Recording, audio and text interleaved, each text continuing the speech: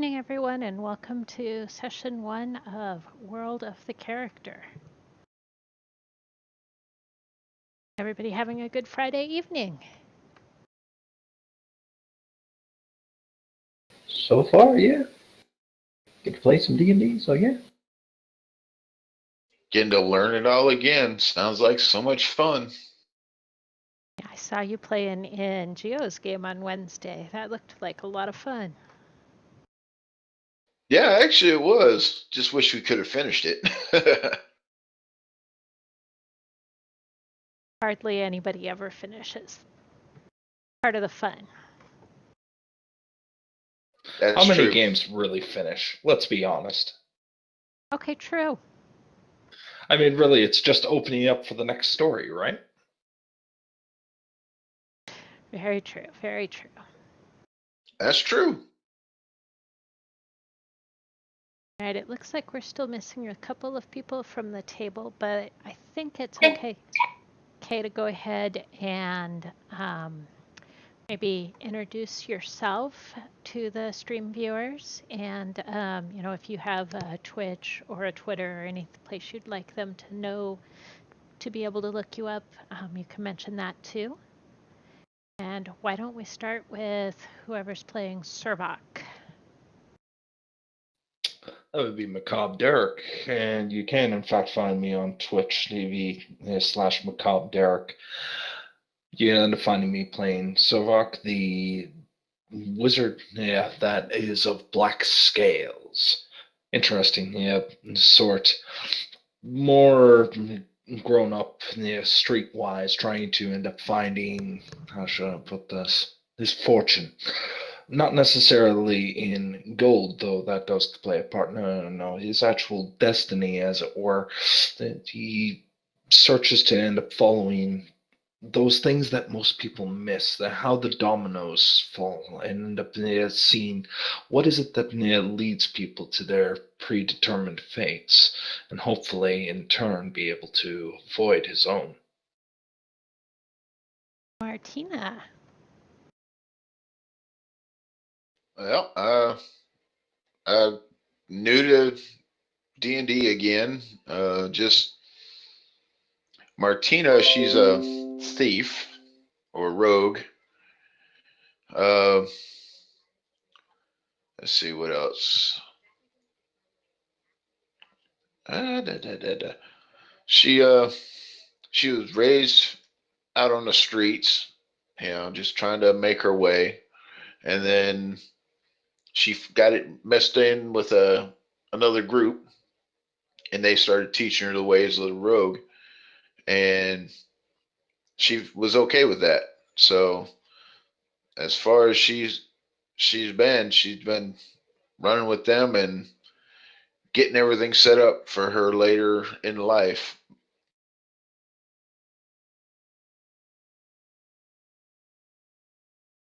How about Xanaphia?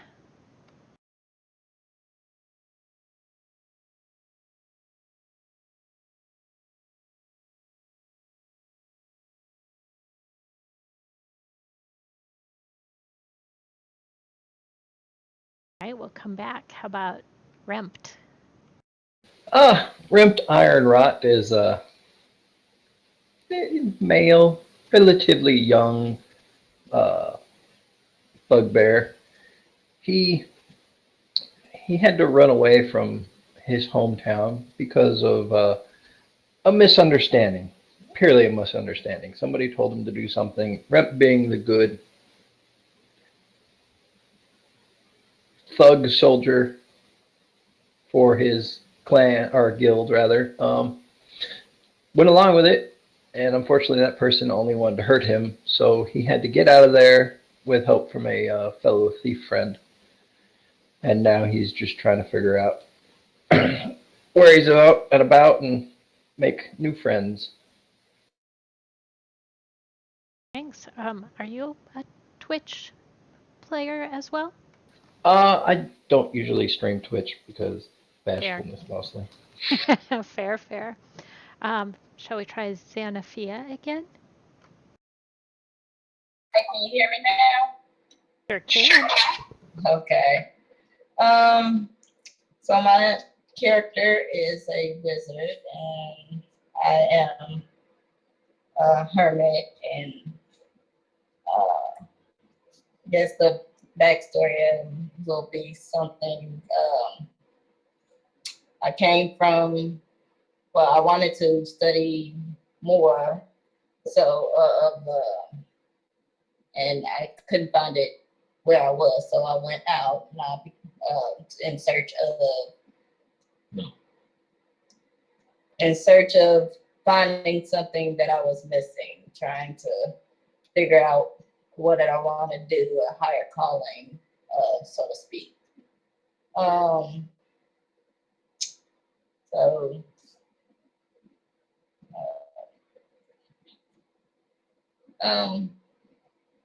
so as I was doing this, I went to a wizard school and started my study there.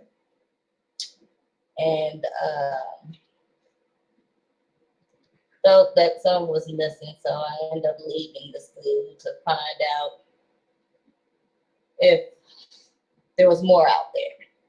So right now I'm in search of that.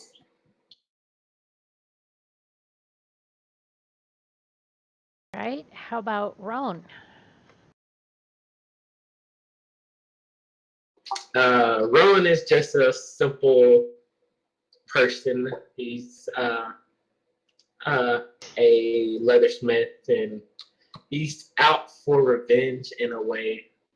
But that's it. That's it, really. Fair enough. Is it Thrazix? Yes, Thrazix. He's a gold dragon that was raised by black dragons. Took him a long time to realize he didn't agree with the way they lived life. So upon being on a scouting mission, he decided to just peace out and wants to become a paladin to try and right some of the wrongs he's done. And I'm also streaming it, LazyStooner at Twitch TV, or on Twitch TV. Sure. So Boombaby, are you out there?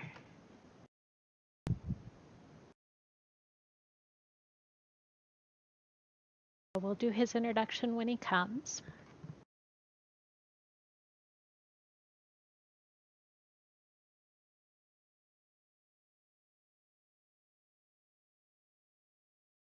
All right, so what you guys know that our stream viewers don't know yet is that this is kind of a multi-part game. So you will be using your regular gamer tags that people see in Discord as your player names, and players will interact with a world, and the players have made these characters that we've already described, and they'll interact with a separate world. So players in the real world already received their mail, a large manila envelope that it contained a golden ticket, so to speak, and it was an invitation to participate in an in-person live beta for World of the Character. The second page in the packet was an itinerary. Told them they'd fly first class, that a limo would pick them up at the airport and take them to the destination. And then it had a strange terms and conditions on the next page that told them to leave their electronic devices at home, that they wouldn't be permitted, and that the items that they needed while they were at the World of the Character facility would all be provided, so they didn't need to bring anything at all. So we are now on the day that you're arriving. You're just touching down at your destination airport, and you see, as you're coming off the airplane, headed down the stairs to collect, whatever you may have brought with you. You see a man in black pants and a black jacket, nice white button-up shirt, and a black hat. He has a sign that he's holding, and it's got your gamer tag on it.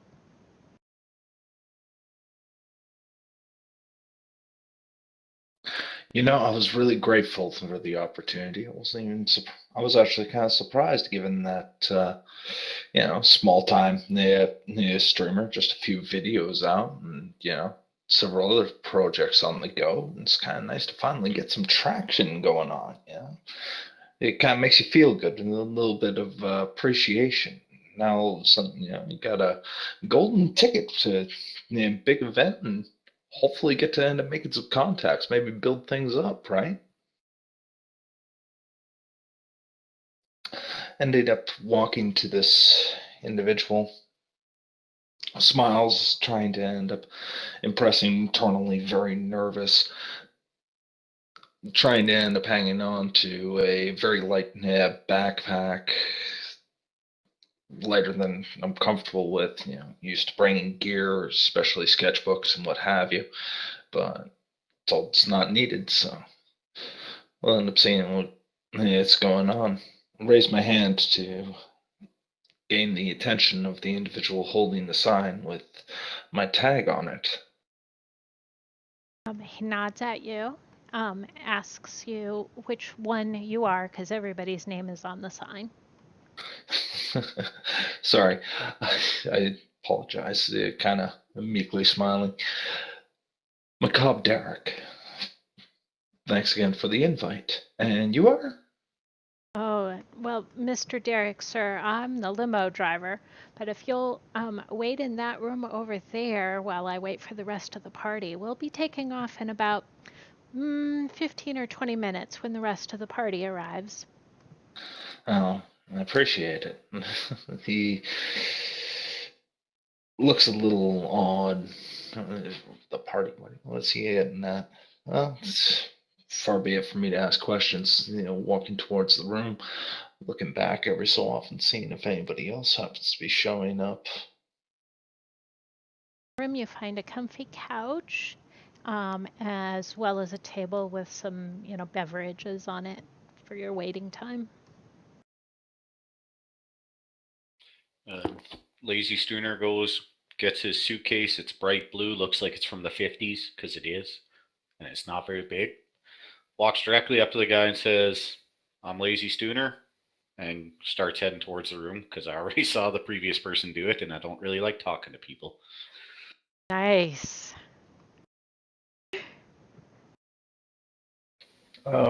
See the man with the sign and walk over with my manila envelope only, and I show my papers and I go, it would be Xeromex.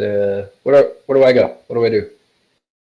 Xeromex, it looks like you're almost all here, but if you'll wait for the rest of the group in that room right there, as soon as I've got you all rounded up, we'll go get in the limo.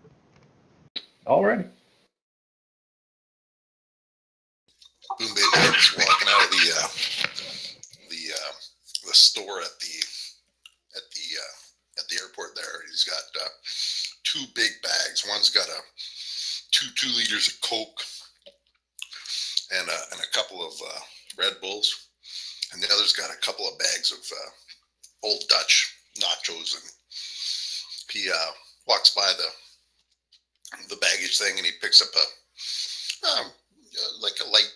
like a school kid's backpack, but like a hiking backpack. And he walks over to the sign and says, "Hey, how's it going? Where's the rest of the party?" Good. Right over there, and he points and nods to the room. Cool. Is everybody there? No, we're still 2, 3. I think we're 3 shy at this point. All right. Well, I'll go introduce myself. All right, so me and DarkOrchid run up, and I'm slightly dragging her behind me. I'm like, "Oh, we're gonna miss the limo." So we see the sign and run up to him. Is everybody already gone? So I'm very excited and anxious to get going with this. And I was like, "You guys didn't leave us, right? Where do we go?" Nope, nobody gets left behind. I'm carrying a little snack bag as well. Kind of heavy, so I'm trying to keep up with all the baggage that I'm carrying. Coming prepared with True. So, Where's basically, where's the car? yeah. We need to go. Are we yet, or are we waiting for someone else?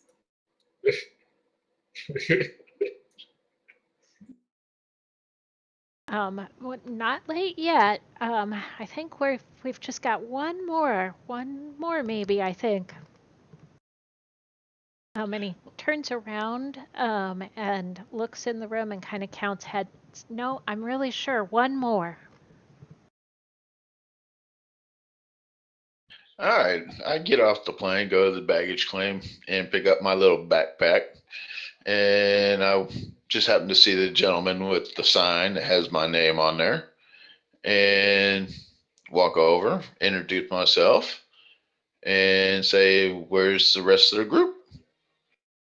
And at this point, he walks with you into the room, and introduces you guys to each other, collects your bags and puts them on a trolley cart, and encourages you to follow him out to the limo, where he packs all the bags into the trunk, and then holds the door for you all to get in the back. Are there drinks on this ride? Absolutely. I definitely get a drink. It's pour your own, because there's no service in the back of the limo.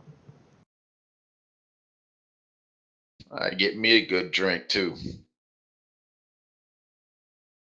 So he takes off driving away from the airport, and you're probably in the car for 45 minutes to an hour. So you have plenty of time to introduce yourselves to each other and get to know each other a little bit during this time.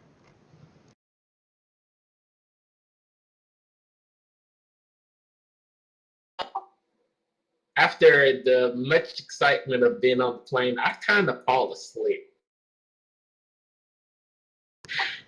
I talked to the rest of the group. Hey, I'm DarkOrchid. It's nice to meet all you guys. How'd you get invited to this event? Honestly, no idea. I mean, checking the mail and trying to figure out on how the heck to end up keeping the water bill from going south, and all of a sudden it's like, well, I came across a plane ticket, saw the information here displayed, and I figured, you want to know what? It's either I can sell this here plane ticket to end up maybe being able to make ends meet and maybe hand the opportunity, or I can use it. So, quite frankly, after the bit of stress, I figure I'd use it.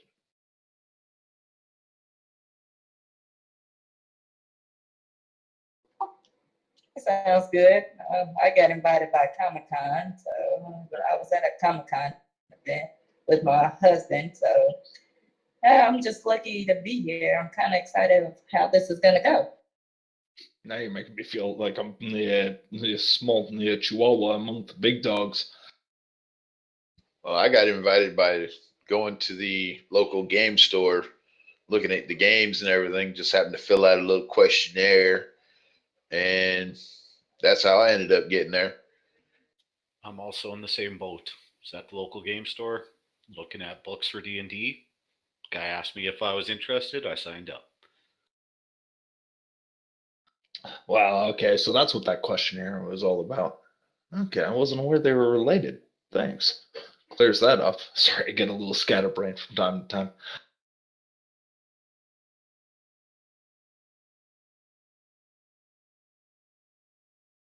About this time, you start to notice a big dome-shaped building kind of out in the distance. Most of the land around is, decently flat, so you're seeing it a long ways off. And you notice that it's odd that it's painted entirely green screen green. I kind of giggle to myself and wonder if I'm going to meet Pauly Shore in the biodome. I giggle too on that one.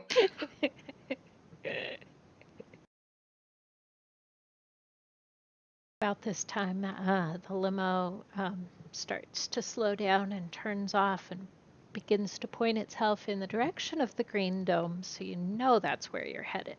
It's the only building in sight.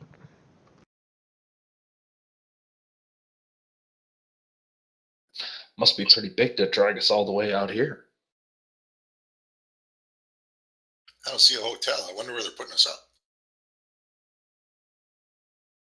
Soon you're pulling into a parking lot.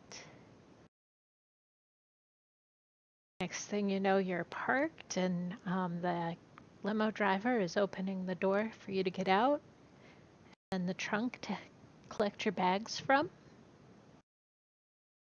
Next thing you see is a side of the dome, like slides away, and you can see a door, and out comes a woman. She could be more plain, normal, middle of the road if she had tried. She puts on a friendly smile and says, my name is Xanaphia, and I welcome you to World of the Character. I say, good day. I'm LazyStooner. Good day, Mr. Stooner. I will. No, Mister. Just LazyStooner is fine. Not that fancy. As you wish. I will be your host while you're here, as well as your game master. Welcome to World of the Character. Derek ends up taking a moment and going forward and extending his hand to Visha. Pleasure to meet you. Looking forward to playing. Super. I can't wait to get you guys out on the game board either. This is going to be an amazing time for you. I hope so. Game board, you say? Yes, but you'll see soon enough. What are we going to be getting on? All suits and keyframing stuff with the green screen and stuff, you're saying? Well, we won't be green screening today. Maybe in a couple of days. So I see that looks like most of you ignored my my advice to leave your bags at home. Those are welcome, but if you have any electronic devices, I'm going to have to ask you to leave them in one of these lockers here in front of the building. Yeah, the only thing I noticed on the paperwork was there was not a emergency contact number that we could be reached at. So I did bring my cell phone just in case my son needs to get a hold of me. So if you have a number that they can reach me here at in case of emergency, I can forward that to them. Absolutely. And she does give you a number. It starts 555 like all good television phone numbers do.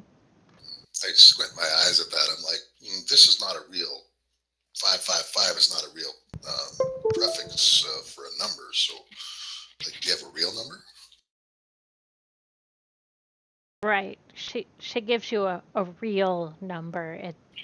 I just can't give you one. It'll be. It's fine. It's fine. I phone it first to make sure it actually works, and then I text it to my son's caretakers.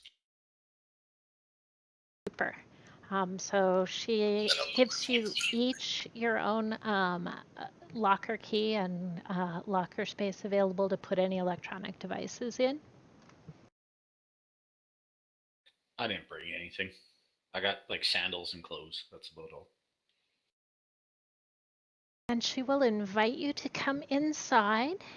And as you come through the main door, you enter a long, narrow hallway type room.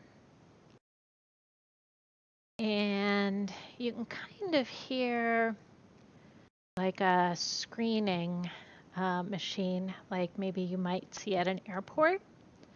And you get the suspicion that they're scanning you for electronic devices. That's fine. Yeah, Works for me. I'm a little weirded out, yeah, personally, just thinking on a lot of security for just something as simple as maybe a Fitbit or something. Nicely noticed. I'll volunteer to go first. I've traveled by myself quite a few times, so it doesn't bother me whatsoever. I know the rules. When in Rome, I say, walk through after him. Walk on through with no electronics or anything at all. Same Except here. that the vanilla envelope is electronics. Nope. Walk on through and just watching the others and every so often taking a look at the security precautions when it comes down to electronics. It's just leaving me very puzzled right now.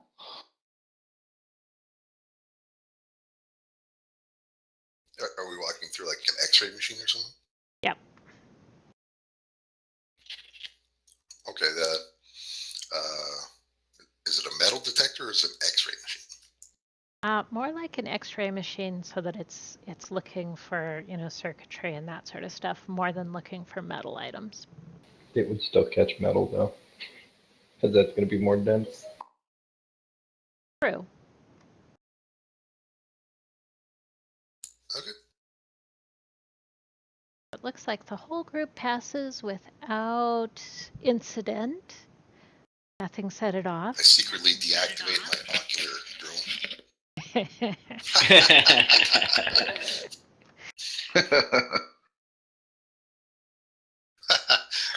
just kidding, guys. Just kidding. Just kidding. Just getting into character. Just getting into character, I say.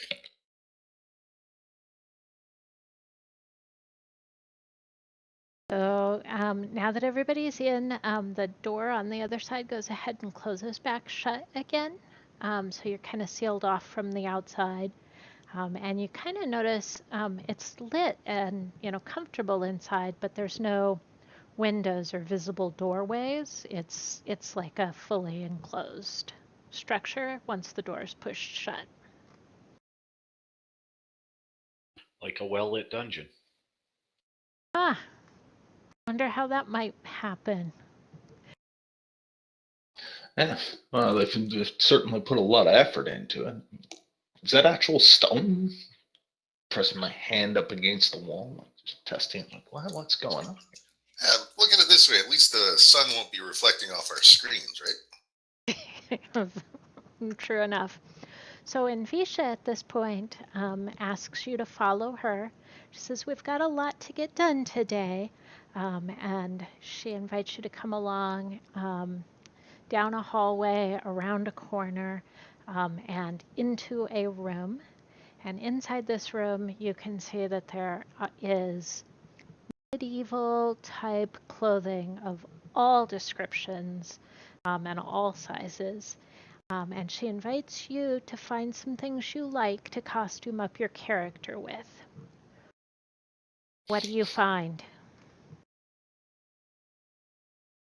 Well, I'm confused. I say to her, I said, we don't have our characters yet. We just got here. Like, I don't understand.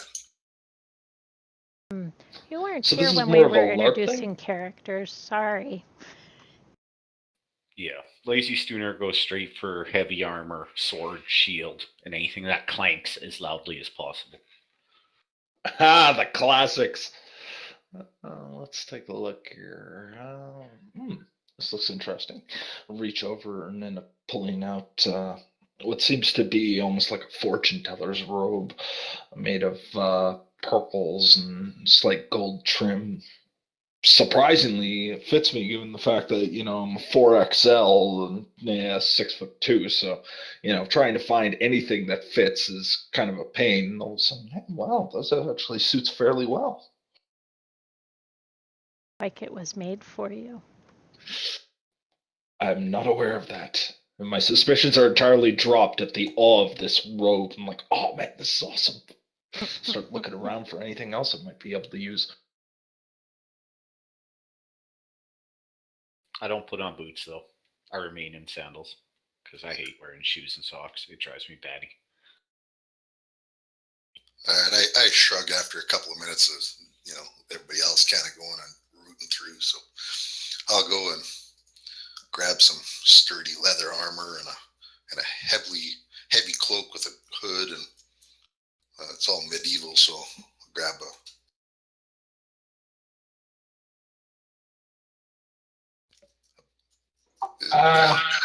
Is it all like adventuring gear, or is it just clothing here?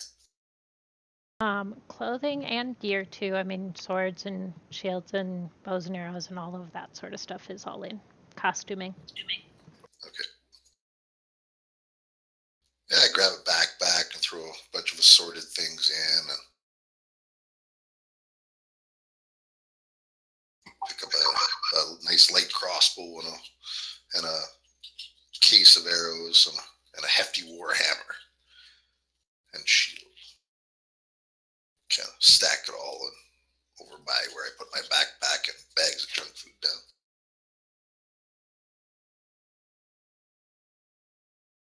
down. I walk over, grab a great sword off one of the equipment shelves, and grab some chainmail, some clothes for underneath, and then a nice heavy cloak that fully envelops so I can hide myself in it too. Very nice. Not that you won't hear me coming. Grab me a shield, some hand axes, a backpack with some dungeoneering type gear in it. Rope, crowbar, stuff like that, torches.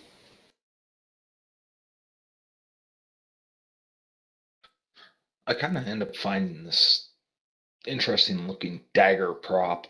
Looks more like ceremonial than it does pragmatic, but it kind of captures the imagination. I'm starting to get into it, and I look about and I see, and here's something interesting. It looks like a headpiece. Maybe it was horns for a tiefling. After looking at them a little closer, oh look, these are black dragon horns. That could be fun. Just try and put them on with that band on the back of my head, which probably looks ridiculous given the fact that I got a shaved head, so the band is actually very clear to see, but I'm smiling like a fiend right now. I'm sorry, are we supposed to get dressed in this stuff? I asked the woman. Oh, not necessarily. I mean, you're certainly welcome to try it on, make sure it fits, but we won't be gaming until tomorrow, so you can stay comfortable. Okay. I thought the first order of business would have been like, accommodations, getting us settled and whatnot, but okay, good enough. Are you kidding? I could spend all day in this prop room. This is awesome. I just got off a 9-hour flight, so I'm sorry if I'm not quite as enthusiastic as you. Yeah, I immediately asked, why tomorrow? Why can't we play today? Well, some of you have had longer travel times than others. Okay, well, let them go sleep and we play. Yeah, because splitting the party is always the first rule in playing games, right? Yeah, but it is how shenanigans start. No, the first rule is always go left. Right. No, left. I understand. It's going to be like that, eh? I kind of shake my head a little bit and, try on the leather armor, but I obviously have no idea how what's the front or what's the back, other than, I have no idea how to do it up or anything like that, but I kind of, hold one piece on the front and, try and struggle to reach the back piece, but my belly gets in the way a little bit. Obviously struggling. Yeah, I'll go over and grab. You guys like LARPers or something, or what? I may or may not have put on armor a couple times before. All right. Well, how's this going? It seems like you got this piece on backwards here or something. It basically works like a vest, except for the zippers are usually on the side, or the buckles in this case. All right. I can't quite reach there. Can you do that one up? Is this the right size for me or what? Yeah, it's close enough. It'll work just fine. Well, I move don't around think it a little bit. Go ahead. I just move around and check out the maneuverability and flexibility I have. I mean, I'm a little bit overweight, 6'1" guy. You know, his belly's poking out a little bit underneath the chest piece, and reach down and touch my toes and grunt a little bit as my belly gets squished. But good enough, I guess. I don't know. You kind of gotta just enjoy the absurdity of it. I mean, really, I ended up spending a year and a half dressed in a black shirt and red tie playing one character over and over again. I didn't get to end up going quite this extravagant or weird. So, hey, I'm happy right now. I mean, have you seen these books? Like, this is awesome. Is this actually like written in Draconic? This is pretty authentic props here. Absolutely. I mean, I have some LARPing friends, and I know some guys that do actual sword fighting with actual armor and whatnot. But I don't usually move in those circles of the gaming world, really. So I mean, this is all kind of new to me. I'm more in the theater of the mind, if you know what I mean. I can appreciate that. I really can. All right, well, now I stuffed the rest of the gear into I get help taking off the leather cuirass and kind of stuff the rest of the stuff into the other backpack, and I have 2 backpacks I'm lugging around, and a chest piece of leather armor, and assorted, a shield and a war hammer and a crossbow and some quiver of bolts hanging off this other backpack. I'm like, okay, well, everybody else ready to go, or what are you guys doing? What's next on the agenda here? I was gonna go rummage through and get my daggers and short bow, arrows, short sword, and rake some leather armor with regular clothing with a black cape, and put it all in my bag and walk around for a few minutes looking at everything. I'm just kind of standing off in the back corner. I found the javelin that I like, and I'm in a mirror poking at it, practicing my war face.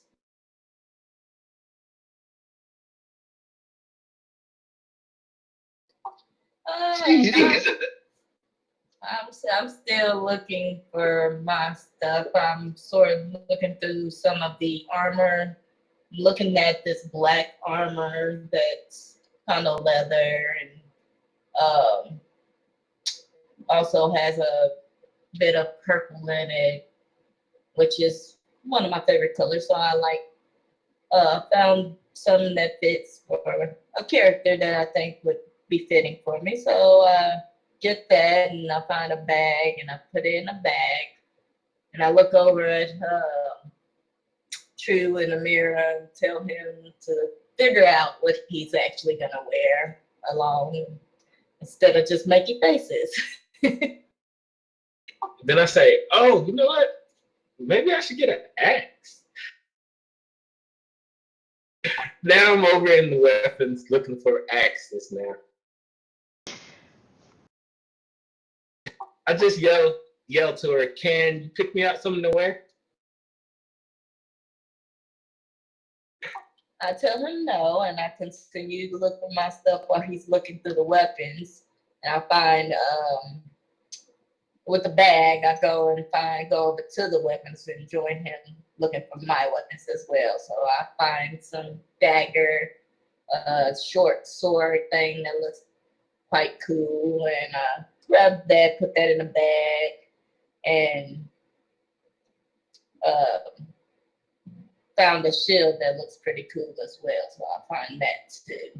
And I continue browsing through it and tell Trip to hurry up so we can go up to the room and relax. So about this time, Visha comes back into the middle of the room and kind of shouts loudly, is everybody finding something, something that'll work for everyone? Hey, True, check out these pantaloons over here. They're white and red striped. They'd be perfect for you. I don't think so. What size? You look like what? A 42 tall? No. I go over and look at them, and I don't like red. They got a stretch band on them, man. They'll fit anyone. No, I don't like red. Just give me Look, there's some. another set right beside it. It's got green and white stripes. Where'd you get your armor? I like that. It's leather, right? It's leather. Over there in the armor section. I just grabbed the first thing that looked like it fit, man. All right. I feel like we're going to see True out on the field tomorrow with armor and weapons, but no clothes underneath. Well, you know, the Scots used to fight like that, you know.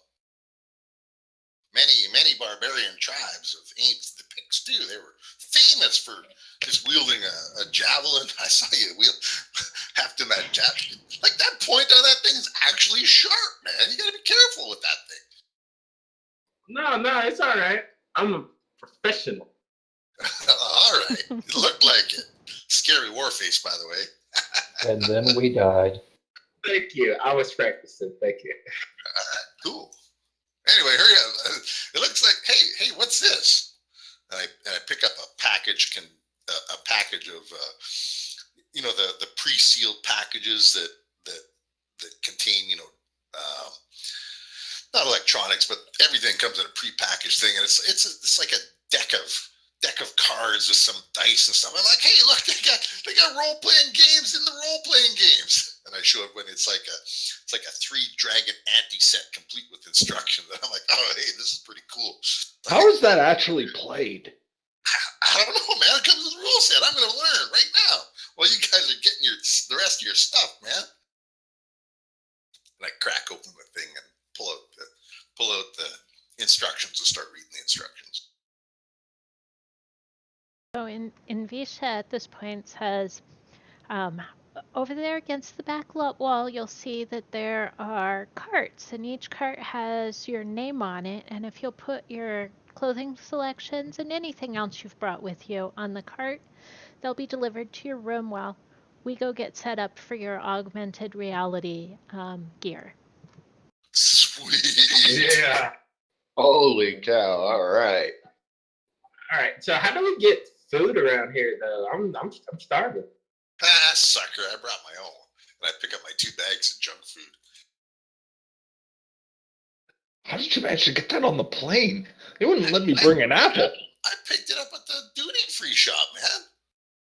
Oh, okay. I thought we were just picking up from home snacks. Otherwise, or probably somebody's going to poke fun at me for bringing a poutine. I have a moment there where I physically stop, and I'm like, it looks like an idea's come upon me. And I go back into the wardrobe area, and I look around for like pouches and like coinage. You're not going to find coinage today. That's going to be doled out tomorrow. But pouches, because that's part of the gear, yeah, you'd find some of those. Ah, rats! All right, I come back a little disappointed, but I load all my stuff on the cart, and I'll begrudgingly put my 2 bags of junk food on there as well. But I'll take one of the Red Bulls and stick it in my pocket. My back pocket. And Visha will say, did I hear someone say they were hungry? Is there a snack choice that you desire? And she's looking around for whoever that was. Yeah, pizza. Pizza. Harold, did you hear that? We need some pizza. Bring lots of pizza. Does Domino's even deliver out here? Do you guys got like fountain drinks? That'd probably be good, eh? You guys like fountain drinks? I always game with fountain drinks. I don't know about you guys. You see the size of me? I am no stranger to fountain drinks here, okay? Well, I didn't want to make any assumptions. You know, I'm getting the impression that we're all gamers here, but you know, I'm a little bit less hardcore than other guys. I wasn't aware of the size of my gut. It ended up dictating on how hardcore I was of a gamer. But if that's the case, I'm the king. I kind of look down at my waist and just going, pat the belly, which is, yeah, I'm not going to lie. Derek is a bit of a fat ass sitting at 345 pounds. So. It's good to be the king. What? Nobody gets that reference? Really? Really? You guys call yourselves gamers. Come on, History of the World Part 1. Look it up. Jeez. Oh, great. Now we're going to end going into esoteric memes. All right. I know how this is played. Yes, of course, fountain drinks. If you have choice flavor, just let us know. They'll come with the pizza. No, I want lemonade and iced tea, please. Sweet. Give me some cherry Pepsi. I'll take the cherry Pepsi too. Pepsi, pizza, and brownies. Works for me. Well, I just remembered, and I run back in, and I'm like, I look through the armors, and I find the most ostentatious armor that I can find, like that has all the bells and whistles, gold, silver, the most blingy leather set that I could find.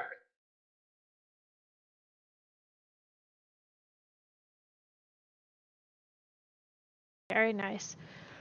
So she'll help you put all of your stuff in your carts, and then encourage you to move along to the next room over, which is where they're going to set up augmented reality for you.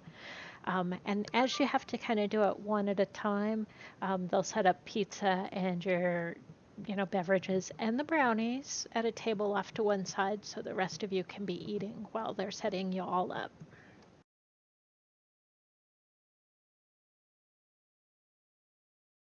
All right, and Visha says, who wants to go first? It doesn't hurt or anything. You know, when you say it doesn't hurt or anything, that kind of puts a big asterisk in my head.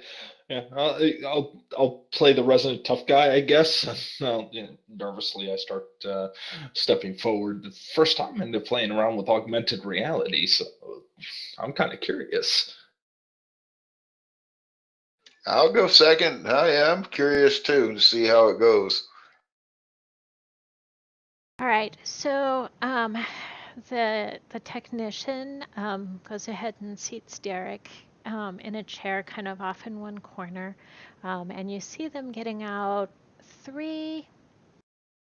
They look like circles about the size of maybe a nickel, but they're thin, like aluminum foil. And they apply an adhesive to one side and then stick one on each temple and one on the back of his neck. Who would have known shock therapy was so invigorating?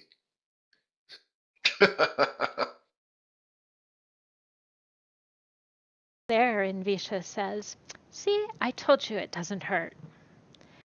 I'm waiting for them to plug in any kind of wires or anything, and as soon as they do, well, I'll outburst.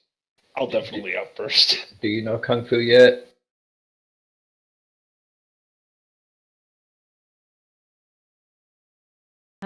Matrix reference? Yes. Yes. I don't know. I'm waiting for them to plug me in. You know, you got to put a big needle right into the back of the head and all that kind of stuff. And right now, I'm apparently wearing jewelry of some kind. I kind of tap at the circles that they put on one of my temples. Oh, that feels really weird. Be a bit gentle with it till the adhesive dries, but after that, you shouldn't notice it too much. Excuse me? We're playing with glue. We gotta leave those on? Yes, but you really won't notice them. They're very thin, like aluminum foil.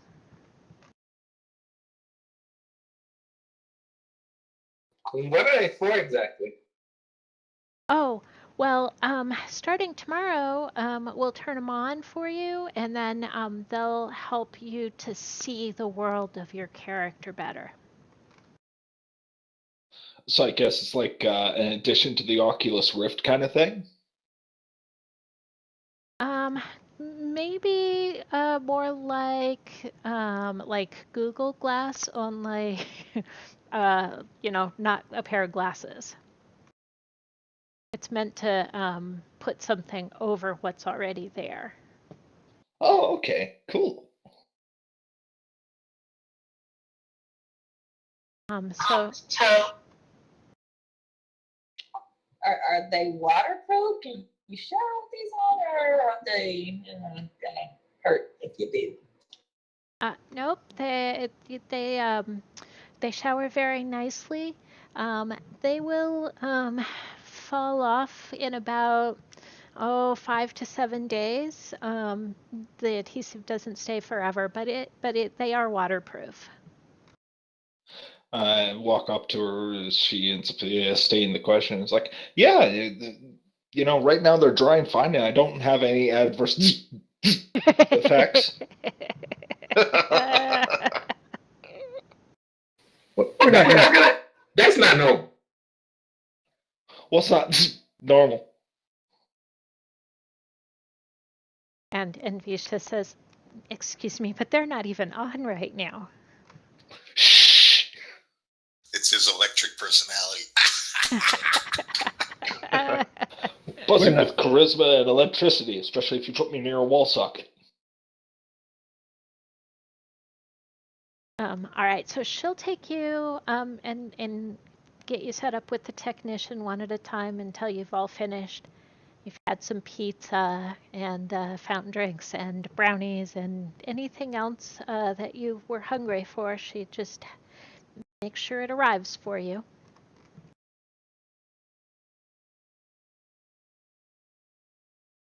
My session with the technician takes a little bit longer because I have a partial vision loss in my eye, one of my eyes, so the calibration takes a little bit longer, and it's not quite perfect ever. Very nice. Once they've put the augmented reality devices on everybody, she will invite you to follow her, bringing any of the food you wish, but you don't need to. There'll be more in your rooms. And at this point, she'll take you down a hall, around a corner, and up the stairs to the second floor. You can see a lovely, I'm going to call it a living room space with a big screen TV and some couches. Toward the back, there's a full kitchen area. And then along the two side walls are doors, and she will invite everyone to just choose one of the rooms, and it will be theirs for their stay. I picked the one closest to the kitchen. I picked the one farthest from the bathroom. There is a bathroom in the general area, but there is also one in everybody's room. Okay, perfect. So I must have missed it in the paperwork. How long is the stay supposed to be? Oh, well, about a week usually people stay. Did they not include that? I am so sorry. I'll have to get them to change it for next time. I think I sent my paperwork right away off to my lawyer just to review. I just kind of skimmed it. I made arrangements for 2 weeks with my sitters, but my son's at his grandparents this week, so should be no problem. Excuse me, you said people stay, so we're not the first testers? Oh, well, no. There have been more before you. So Does she how not they're elaborate?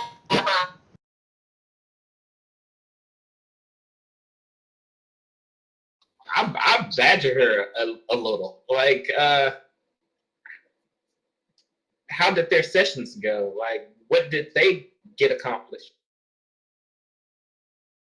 Oh, well, they were here for Alpha, so the augmented reality wasn't really as good yet.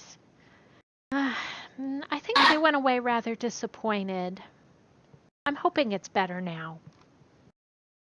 So what have you fixed since then?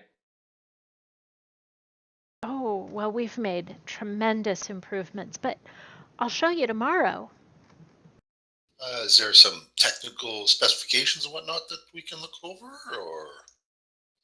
Yeah, it's kind of plugged into our brains as far as I can tell, so it'd be kind of nice to know what's monkeying around in there. A little nervous. I mean, I've seen those.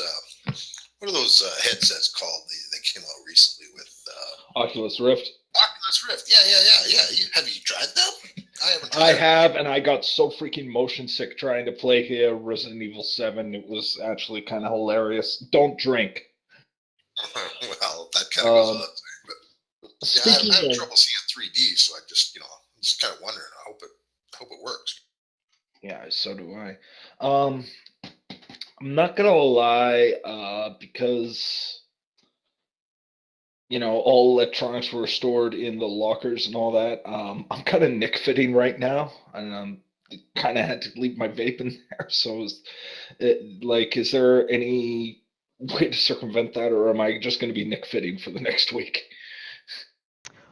Oh, no, there's an area for that, and she apologizes for not showing you earlier.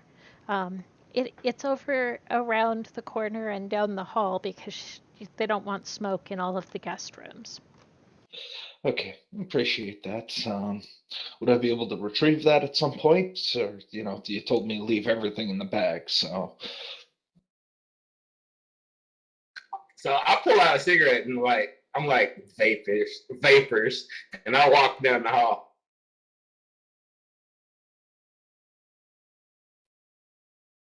Boy, you're gonna be one of those. All right. No, it's okay. There's a couple in every crowd, isn't there? Yeah, there is, but maybe I know you what I can do for a living, so. Maybe you can bum one off them. I don't know. Fuck, man, haven't touched one in 2 years. I'm not gonna start now. Attaboy. So, is that the sum total of our tour for the day, or we get a full tour tomorrow? What's the agenda here? I didn't see a schedule or an agenda or anything like that in any of the paperwork either. I'm now addressing myself to our guide. Yep, we will go. We will get an early start tomorrow. Go ahead and turn on your augmented reality devices and set you on your first adventure. I recommend getting a good night's sleep tonight, though, and it's already getting kind of late, so enjoy. Well, I stop her and ask her, how long are we going to be on this adventure? How long is the session? Oh, well, I imagine this one will take you all day tomorrow. Sweet marathon! Ooh, I'm a little wired from all that Red Bull and Coke I drank. Yeah, how do we use the restroom? Shit, no. It's not any 3 seashells thing or anything, is it? The mystery remains. At least somebody got that joke. Yeah. I was laughing too. I forgot I got push to talk on. So, are there TVs in the room? Sorry. There's a TV in everybody's individual room, but there's a big, big screen on the wall in the shared room. All right, I go turn on the TV and see what's on in the big common room there. There's no way I'm going to bed with a Red Bull and several half liters of Coke in my system. So even with jet lag. Derek takes the time to end up going to his room after bidding everyone adieu for a moment. He ends up going into his room, locking the door behind. And what are these rooms like? Are they set up more like a hotel or something along those lines? Yeah, and like an individual hotel room. Yeah, it's got a king-size bed, little desk, bathroom. Derek ends up. I imagine that because a lot of the hotels that I've gone to had something like a small vase with a couple of flowers in them, and they're usually taped up in a group to keep them all nice and bunched up. So he habitually pulls off the elastic binding them, fix it to his wrist, and starts to lay in bed looking up at the ceiling, trying to not let his nerves get the better of him. Because right now, he's not sure who most of these people are, and they're apparently bigger names than he is. They come in from Comic-Con and what have you, so he kind of sits there and just snaps the elastic lightly. Just maybe a kind of meditation in that regard.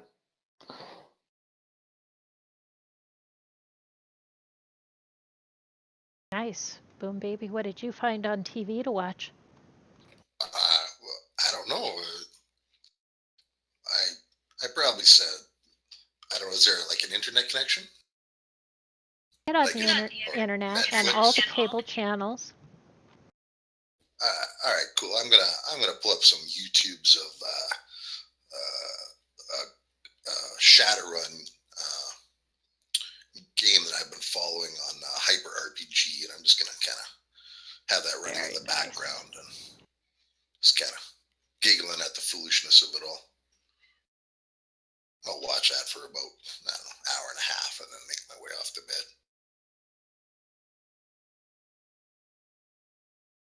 Yeah, I'll just take myself to the room and lay down and just relax. Now, is this smoking area outside? What can I see from here? No, it's still inside the dome. It's just an enclosed room with super ventilation. Well, I get bored really quickly and I leave.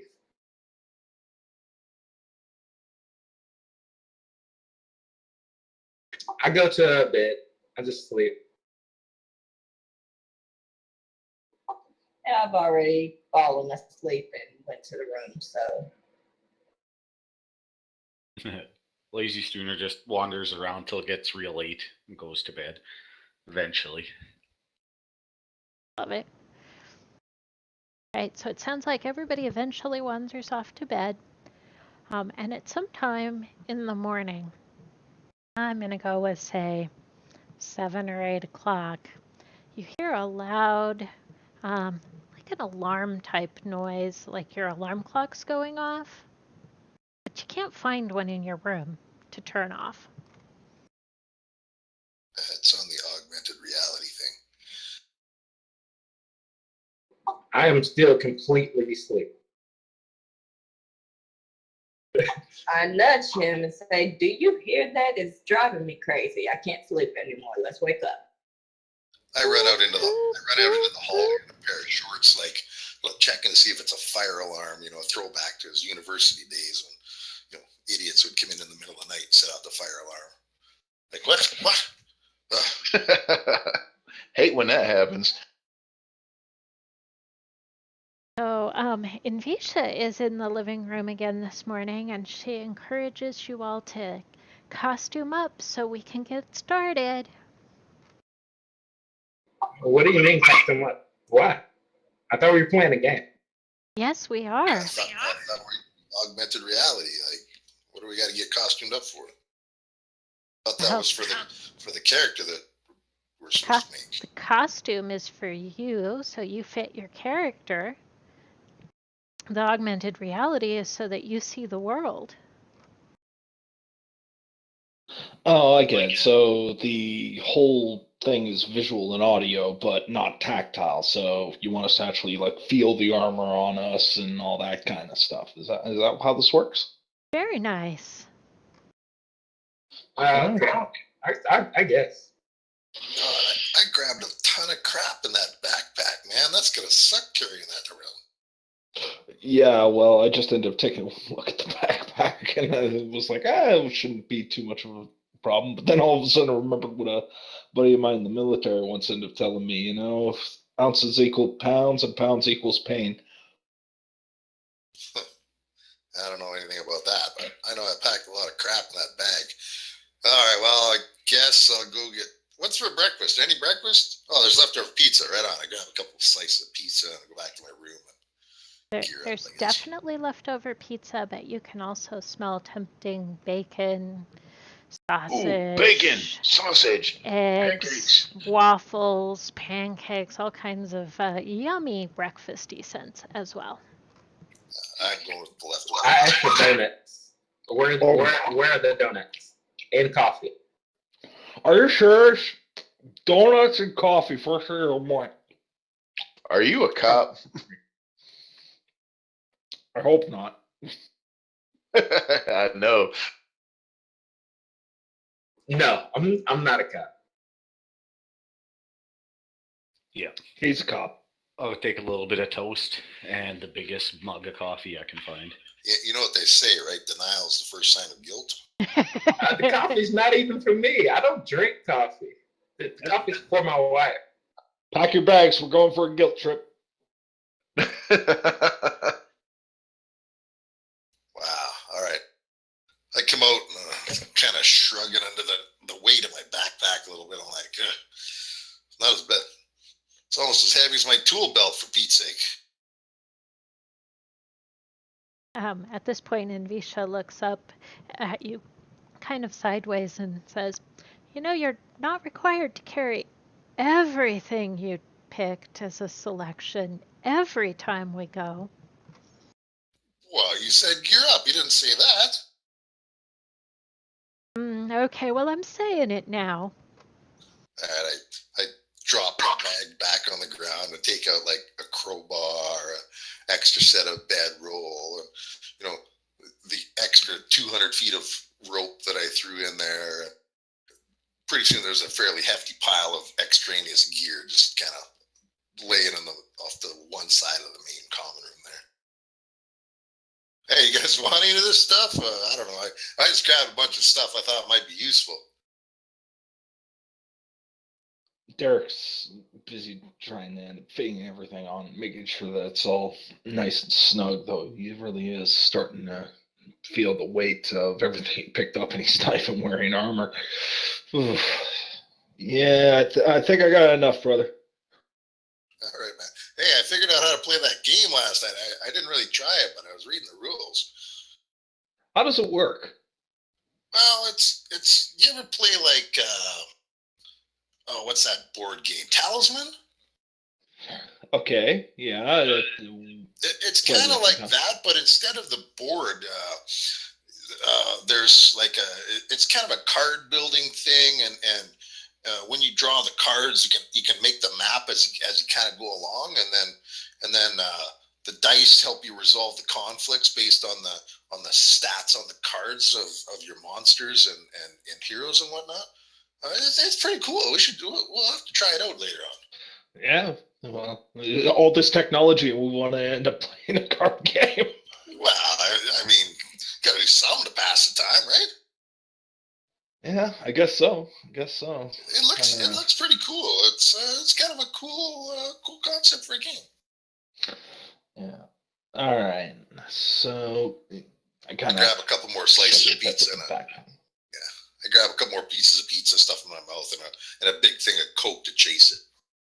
I guess I'm good for now, I guess. Yeah.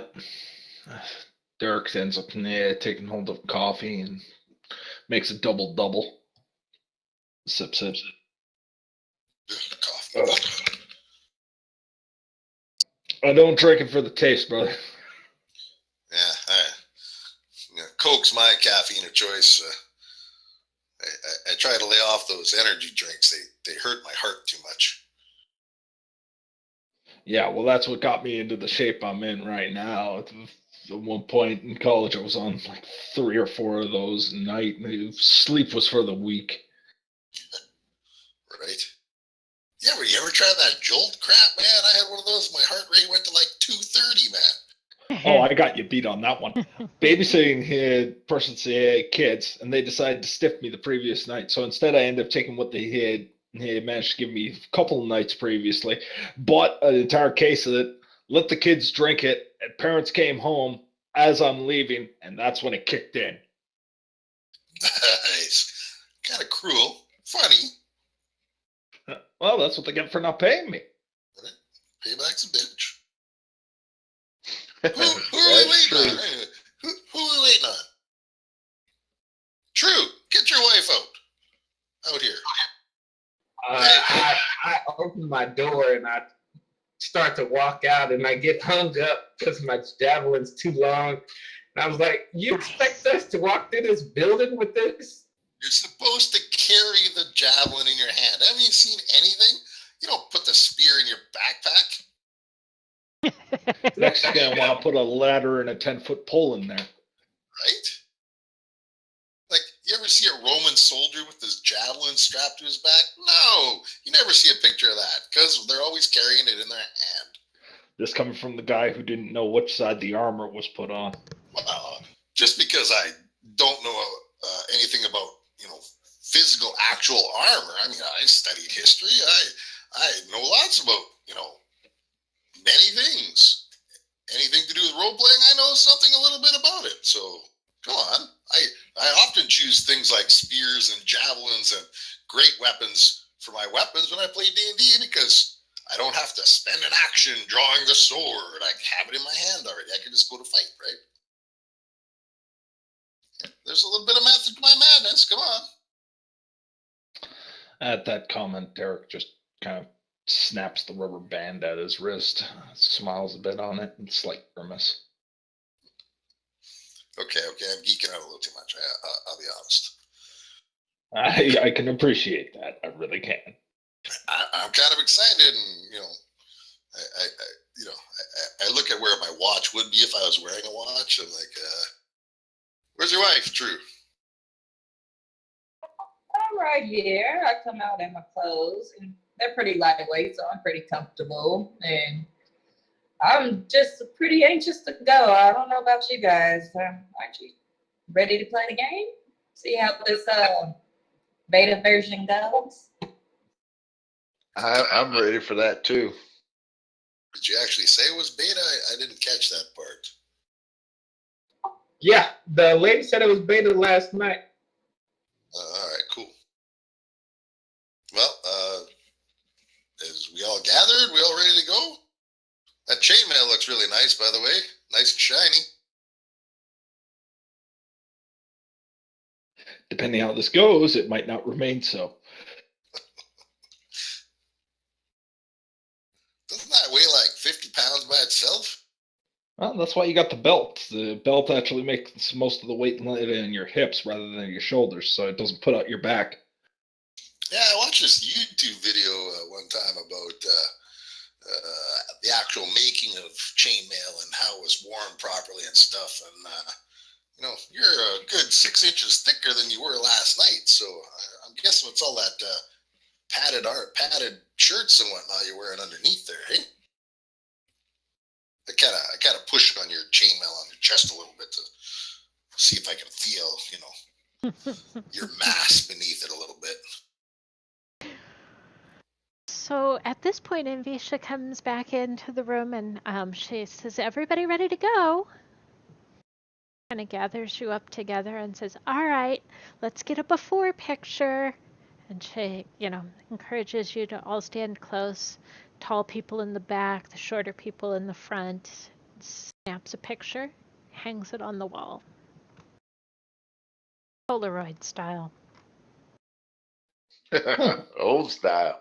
Really? A Polaroid in this technology wonder? Really? I would have at least expected, a 3D projector image or something. Come on. Somebody better scan that. Yeah, how do we get copies? Oh, you'll get copies of everything. And she encourages you to follow her along, and as she walks down the hallway, she's telling you, "The adventure we're going to go on today, well, we're not testing the adventures. They're already good and solid. We're testing the technology. So this is one from, I think this came from Volo's wake. So Well, I hope you enjoy. And she tells you a little bit of backplot. She says you've been hearing rumors many miles around that monster activity has increased in the area, and that the leaders of Braden put out a call for characters to come and deal with this unique problem. You're going to answer this call, and she pushes the door aside, and you can see outside. And she encourages you to actually step outside, and then she says, "All right, Harold, it's time. You can go ahead and activate it." And all of a sudden, all of you can start to see off, kind of at the edge of your vision, is a town. Is it off to the left or off to the right? A little off to the right. I kind of sit down quickly. I'm like, okay, this actually works. And how does it work? Oh, very good. You can see it then.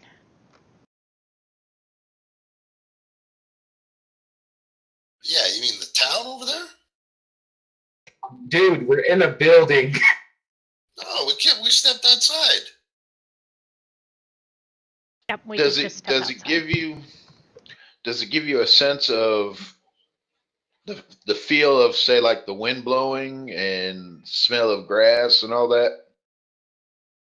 That's actually why she's having you play outside, so you get the actual smell of actual grass and wind blowing.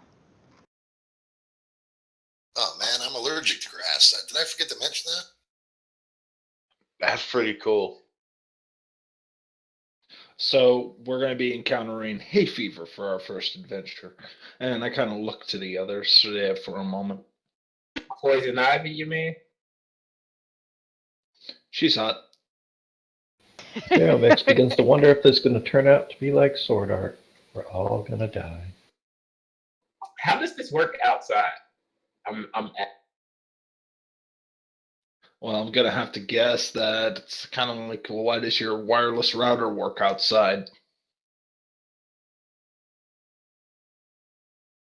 You know, I wish when I had built my character that I had got a horse. That town looks are we supposed to go check out that town or what? Yes, that is Braden, that town over there. And, well, it's augmented reality. It looks farther than it is. It's probably not actually even 3 blocks away. okay. I guess I So- should start walking. So this is going to turn into a weight loss program real quick then. Damn. Let's be honest. We could all use a little bit of weight loss. A little bit, yeah. Kind of looks back down at his gut. All right. It's a good thing I didn't bring the bear trap. Geez, that thing weighed like 20 pounds itself. All right. So we just head off to the town then? Yes, yes. Is there anybody we're supposed to talk to over there? Or? Oh, I think they'll find you. Oh, that's not ominous at all now, is it? Not at all. All right. You're not coming with us? Start wandering off. Excelsior! I take my crossbow off my back and I load a bolt somewhat inexpertly. And as we're walking, I keep an eye out for like I make sure not to point it at anybody, but I'm looking for like a rabbit or something to shoot at. I stand here for a second and I'm like, hey, you're sending us into a field with real weapons. This doesn't sound like it's going to go well. It's not a real weapon. Well, she says, I'll be monitoring your activity all the time. We'll take care of you. I promise. All right. And I say, oh, whatever. And I just walk off. Well, the testing ain't gonna start itself. So we're supposed to like start the role play bit, and like, or is this just kind of walking around, figuring it out, feeling out the technology right now? So as you head toward town, you're far enough away you can't actually imagine yourself being able to hear Envisha, but you can hear her just the same. So you suspect it's coming from your augmented reality devices, but that seems weird because that really should only be affecting your vision. But you hear her, and she says, rumors about increased monster activity have increased tourism in the area of Braden. That's what's brought you to this small mining and lumber town. The place was recently made famous by being described in the latest publication, Lore Master, Volothomp Gedarm, a tome called Volo's Guide to Monsters. The guide describes the unique hospitality of the area, and such publicity brings out the bored nobles, pleasure hunters, and thrill seekers. The scene before you paints a clear picture. Many of the buildings, as you're coming into town, sport new coats of paint and new signage.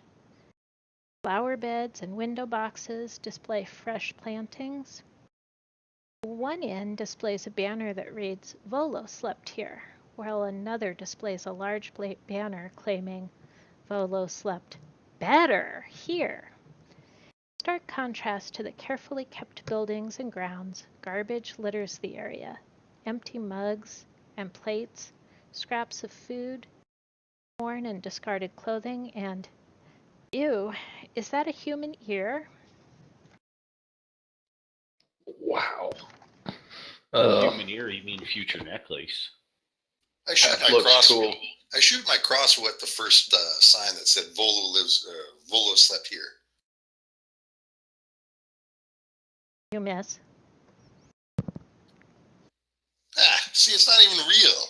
Went right through that sign. I'm just kind of scared that you might actually be throwing like pieces of wood, even unsharpened, at that kind of velocity. What if you accidentally hit somebody? That's what I said. Well, I didn't aim it at you guys. I shot at the sign. I go over and pick up the. But there's no actual sign there. Well, I go over and slap my hand against the sign as I go to pick up my bolt. At that point, you see a young human dressed in fine clothes, but covered in mud, standing up from his resting place in a bed of sunflowers.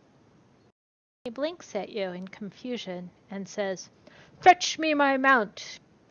Before you can answer, he falls face first back into the mud. Man, the NPCs are really authentic. Was I able to successfully slap the sign with my hand? It felt real, like there was something there. Okay. Do I find my bolt? Indeed. And I pick it up and I walk over to the guy laying in the dirt. Hey, you guys see this NPC guy? And I kind of nudge him with my foot. Yeah, I see him. Yeah, I guess this is where we're supposed to check if he's okay, right? Are we supposed to be in character now? I think so. Oh crap! Okay, I'm Naal, Stronghelm. Yeah, that's it. Oh, cleric. That's right. I'm the cleric. I kneel down in the mud. Ugh, I hate getting dirty. Check him for a pulse. Check his neck for a pulse on the right hand side of his body. He has a pulse. You think perhaps he's just passed out drunk. In fact, you're pretty sure of it. Though, he does seem to be missing an ear. Like freshly missing an ear, or scarred over missing an ear, or? You think it's probably recent. Yeah, that's pretty gross. Hey, you guys see this? He's missing an ear. Look at it. You might want to flip him so he's not face down in the mud. And which direction did he come from again? I stood up in this sunflower patch here. I put him in the recovery. I drag him out of the mud near a building or something onto some grass and put him in the recovery position. Before long, you see a portly human emerge from one of the buildings across. He waddles to the notice board outside of the building, carefully tacks up a piece of paper, turns around, notices you, peers suspiciously at you for a moment, then waves frantically for you to approach, shouting, "Characters! You're needed! Please join me in the hall!" And with no further words, turns around and re-enters the building he came out of. This is really creepy meta right now, calling us characters and then dragging us in. Should I just Flag shoot the him in the clip. face or something? Yeah, I casually unhook my shield to pull out my sword and walk towards the hallway, saying, I'm in this shit, I want to hit someone with it anyway, so let's go have some fun. Oh, Take it's the going to piece be of one of paper he those tacked up. games. Wait, What telling about- me you never played with swords and shields when you were a kid? I want to try it out as an adult, see if it's just as fun. Yeah, but that ended up ending with my sister trying to break my kneecap with a baseball bat, so I guess the great club, I end up saying with air quotes. Yeah, I was the oldest sibling, so it worked out for me perfectly every time. So was I. Baseball bat was a great equalizer. Damn. So it looks like Remt stopped to read the note that was tacked up, and it's basically a note simply asking that characters interested in work come to the town master's hall.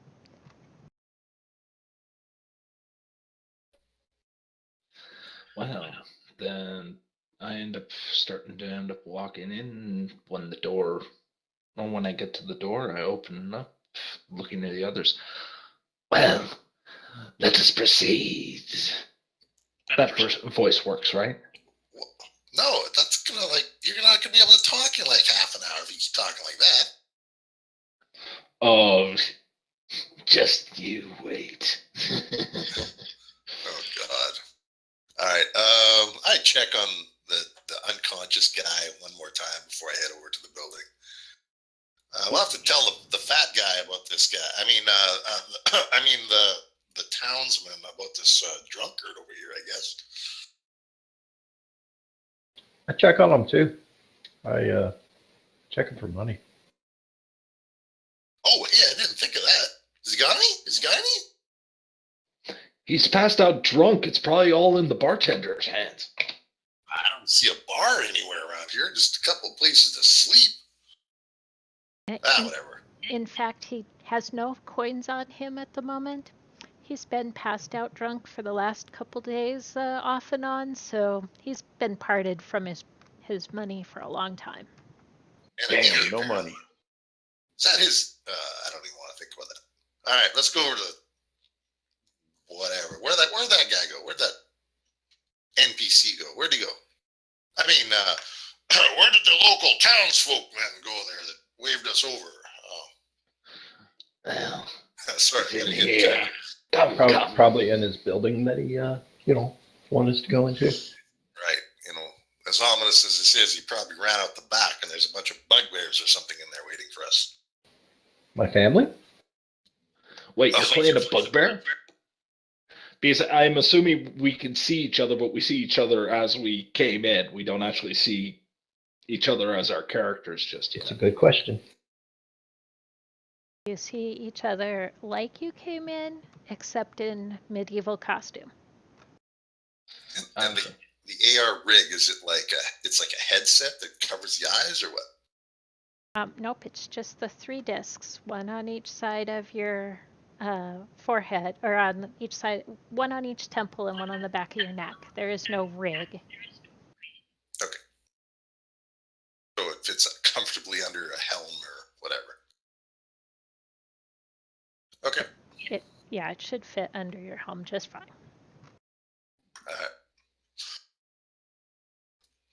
Okay, well, you don't really look like how I envision a bugbear, or at least how, TSR depicted them. But if you say so. trying to get in character, man. I understand. I understand. Okay. Yeah, I hope there's none of your family. Well, I mean, maybe if it's your family there waiting for us, it'll be a good time. Onward, let's go. I don't reload the crossbow, but I have the bolt in one hand and the crossbow in the other hand. So as you enter the town hall, you see that there are three people already there. They seem to be talking amongst themselves, but once you enter, they look up. The gentleman who was out tacking up the little notes introduces himself. He says his name is Harbin Wester. You get the feeling from the way that he dresses and the way that he's talking to you that he thinks himself a pretty important person in town. Next person introduces themselves as well and says they're Soldar Halwinter, and say that they're an ex-member of the Lord's Alliance. Doesn't say much more than that. Doesn't give you much of an impression of, of anything. It doesn't seem like he's been a townsman very long or, very interested in this town council type activity. And then Trelina Stonehill finally introduces herself. She looks like the kind motherly type. Still seems a little odd for her to be on the council. Harbin goes ahead at this point and tells you that Master Volo's patronage has really been a boon for this town, no doubt, no doubt. Unfortunately, his kind words have also brought a bit of strife here as well. Talk of the monstrous creatures in the area brought the curious, and quite frankly the mad. Many people have wandered off to get a glimpse of these creatures, described by Master Volo, and we fear that harm has befallen them. We seek characters, such as yourself, to track down these foolhardy people, see if they can still be rescued. What say you?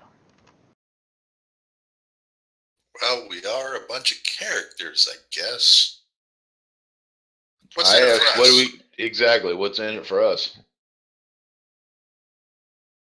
Well, currently there's this hobby character that went in search of fame and glory.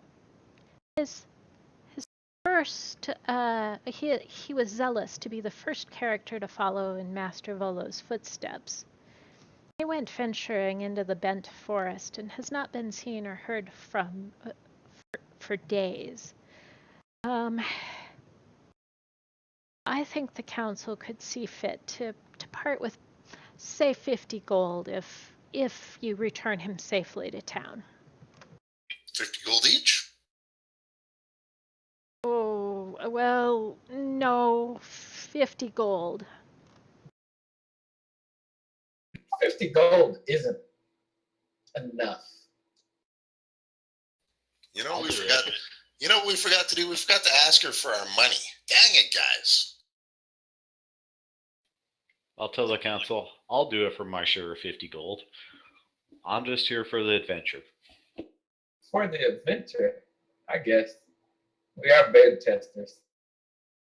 Yeah, I guess 50 gold is 50 gold, I guess.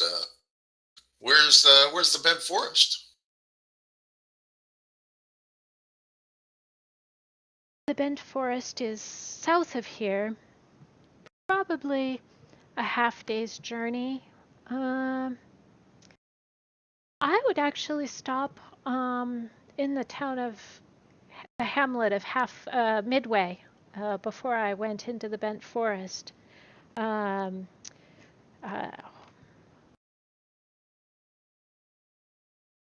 town of Midway? Lydia Rollins is there. She's usually tending bar, and, well, I think she can probably tell you more.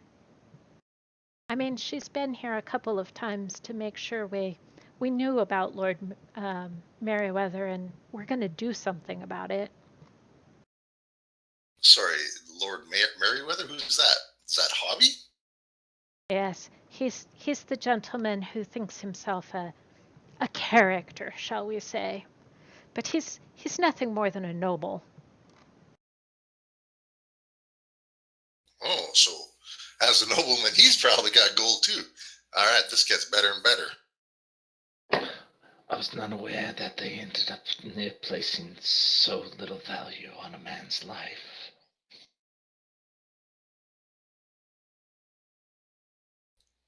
Yeah, I thought you were a cleric, man. So greedy. What? No. Money makes the world go round, man. And 50 gold is a lot. Don't you know anything about medieval times? Come on. We might find more along the way. Who knows? It is an adventure after all. And All right. So Lydia Rollins at the hamlet of Midway, halfway to the bent forest. Is that correct? That would be a Pardon? that would be a good start. Is a payment received on retrieval of Hobby, because I believe that we're going to end up needing to take at least half of that in order to pay for expenses, room, board, and what have you. I think this is acceptable compensation. No, payment upon return of the gentleman. That's a really good voice. I appreciate that. You end up saying that, and yet we're still going to need to end up spending for provisions to perform this action. And quite frankly, you can see that there's a fair amount of us that require room and board to end up dealing with Midway to find this Lydia, and then end up finding Lord Hobby.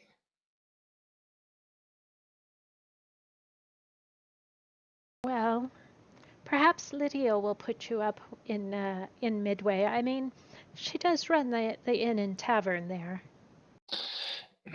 Yes, but coin is required for such services, unless you think that your names carry enough weight in order to bypass such things. These Hobby in such good repute. They're really not forthcoming with coin until you return. I see. All right, Race Limiter. Heads up. Derek, should just head remind me on our way. tomorrow. Remind me tomorrow to ask the chick, what's her name, Avelia, for our gold and our cash and stuff. I forgot to ask this morning. Yeah, I think the big thing that we're going to have to end up, he looks to the NPCs and wonders if they can actually hear him out of character. I'm wondering, like if we end up going about this, and do the NPCs actually interact with each other? Like, does one poll, like one village can influence another or anything like that? You're kind of just testing to see how hard this pushes.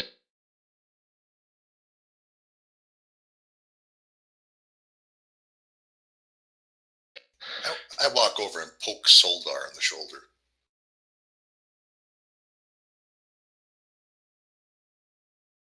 Oh, this is going to be good. Man, I can't believe this AR is really good, man. These things feel really solid. Wait, you're actually pushing against. Derek recalls how you opened the door. Well, I know the door's real, but Yeah, look at this guy. he walks up and starts shoving the other shoulder of Hellwinter, which is probably not the brightest idea, truthfully, if these things are tactile. But he's just kind of testing to see, like, can he actually feel another person's shoulder, like they're sitting right there? That's what I'm doing too. Hey, enough already. Sorry. We're just checking out the gear. It's pretty cool. Anyway, South, can you point me which way it is? One of you? Oh, sure. You go out the door of the town hall, turn immediately to your left. Follow the road. Straight on till morning. Got it. I told you that this was a weight loss simulator. I have my backpack a little bit more. Like, I should have unloaded more. All right. Well, Master Wester, we shall return with Lord Merryweather and all his fame and glory in his pursuit of Master Volo. Hey, is Master Volo around, by the way? No, that fool. He went back home when he finished his research here. It seems odd that you would call your patron a fool, but I guess if he's not here to respond, I guess that's fine then. Patron? Well, you did say Master Volo's patronage earlier. She said Well, He's got you there. He spent money here for sure while he was here. Many gold pieces, many nights. Oh, I guess he spent many nights because there was a couple signs outside. I gotcha. But he hasn't been around for a while then? Yeah, I'm sorry, I missed that, Boombaby. Oh, I said, I was just commenting on, oh, yeah, I saw a couple of signs outside saying that he slept here, so he was spending time and money here. I said, and then I said, so he hasn't been around for a while then? Oh no, he left here probably 3 months ago or so. Okay, cool. Well, look at the other guys. Do you guys have any more questions of the town council? I think that this shall be sufficient until we return, that is. And there's just this big grin on my face as I kind of lean in, looking over Solder Hellwinter. Look, I'm more just taking in the details of his face and just like, wow, like, think of the poly count. Still thinking about this as a 3D model as opposed to an image that's projected directly into his brain. He's just wowed by it. But I'm pretty sure that this smile and this not really caring about personal space is seeming really weird to everybody else. Oh no, I'm right there with you, Derek. Man, did you see the realism? Like he had like food in his mustache, man. You think if I poke him in the eye, in like the corner of the eye, he'll just automatically blink? I don't know, but I think we should get going. They seem to want us to get going here, so I don't know. Let's go. Aren't we supposed to be beta testers, like stress testing this and all? Well, do you think that they actually respond to stress? I don't know. Okay, at this point, I look to Hellwinter. Does Hellwinter, because he's basically between myself and Boom.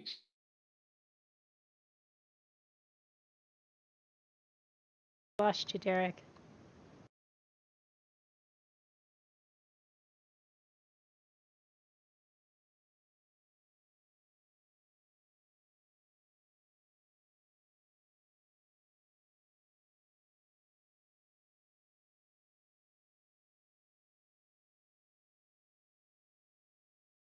Rest of you still hear me?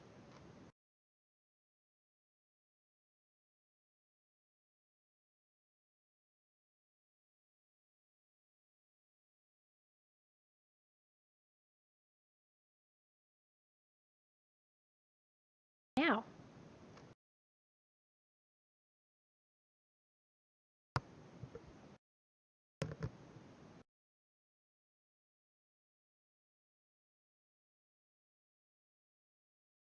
Alright guys, it looks like we're having a little technical difficulties.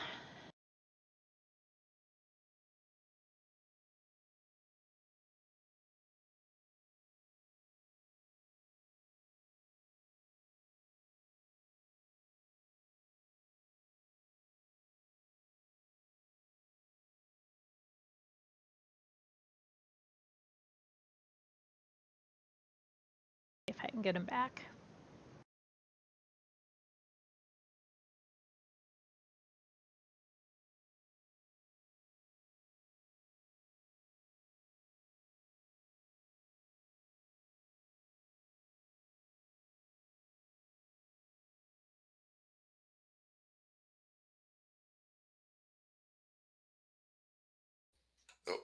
back. She's back. Quick, quiet.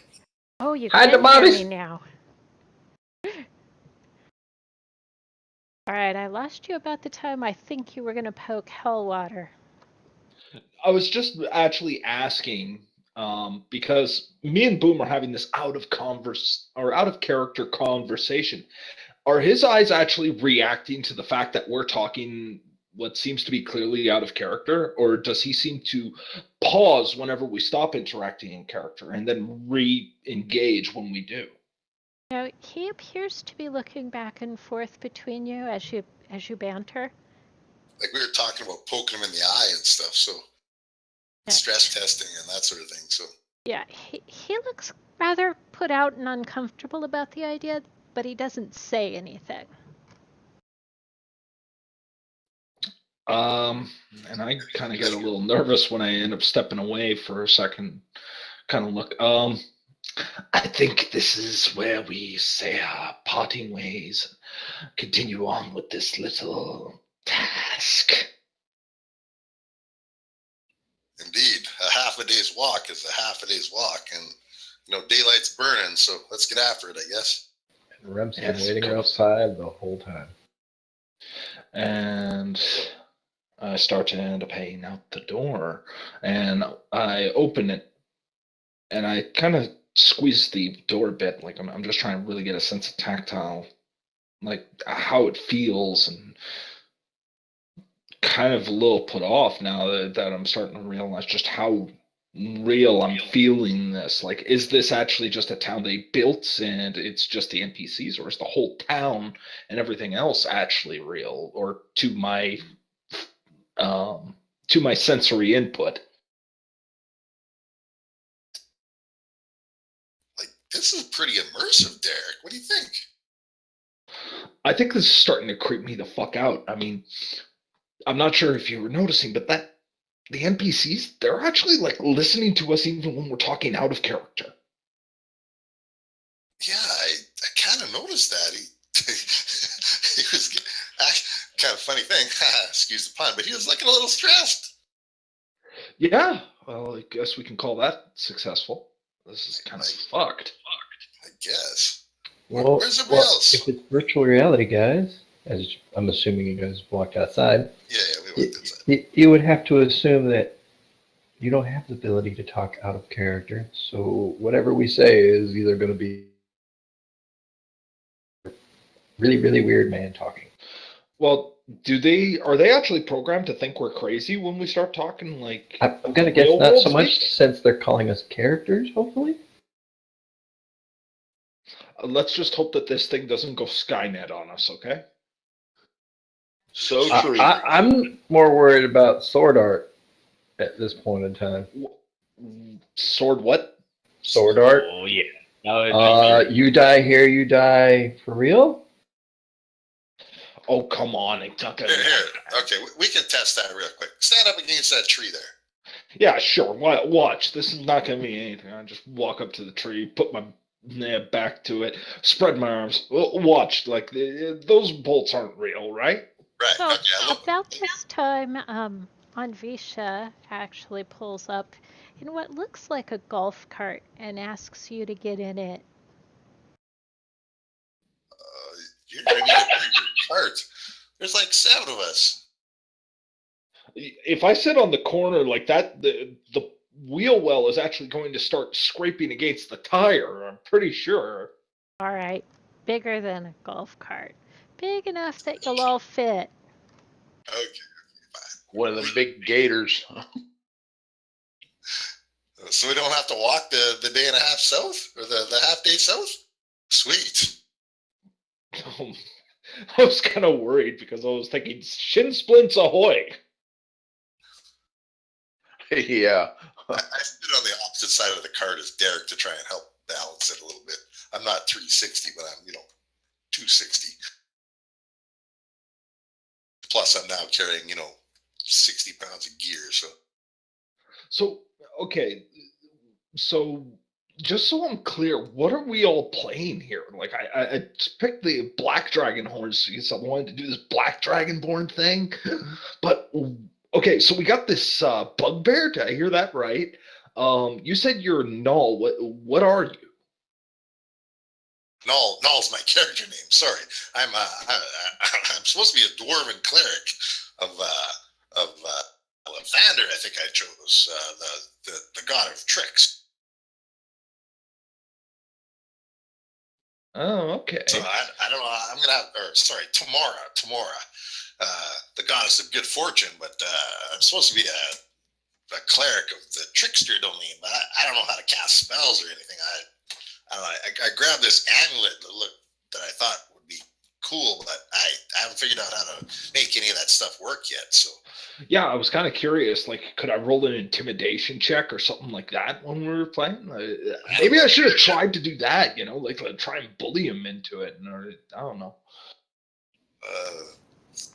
maybe our guide can tell us something. I don't know. Hey, one of you guys is a caster or something, aren't you? Yeah.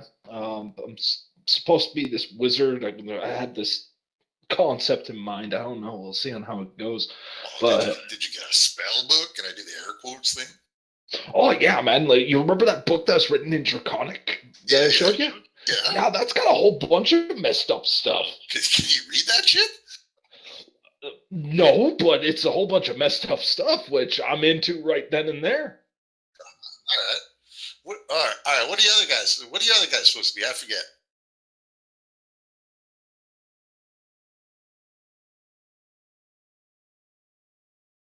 I'm a half elf.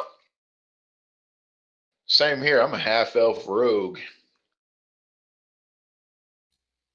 All right. Did you remember to grab your thieves pick? Did they even get like ears for them or something like that? Just as a reminder? Maybe they should only wear one ear just to remind us half elf.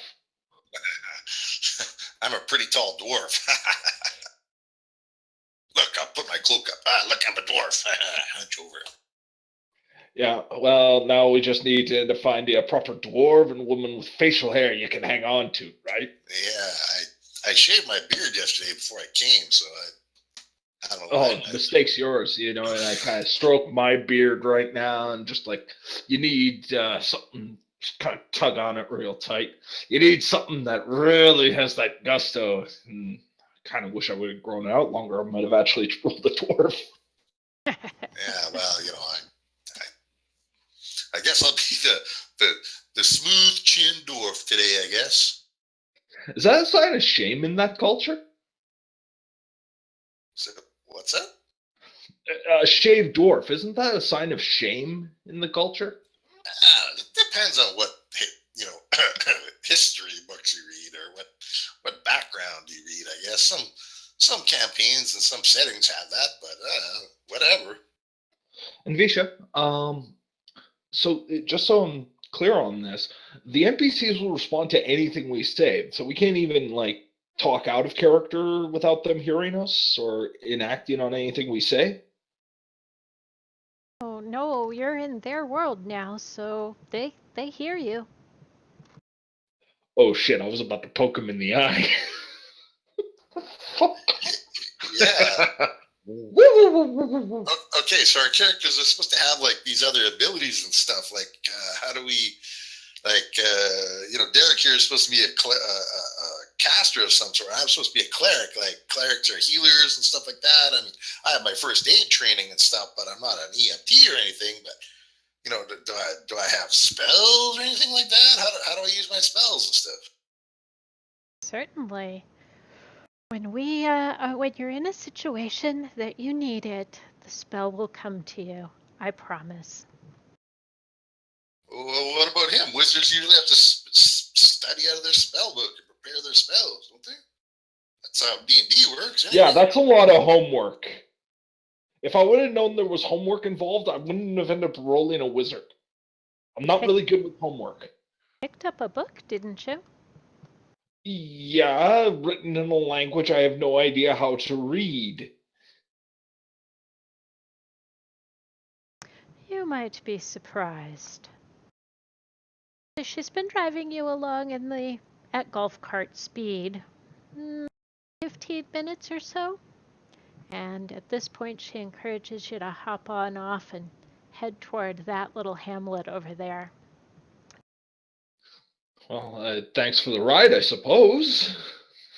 Yeah, thanks. Thanks. I didn't want to hump this 60-pound pack a quarter of a day. That's like 3 hours walking. Yeah, the most exciting part about the adventure was the whole aerobics challenge of walking from town to town. All right. So, Avisha, you're still monitoring us and everything like that, or like if we need to call you, how do we just call out for your name, or like what if something happens? Like, Yes, if you mention my name, I will notice, but I am monitoring you all the time. okay, excellent. That's not creepy at all. Anyway, I still think I got to test out this weapon. I stand up over there.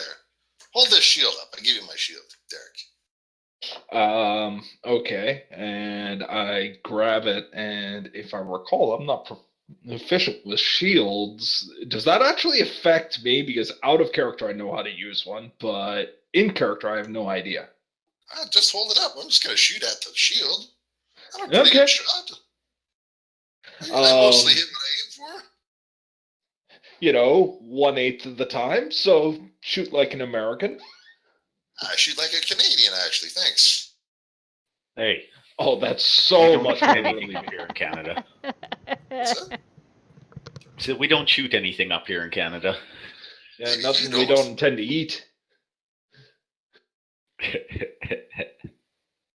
Yeah, so I end up putting my back to a tree and just kind of brace with this shield. I've become a really small target, and I don't even want to look over it just in case, right? Because I'm still thinking that he might hit me with something, even though I'm trying to convince myself this is just augmented reality. It's all good.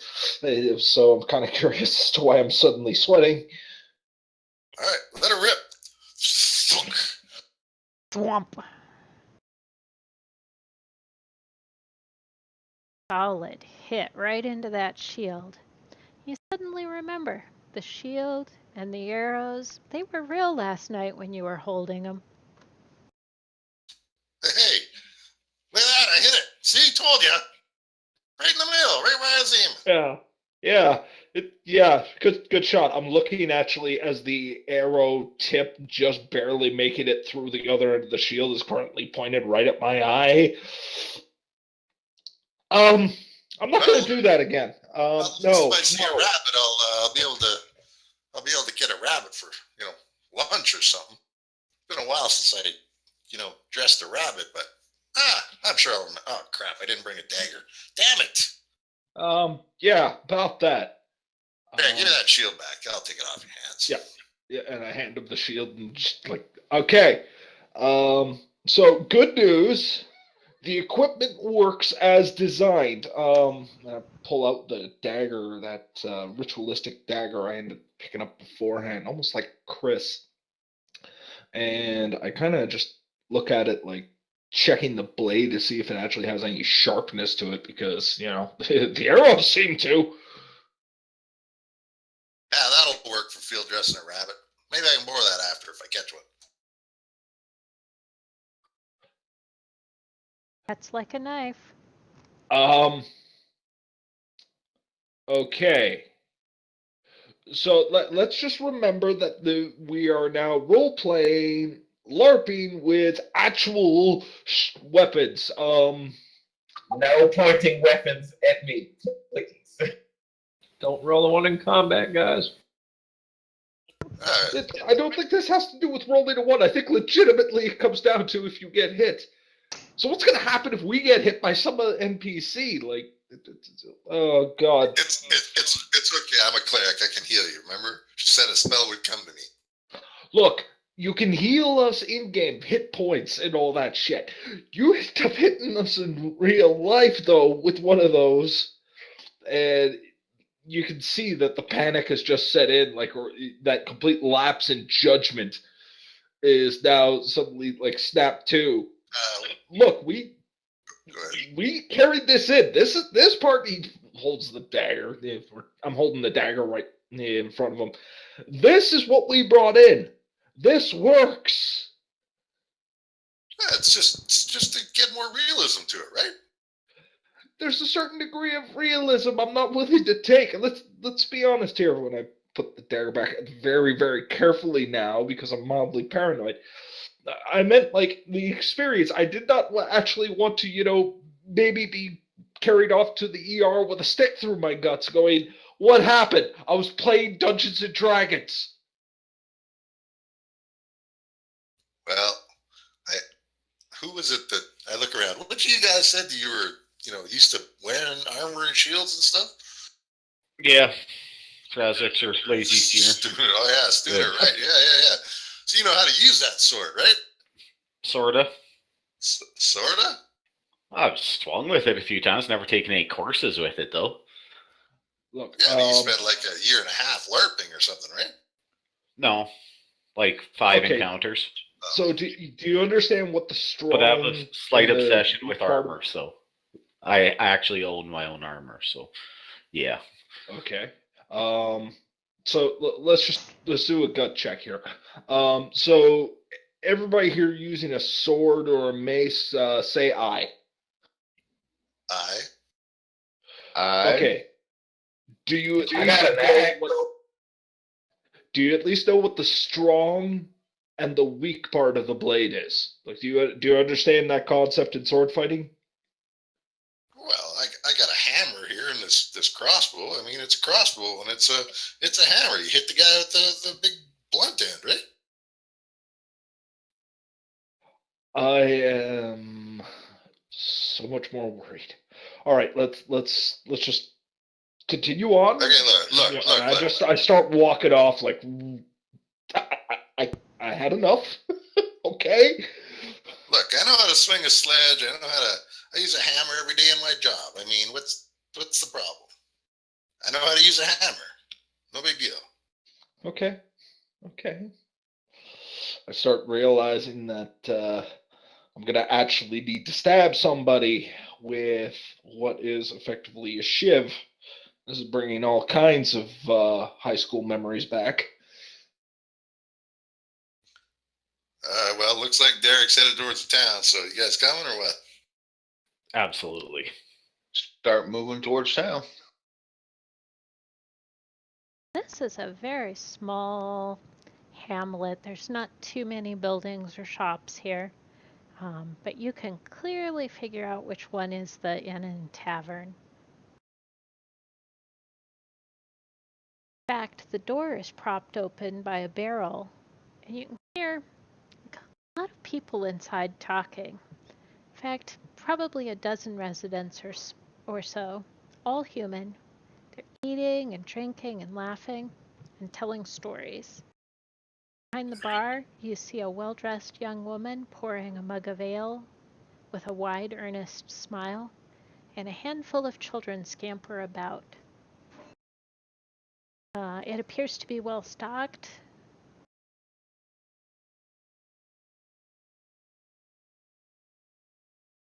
Are we all walking up to the door together?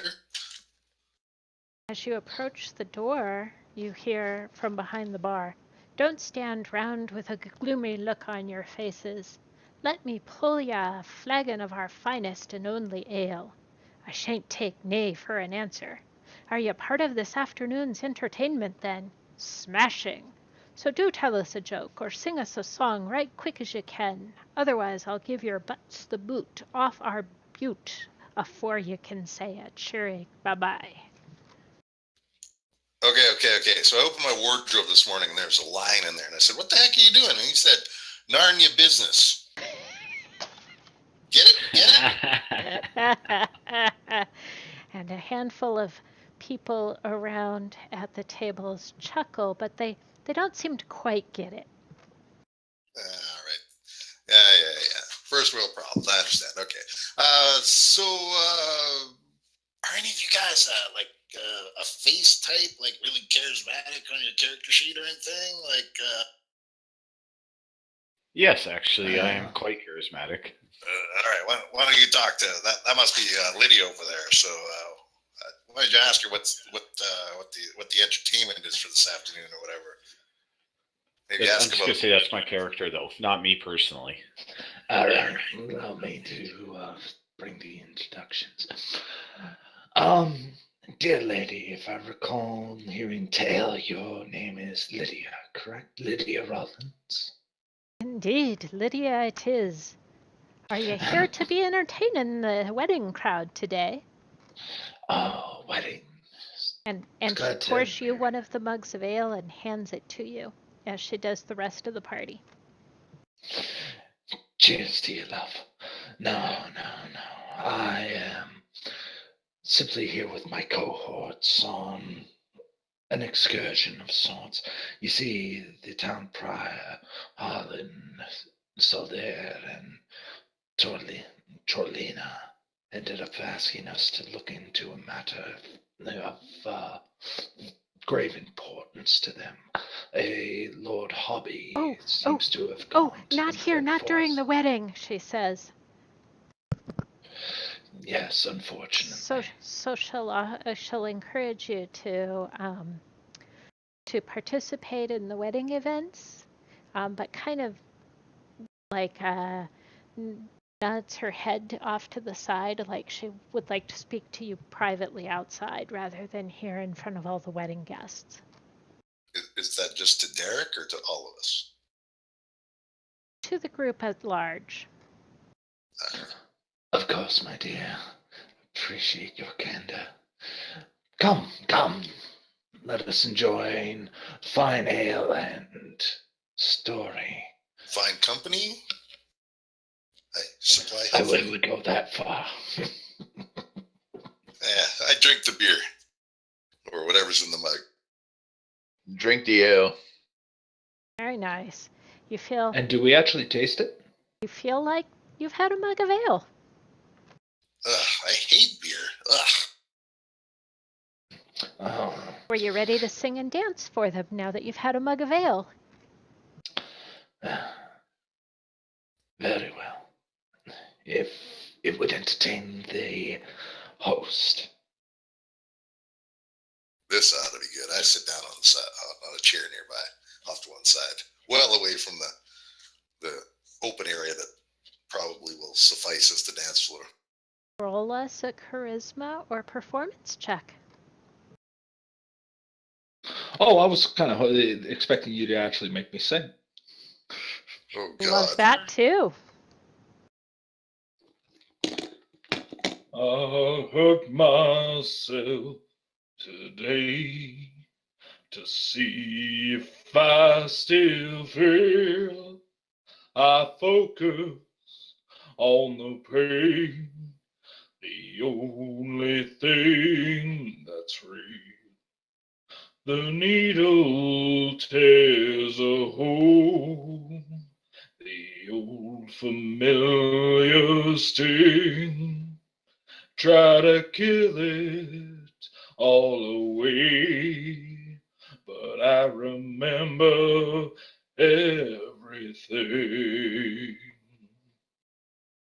Nice. Give yourself inspiration. I stage whispered to Derek, "You should have picked a bard."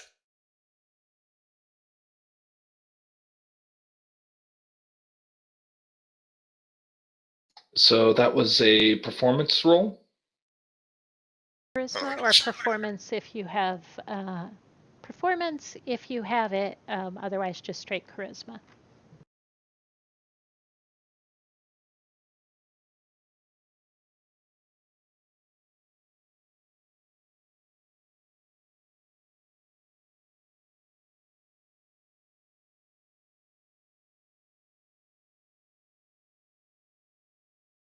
Did I lose you guys again? No, I think he's looking on his sheet to see if he has either of those things. +2. Very nice. So at this point, Lydia goes ahead and steps out of the inn, making like she's going to the well or something, kind of nodding for you guys to join her. Well, start following her and try to join her where she's at.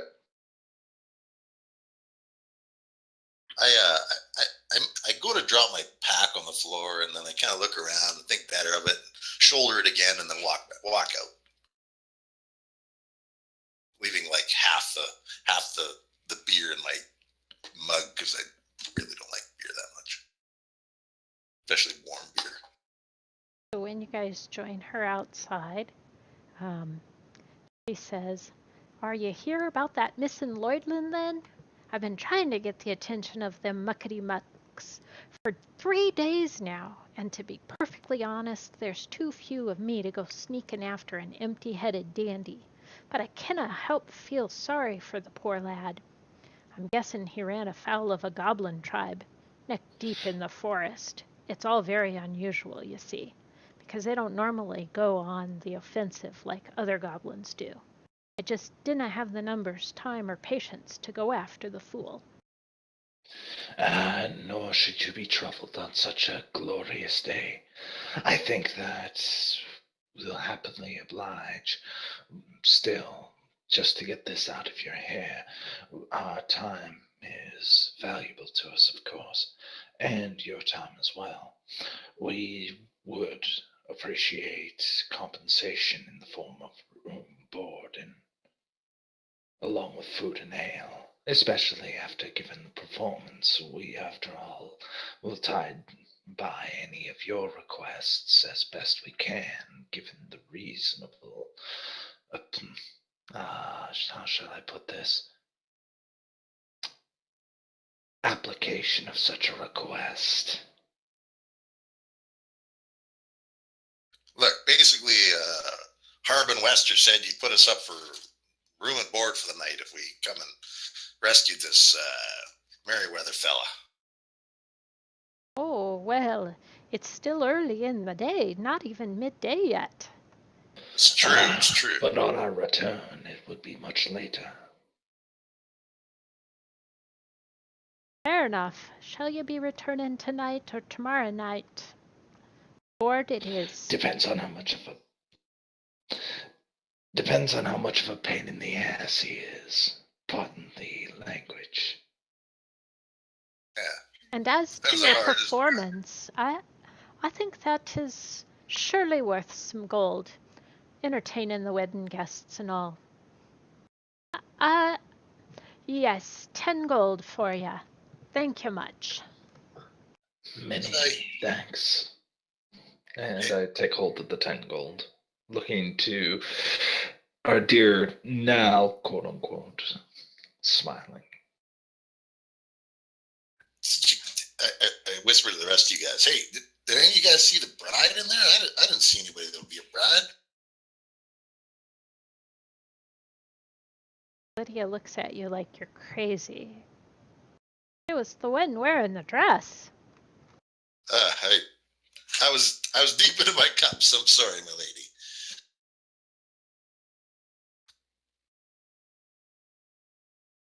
That and wiping the tears from my eye from my associates.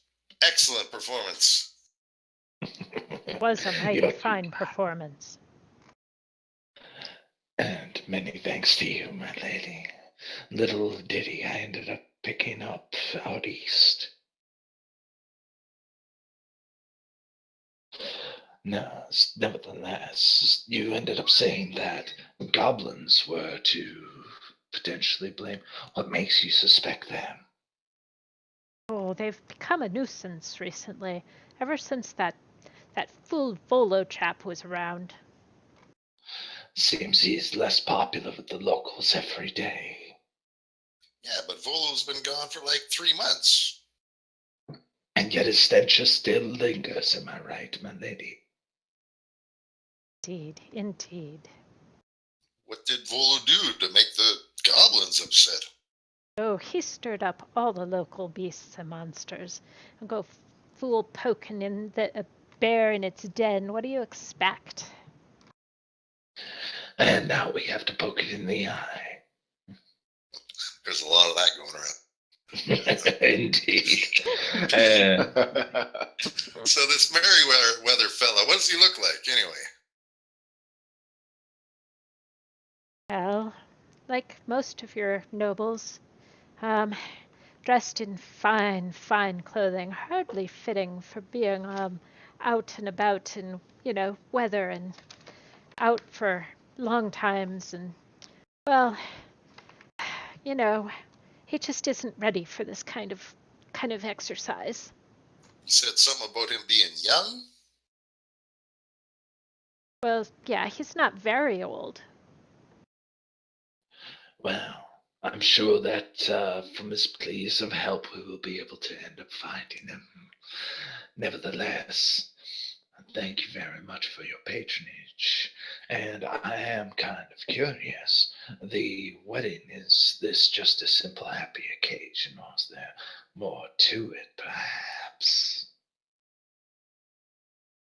Certainly a happy occasion. Oh, most certainly. I'm just wondering if it's a lord's daughter being married off, or just a couple of farmers who took a roll in the hay and said, you know what, we would make a great couple. He looks at you kind of sideways. And small town like this, do you really think the lordling would be coming here to be getting hitched? Maybe so. It's sometimes nice to end up keeping quiet weddings, after all. Small celebrations, but nothing overly regal. Depends on the taste, and I don't know them particularly well. So thank you very much for that. Miss Rollins, do you happen to know where the goblin lair is, or where this merry fella said he was going to, or anything like that? Oh, yes, he definitely ventured into the bent forest, the fool. And as What to else the can we- exact location of the goblin's lair, no, I don't know, but they do come out and trouble us sometimes.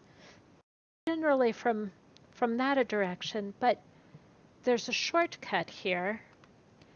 At this point, he opens a trap door near the well, in which you see a winding staircase. And it is indeed a hidden path, and it leads to the bent forest. You suspect this might be a shortcut planted so you don't have to make long journeys in virtual reality.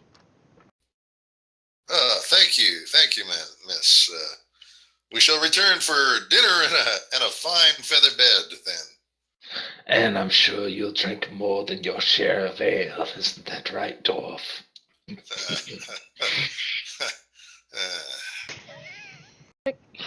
And with a smile, Derek ends up walking down the stairs, looking at the others to end up following, wondering why they remain Is it so like a silent. spiral staircase? Is it like a spiral staircase going down, or?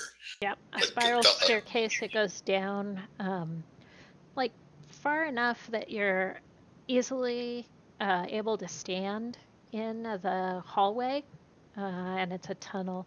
It goes straight off in the direction she originally pointed. So you really think it's a major shortcut. Okay, cool. Is it lit? Is the area lit? Yes, it's lit. Kind of like Envisha expected you to come through here. Okay, cool. I follow Derek down, and then I stop.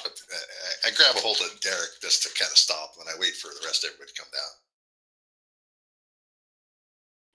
I follow. I'll follow.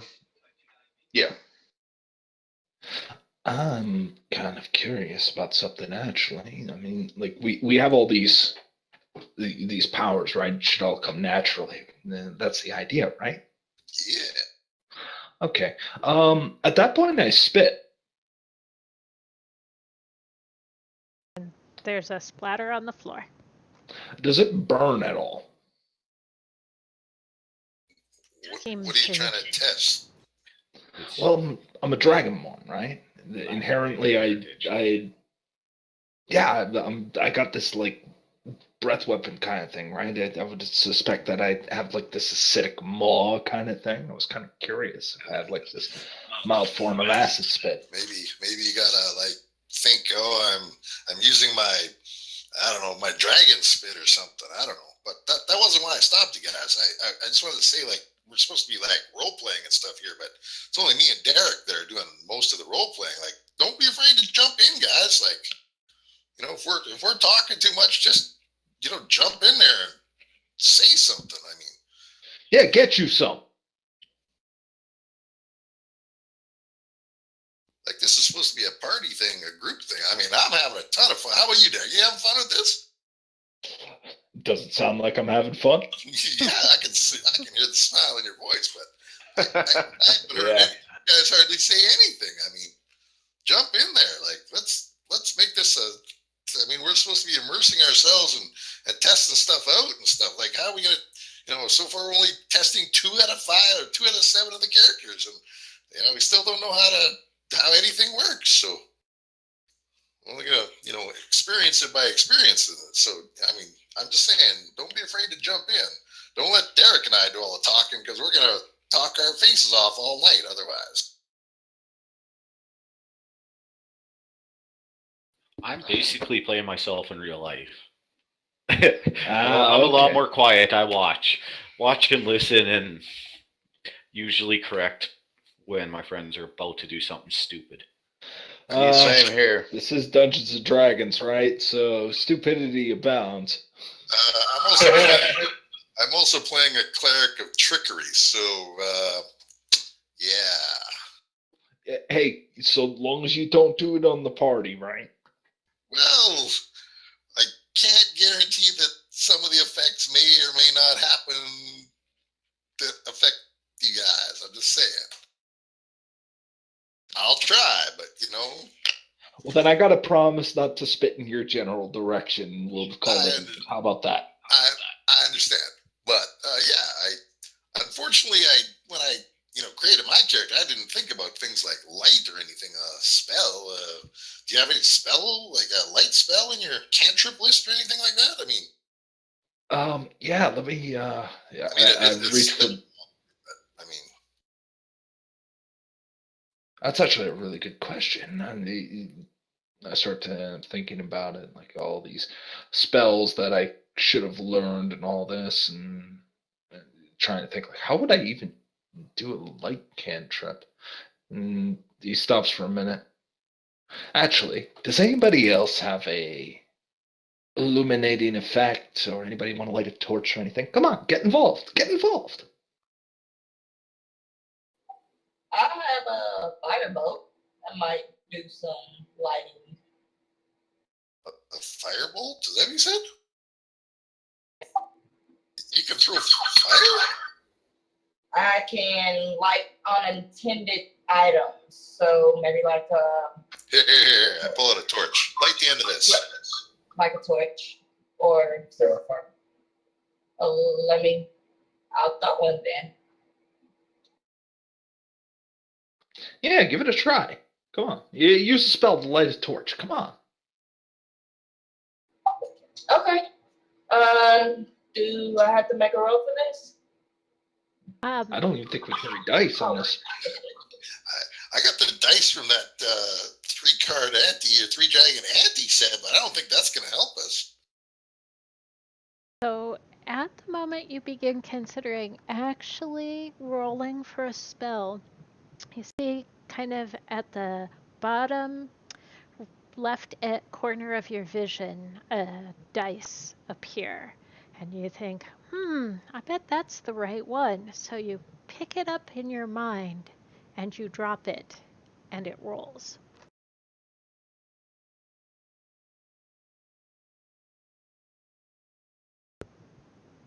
And completely out of character. Is she the only one who could see this?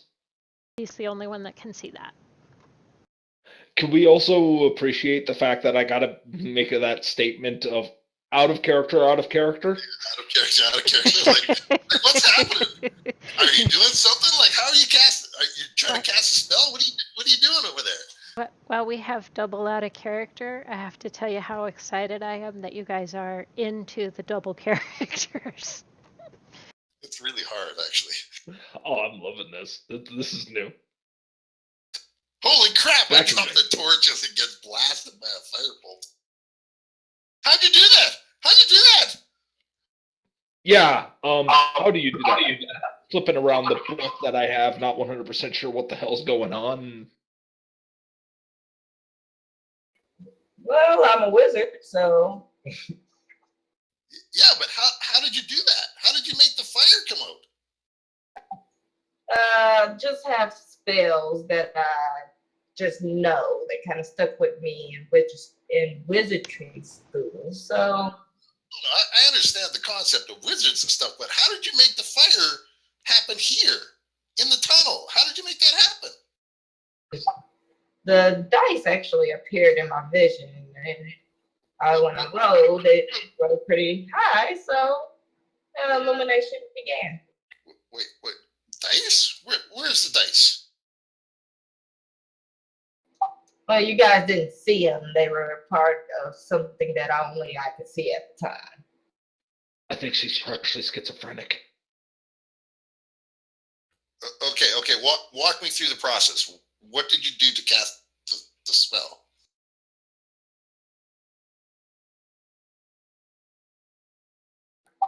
I thought about the spell, and the dice appeared in my AR. Derek, try that. Okay.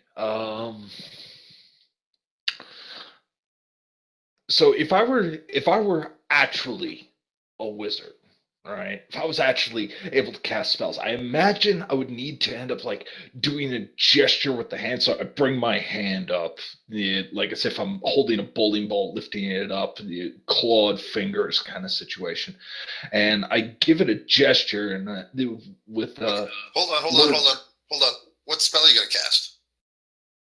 You don't know. Well, no, I'm asking you. I'm asking you because we're in a tunnel, and that firebolt just about took my arm off there. So, like, it's not going to be like a fireball or anything, is it? Because fireball, small space. And with that, Illuminatatis, I tap, and I end up tapping Boombaby on the forehead.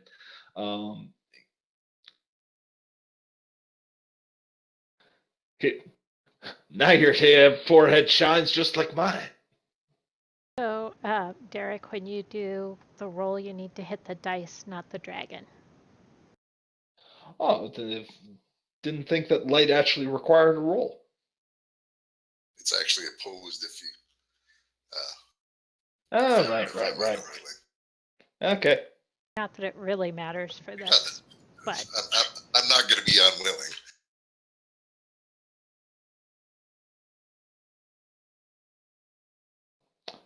Out of character, GM's call.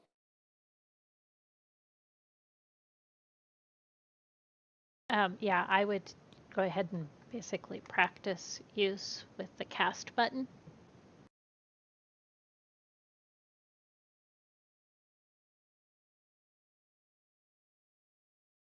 Ah! Yeah, I'm actually looking for the cast button. So don't think like one actually does. Next to the dragon, is there a magnifying glass? Yep. When you click it, it opens it up.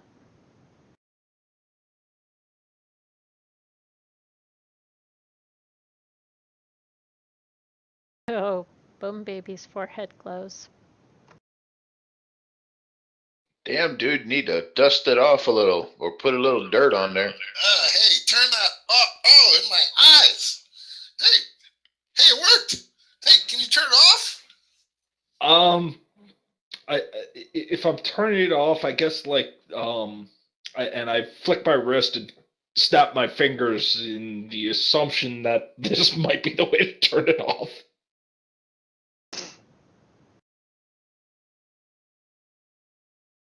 Does it actually turn off? I'm reading light right now. Spell ends if you cast it again or dismiss it as an action. So yes, deciding you're not doing it anymore, light would turn off. Dude, I just turned your forehead into a flashlight. More like Well, it's big enough. Oh, hey, easy. Don't make fun fun of my receding hairline. Come on, that's not At least cool. you have a hairline. Okay, See, okay, I go from the wonderful school of Bick. okay, but you were able to cast the spell. That's awesome. And Xanaphia? Is that what's your in-character name? I forget. Oh.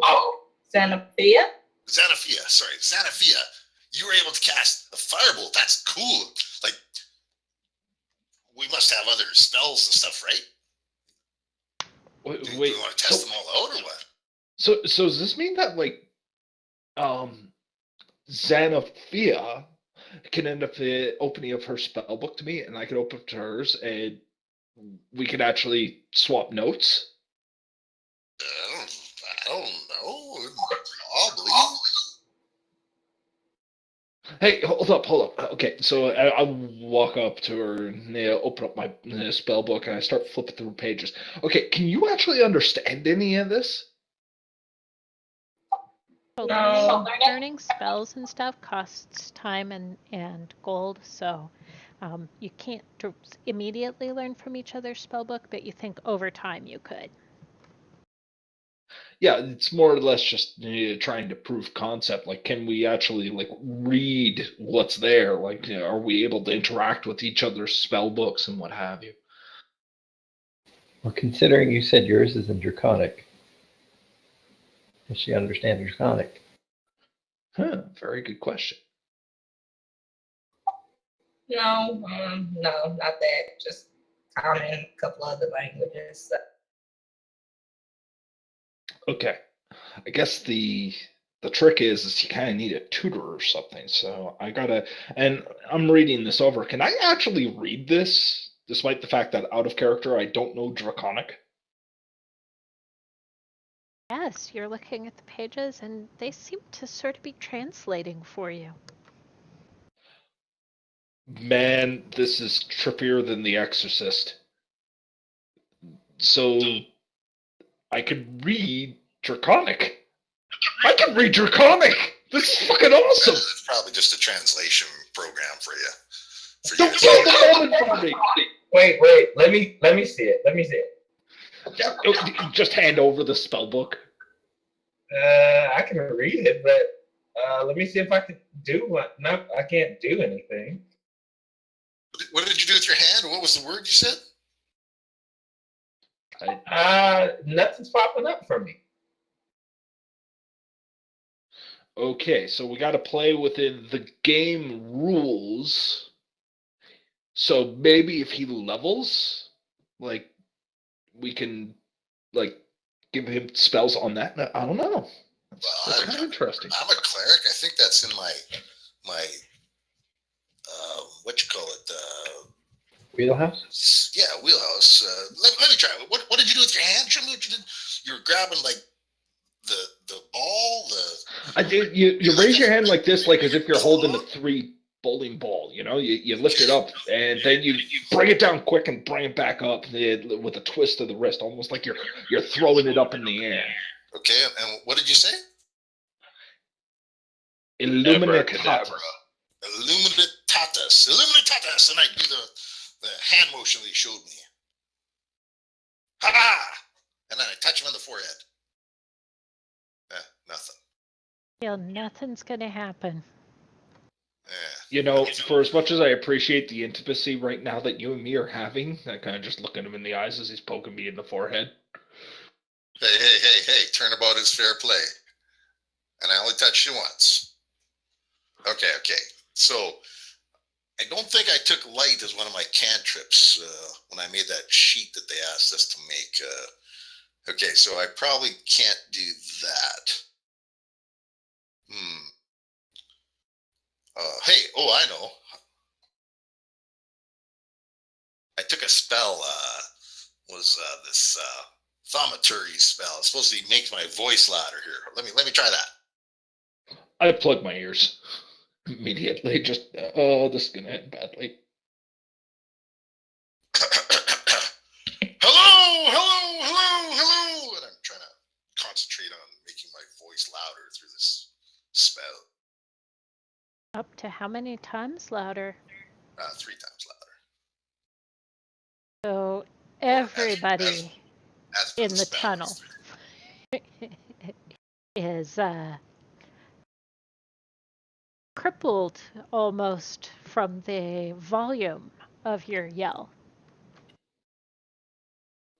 Okay, let's not do that in the tunnel, please. Sorry. What? So true. Sorry, guys. And I'm still talking quite loudly. Sorry, guys. Sorry. How do I turn this dang thing off?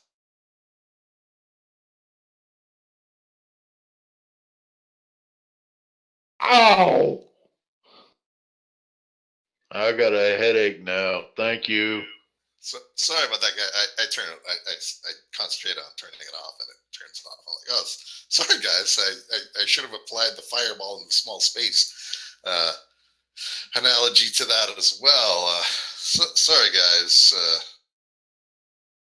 You guys all right? Hey, are you guys all right? That's not funny. It's not funny at all. It was kind of funny. Okay, it was kind of funny. Ow! Aye. Tomorrow be blessed. Slap my knee. All right. Anything else we need to like test before we go into something that can potentially kill our characters? And what did you call that thing? Sword something? Sword art. Sword art. That's right. All right. So in that you told me we die there, like we die in the game, we die in real life, and we currently have electrodes put to our temples in the base of our skull. Yeah. I mean, you probably just fall unconscious in the real world or something. You probably just kicked out of the game. I mean, I don't want to be knocked out. Well, I mean, if I hit him with pull out greatsword, if I hit him with this, it might not be so fake. no, what I mean is, if you get knocked out here, you probably wake up over there, where in the real, we get knocked out of ARs. Is what I'm saying. So what? You think we're still in our beds? No. I'm just saying that the virtual or the AR simulation ends for you. I think is what happens. I mean, Okay. they're not going to kill us, right? I mean, Hey, No, of course not. Wow. this is we should go find out. Let's go find something to fight and just let somebody get knocked out. are you volunteering? Excellent. No. I am a cleric. I can heal you. I believe I can heal you. I'm not a tank, so you go ahead. You volunteered. You go ahead first. All right. Well, let's go see where this tunnel ends. I mean, at least we figured out sort of how to use our spells and stuff, so that's good. All right, let's go. Come out the end of the tunnel. Unsurprisingly, you're in a forest. The name Bent Forest is well earned. There are many trees, especially white oak and maple, that are utterly bent. There are some that stand tall and reach for the sky. The trees are densely packed together, and the forest is challenging to navigate.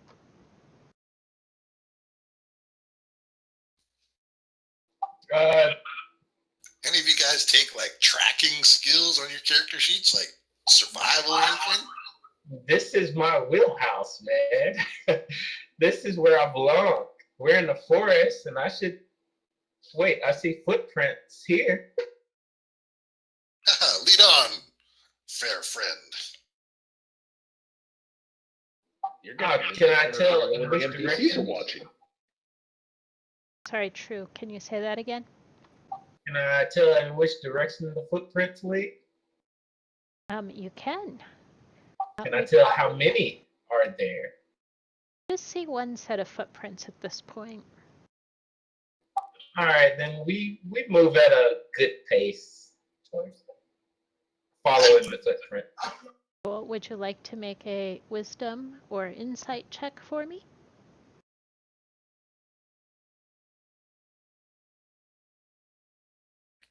Hey guys, all the games that I've ever played, role playing and otherwise, you got to establish a marching order, guys. Do you want to like say who's going first? I mean, obviously, True there. He's the tractor. He's going to have to go first. But do you want some like fighter type guys like Remt? Do you want to go front there behind him? You're a big bugbear fighter type, right? I'll volunteer to go up front. Do we have a map of the area?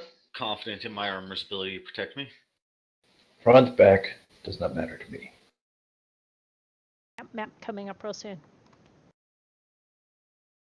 All right. Well, I'm going to be kind of near the middle back with my crossbow here, and if you guys frontline fighter types are going to fall down, maybe I can run up there and heal you or something.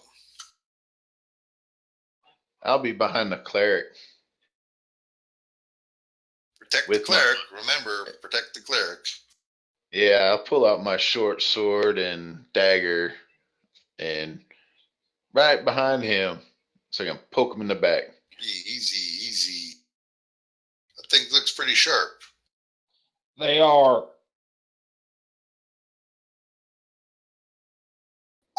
Quick question to the GM. The wisdom checks. I don't roll saves, right? So where would I find that on my character? Your skills tab. But for a straight wisdom instead of insight. On the ability side. Yeah, you just double click on your Just wisdom that. score. Yeah, but that rolled the save. Okay, so on the other side of the main sheet, there's your abilities. On the right-hand side, there's your saves. On the left-hand side, there's your abilities. Just double click on your wisdom. Okay, I got it. So you get the very strong feeling that you're being watched. Can I tell what direction? Can I see anything? I can see pretty far, so the feeling, does it?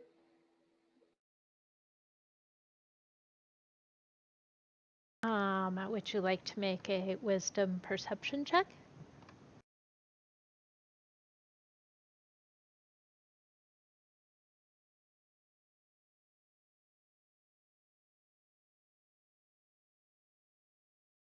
I'll begin scanning the trees for anything I might be able to see.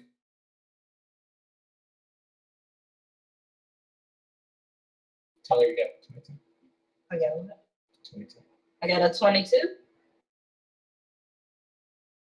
Nice.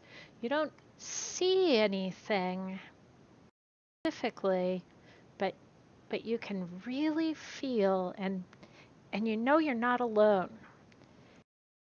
A second to drop tokens on the map. I'll begin putting you guys on the map. Is this out of character? Is this an overwhelming sensation we're all feeling? Or just Survok? Survok and Xanaphia do right now. The rest of you don't necessarily notice. Yeah, I'm trying to avoid getting poked by the short sword behind me and not entangle my crossbow in the heavy underbrush, and keep my crossbow bolt in my hand, just to kind of use it to kind of push my way through, following whoever's immediately in front of me. Remt probably, or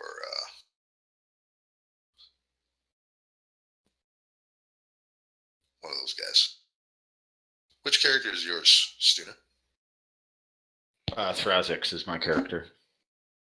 Right now, I'm not seeing any kind of map, so. Yeah, I haven't shared it yet. Since this is my using my skill, natural explorer, I'm using forest. So this is a forest, correct? So I should remain alert to danger. So should I roll also? Certainly.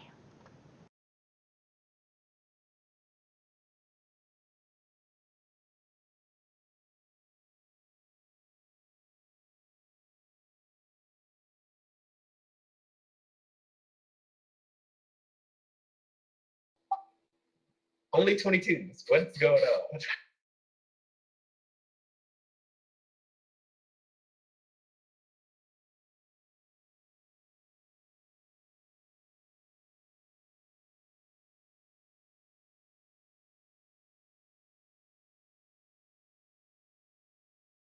All right, everybody's probably going to lag for a minute while the map shares.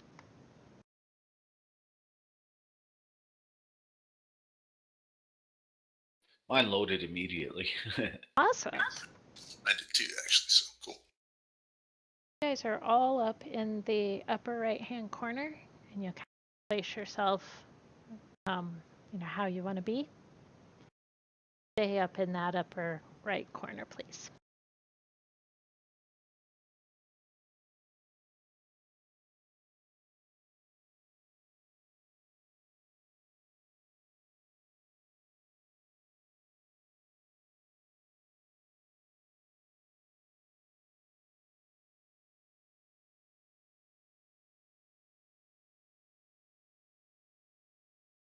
Everybody good?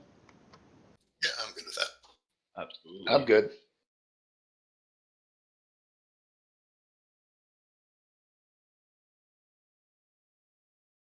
All right. So, just coming into this area, when you see a golden maple slam a leafy branch down on a dead shrub, while a smaller flowering tree shivers as if a strong wind has blown through it. Faintest outline of a face appears in the smaller tree's bark. Its tiny mouth opens, but before it can say a word, the dead shrub unfolds and rises in a vaguely humanoid shape. That's ominous. That is That's awesome! Whoa, did you see that? Okay, so what Damn, that looks scary. Wait, guys. What's our rule? Do we attack or do we talk? Talk. I don't want to get killed right away. I mean, Talk. trails. I pulled my bow. I thought. I pulled my bow out. See, I'm a fan of trees, so I might just attack the thing that we watch smashed and get back up again. That's the part that sketches me out. Bunch of trees walking around with faces. In the background of your mind, you hear Envisha's voice saying, "Roll initiative." I guess we're fighting. Well, we wanted to test them out anyway, right?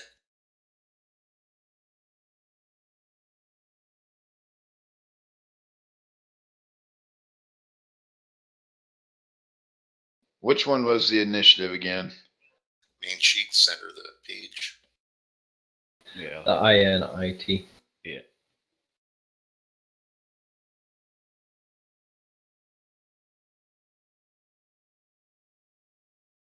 There's our rogue.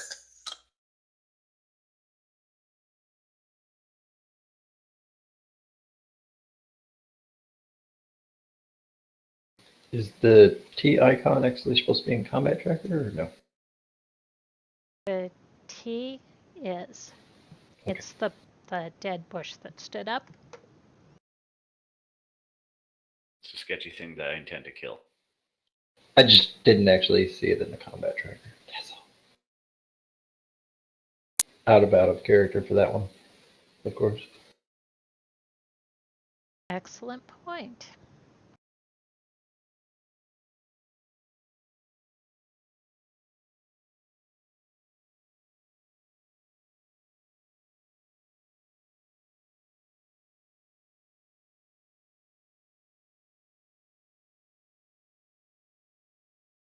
Well, while I work on figuring out how to make it appear, Martinna, would you like to go first? Oh God, no. The trees vanished and disappeared.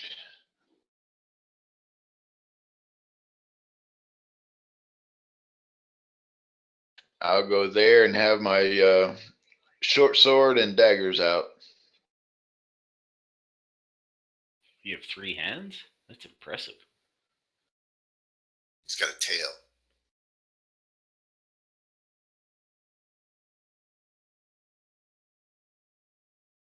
All right, can you see it in the tracker now? Yes, ma'am. Awesome. I just see just a T now. Lost the others.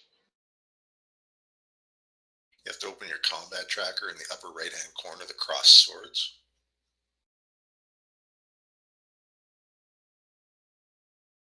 That'll open the combat tracker. Okay. All right. I got it now. Thank you. So you should be able to left control and click on either the map or the combat tracker, whatever you're trying to hit.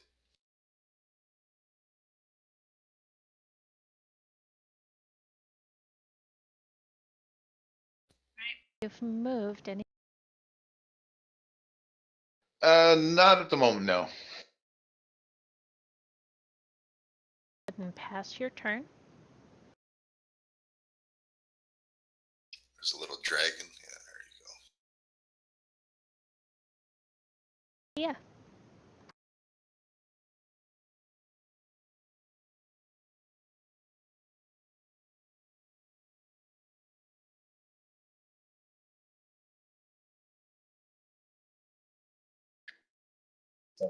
I'm gonna try to do my chill touch on the bigger object. No. If you left click on the one you want to target,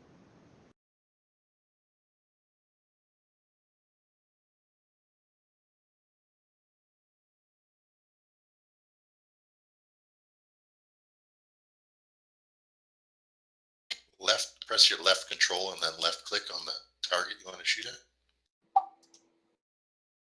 There you go.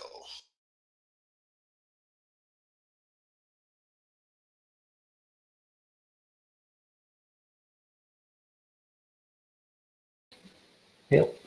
Not gonna be neutral anymore.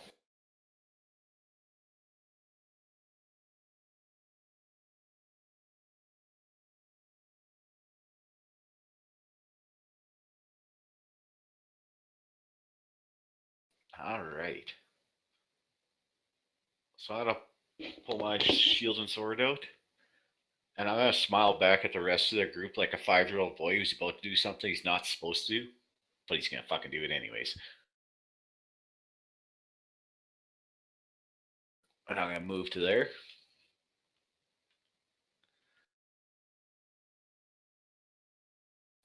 And I'm going to test out my abilities to swing with this sword. On the T, the whatchamacallit there, the twig blight.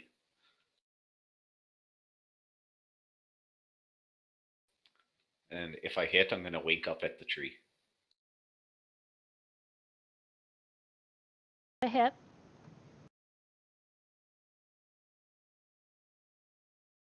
And I'm going to Nice. wake up at the big tree and be like, hey guys, don't worry, I got you back. I like trees. Hey, that worked pretty good. You swung that sword before. Or something like it. I handle a sword every day. Oh, wow. Hey-o. Wow. Whoa. Must be a short sword then, eh? Oh! Maybe even a dagger. Oh! So that's when you start noticing the forest is a lot more alive Oh shit, guys, there's than more you of them. thought. The hills are alive. Now is not the time to be singing. Seems like the With perfect the time sound to of burping. I may have made a mistake. Hey, there's quite a few of them there. No. Mistakes were made. I did advocate for speaking beforehand. Okay, so out of character question, mechanics wise. I'm playing a dwarf. Am I restricted by my pace as per my character sheet? Indeed. Okay. Good to know. So this is a lot like the turn order. Like we roll for initiative in the original out of character. The people, us playing this sim, feel ourselves restricted to whatever rolled. For some odd reason, we just have this impulse to act in this order. Yep. Okay. Okay, I'm going to move over to there and then shoot at that one over there.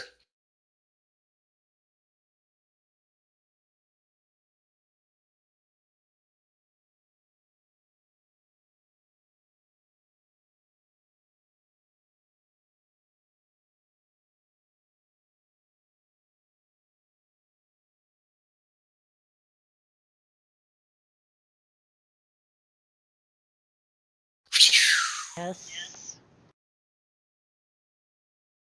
Hey, I thought you were good with that. Well, I mean, look how far away he is. It's a tree. It went right through his leaves. Look at that. Yeah, blame it on the tree. Back a little bit as I begin to reload.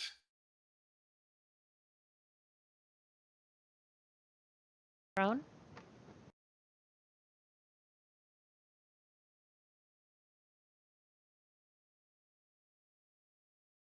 Move 20 or 30.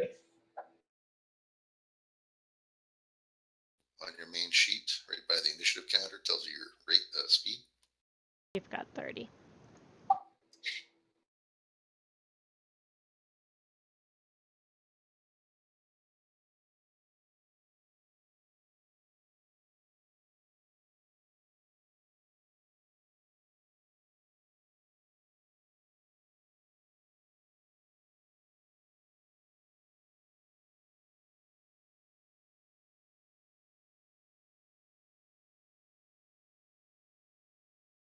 That's a hit.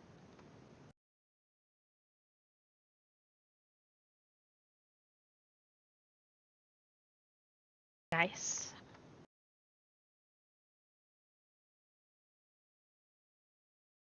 Nice shot.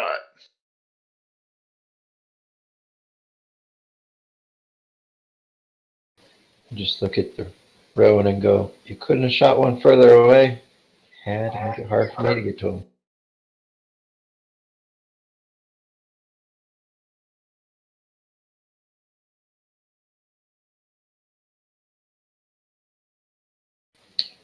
A lot of hand axe.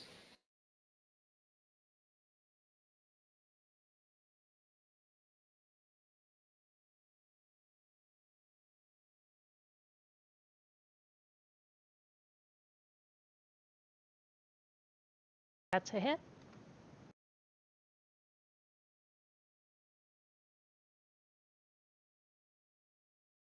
Now, little twig creature, I'll be needing that back.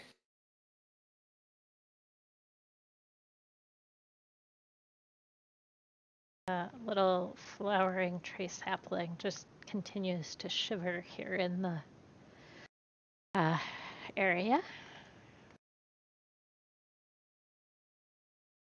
Survok. So I'm kind of bewildered at what the heck I'm seeing, and also I need to know, how are you guys measuring distance? When you drag it, it shows you. Okay. Yeah, if you click on something, it'll draw, and then click on your icon, it'll target that guy and draw an arrow between you and it, and tell you how far. You can also draw an actual path by holding down shift as you click. Or generally, each square is 5 points of movement too. All true. All right. So, but to actually move the character? She basically confirms your move. I'll approve it. Is that as far as you want to move? Once you're there, you can then drag the square dot to your next destination if you want to path yourself around something. I'm going to be using that movement, and then I'll be targeting the largest of these creatures, and I'm going to attempt a combat spell. We're going to end up using Acid Splash. Okay, so left click on the one you want to target. I'm sorry, control left click on the one you want to target. Okay.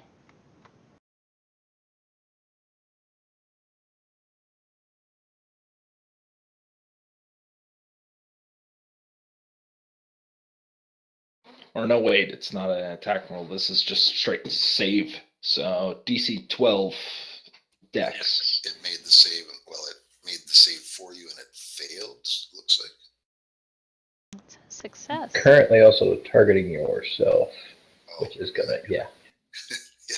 So you failed your save, but it made its save. So you targeted yourself. Oh. So just left control and click on yourself on either the map or the combat tracker.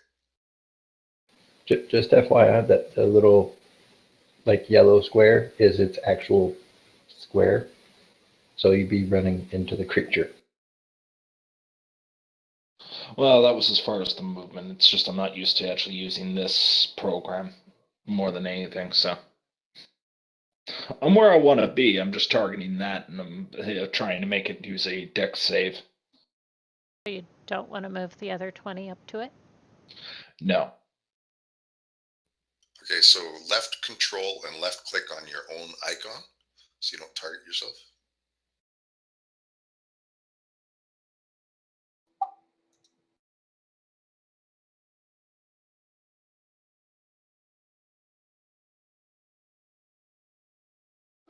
That's targeted properly? No, you're still targeting yourself. Do you have the combat tracker open? Yes, I did. By left control and left click on yourself on the combat tracker.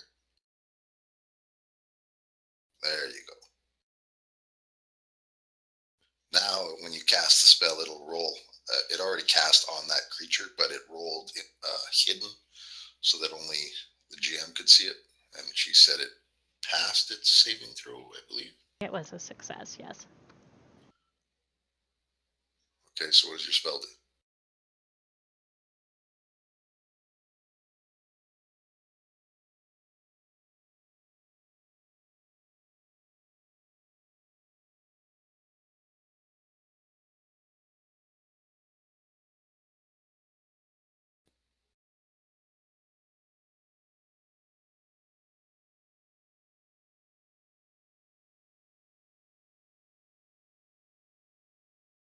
Survok? Derek? Yeah, sorry. I'm still getting used to this. So I end up reaching to the hip, my hip, and seem to throw my arm out. From my hand, a watery substance ends up flirting towards it, just missing the mark as it lands on the grass beneath it. You see steam come up as the vegetation beneath its roots, its feet, however you care to describe it, starts to hiss. The grass curls in on itself, and everything it makes contact with begins to wither and die.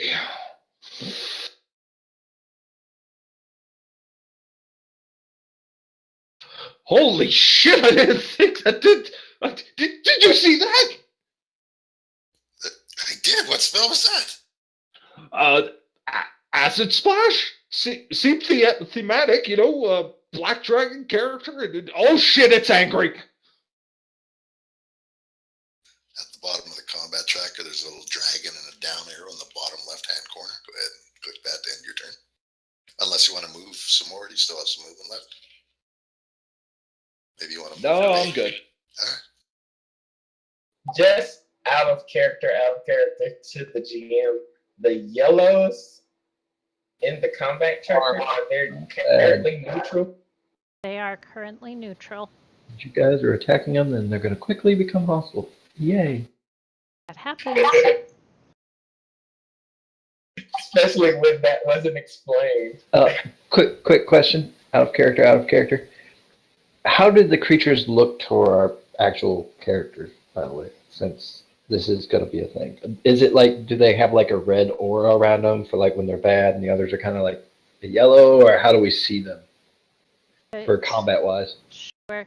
So, like the golden maple, you see a big tree, and around its base on the ground, you see a big yellow circle. And the blights, they look like dead shrubs, and around them on the ground, you see a red circle. So by association, do we see green circles under our feet or around us? You do now, but only since initiative started. You didn't remember seeing it before.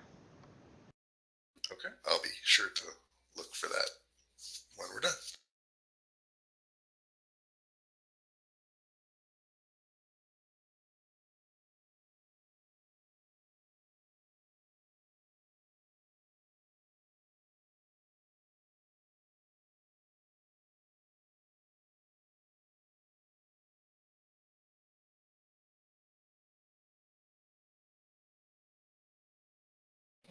Feeling I'm about to feel what feels like to get hurt inside our game.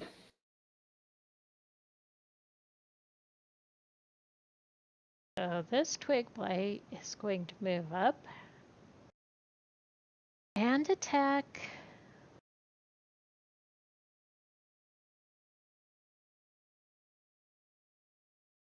Ooh, ouch. Ouch! Yep. Eric.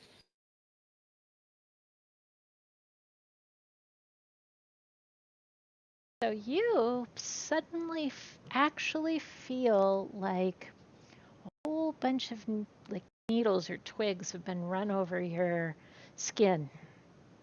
Doesn't feel good.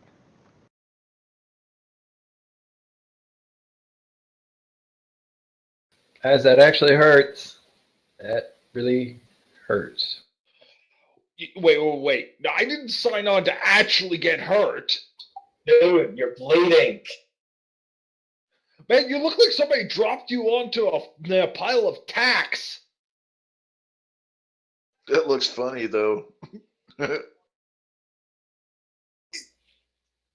And they think I'm Noticing. sick. Noticing the green around our feet now, I look at who just got hurt. Remt just got hurt. Is there like a status bar showing relative health or anything like that? Indeed, over his head you do see this oddly floating status bar. Weird.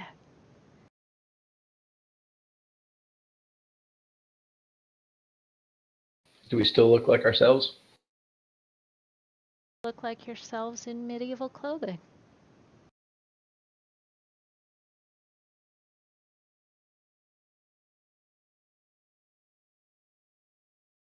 Oh shit, they're coming for me now, guys. Well, you did strike the first one down. It was a nice shot. They should admire it. Just pass gas on them. I'm sure they're just coming up to congratulate you on the accuracy of your swing. A miss. I dodged, or something, or it missed. What did you call it? Sword art? Apparently Yes, online. Sword Art Online. You should watch it. Maybe if we survive this. The game. So Remt, you're going to get an attack of opportunity on Blight 7 as it passes you. Okay.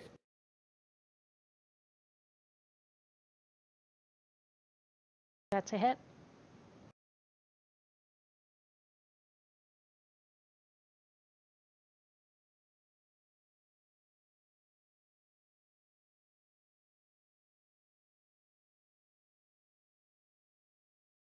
Rip brings his hand axe down and attempts to get some vengeance. And you do.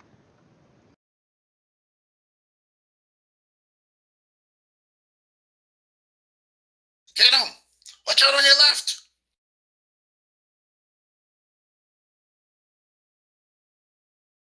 Martinna.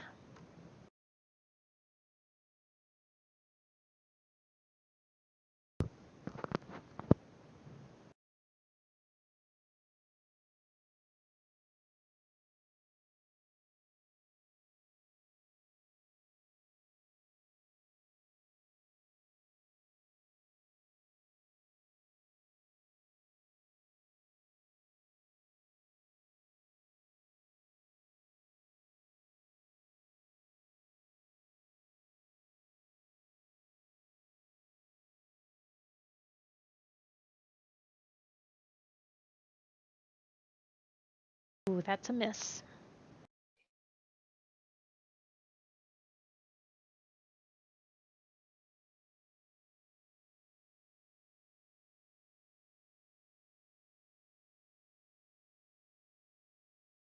No, I'll finish there.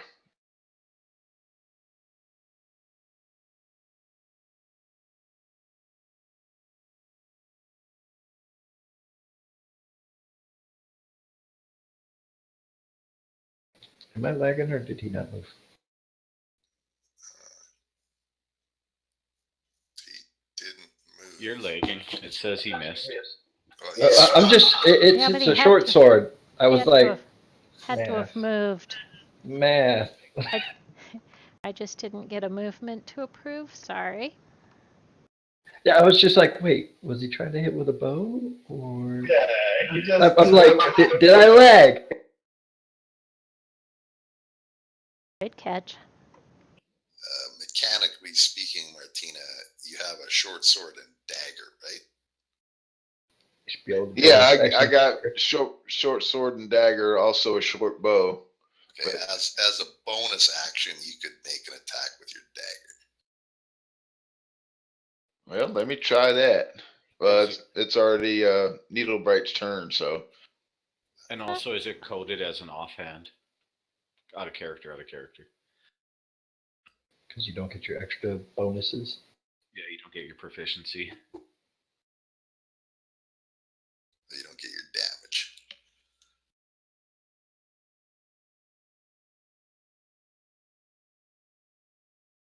Xanaphia.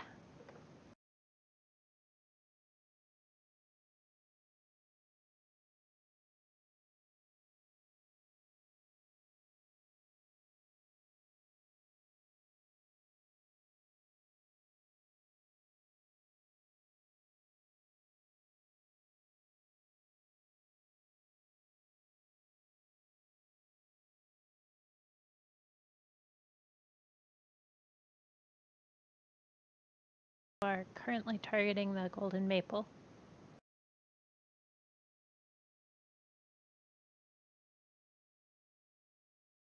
And yourself.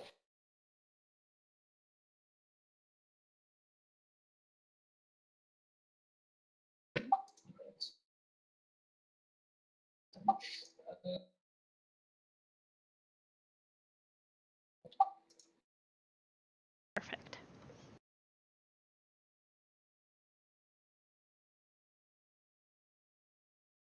Hey, there's a bigger one in the back. Watch out.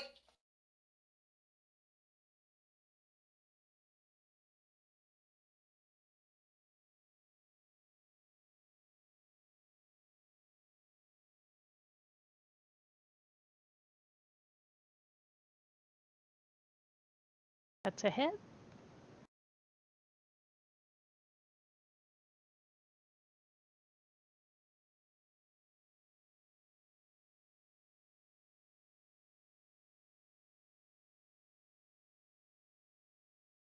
Beside the roll to hit, Wrong one, yeah.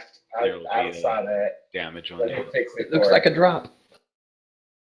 Yep, will drop of blood.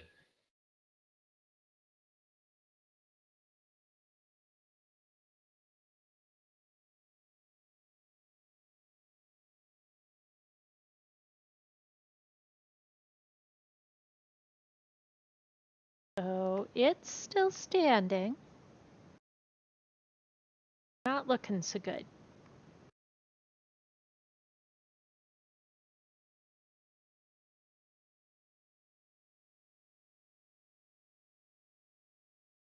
Well, my first attack was such a success, I'm going to try it again on this next guy right below me. They keep coming to me, just for this reason.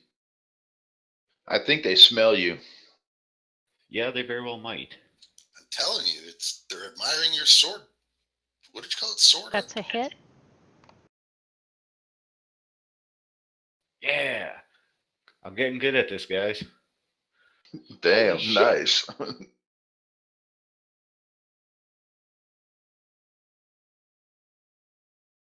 Okay, so the golden maple, it's looking like droopy. It's most of its bigger limb branches are broken. It looks pretty defeated from the battle it's already waged.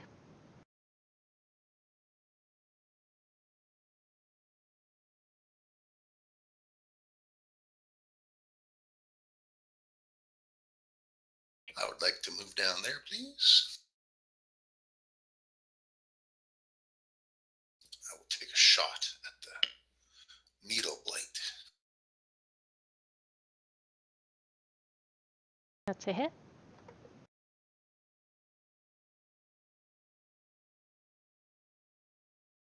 Good. Ah, you see that one right between its, right into its trunk. You hit him in the butt, man. Hit him How right can in you the tell face. what's Butt or was what? it his face? Hit him right in the face. I'd say it's his face. Roan.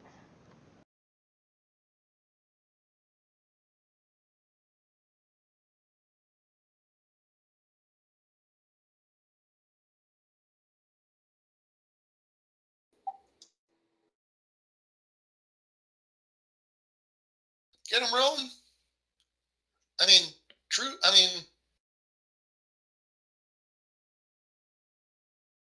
hang, I need a notebook for who's who. That's a hit.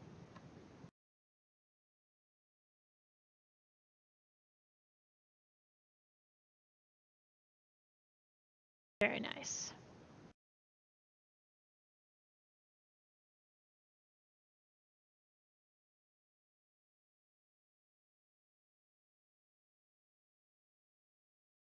Remt. All right. Drop my shield and hand axe. Draw my great sword.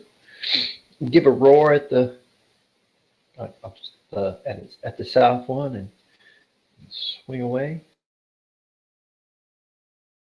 That's a And just miss. dig my great sword into the ground in front of it and give it another roar. And this one's a little sadder. Oops. That's sadder. Man, he's getting right into it. Survok. It's starting to sound like Chewbacca. Only RP my sadder. character, man.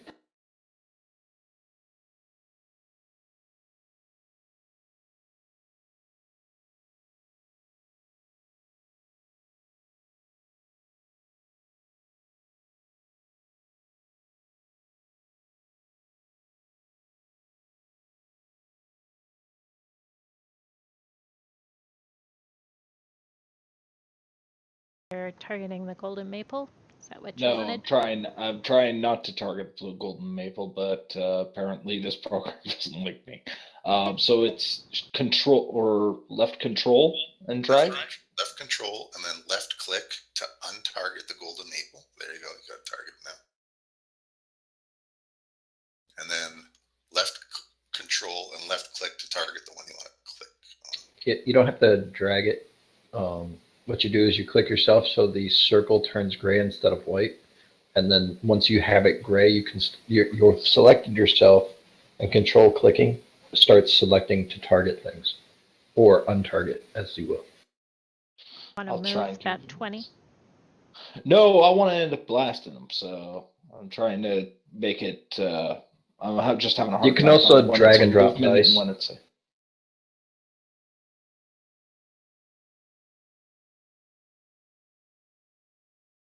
All right, so when it's gray, it's movement, and when it's white. No. When you've selected yourself, it'll be gray, and then when you click control left click, you don't have to drag.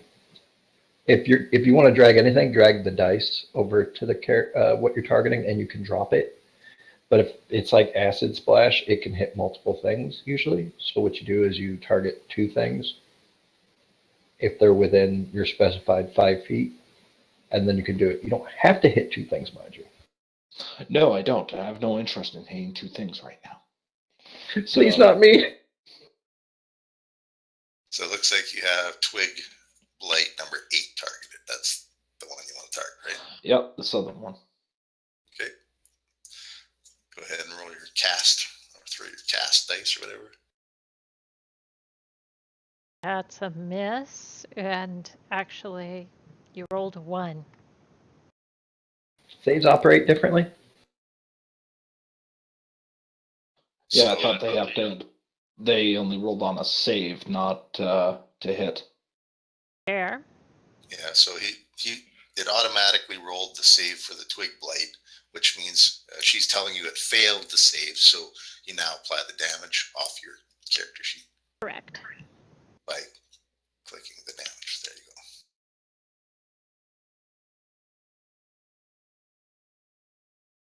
There you go. Hey, I finally hit something. I mean, You got it! melt. About time. It's not like I've cast spells my whole life. You haven't. Why not?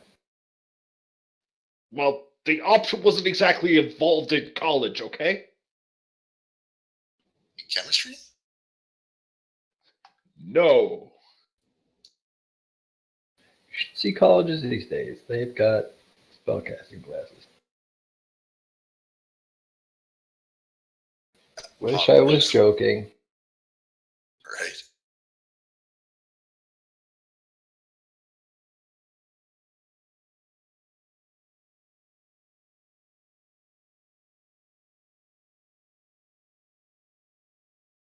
Oh, Martina, you got missed. Woohoo! Take that, you butthead. That's a good thing. Twighead, wouldn't it be? Twighead? Yeah, that's what I mean. Twighead. It's good to crit. Watch. I just feel a crit again.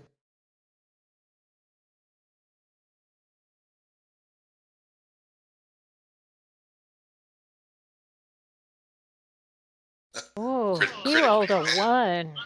Critically miss. Martina, you're up. Alrighty, let me target this one next to me. How are we handling critical failures, anyways? It's just a miss. It's an automatic miss. Works for me. That means I don't hit my friends. Sorry. All right. Out of character. I shouldn't say that. That's up to the DM. But That is the rule I generally play with. I don't like critical failure. It gets sloppy sometimes. Alright, I'm going to use my short sword on number 1. Don't forget your dagger this time. Ooh, another miss. Hey, watch where you're swinging that thing now. Yeah, I know. I'm going to do the dagger now, if I can. yeah, you can. Yes. Yep, you do it as a bonus action, so Alright, as well, long as here you're not goes. using it for something else. Here we go. That one's a hit. Yes.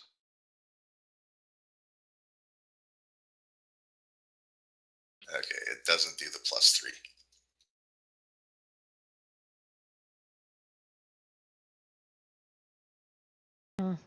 Well, that's okay. 2 is still enough.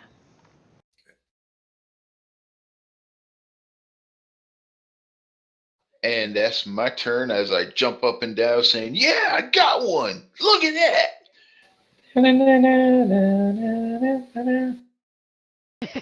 Zelda, man. What? I will hurt you. Xanaphia.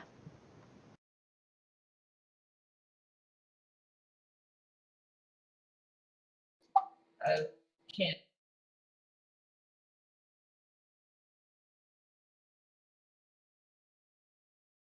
Sorry, I missed that. I think she's just having a little bit of lag.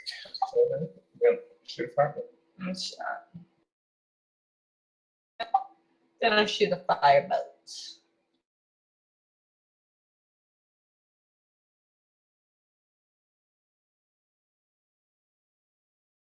A miss.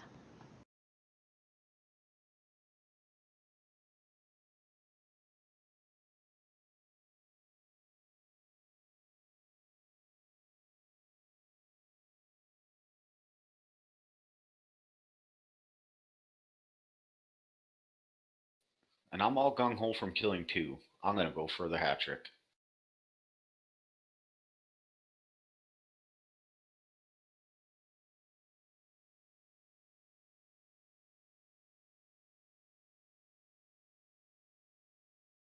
A hit.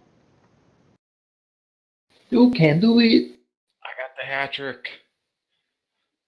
Fucking A, guys. Way to go, dude. Now I want to turn to these trees and see if they're alright, because I like trees. My fellows didn't mean it. We swear.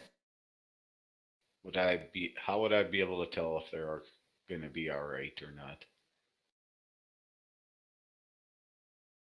How about a nature check? Okay. My nature is terrible.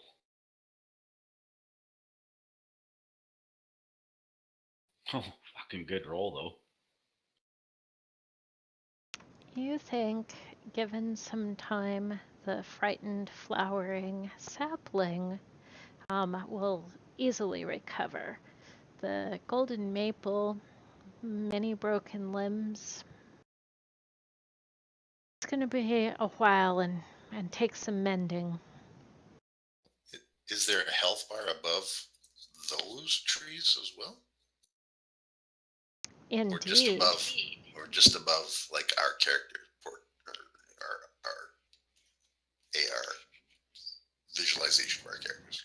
Nope, you would see it over the neutrals as well, and over the sapling.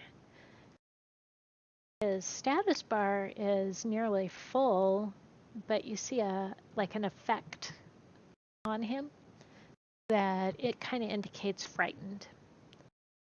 The larger one, the golden oak, his health bar's quite a bit less than half. Okay, did it seem to go down as we killed off each of the littler trees? Can I make like a perception check or something to? Certainly. Okay, this ought to be good.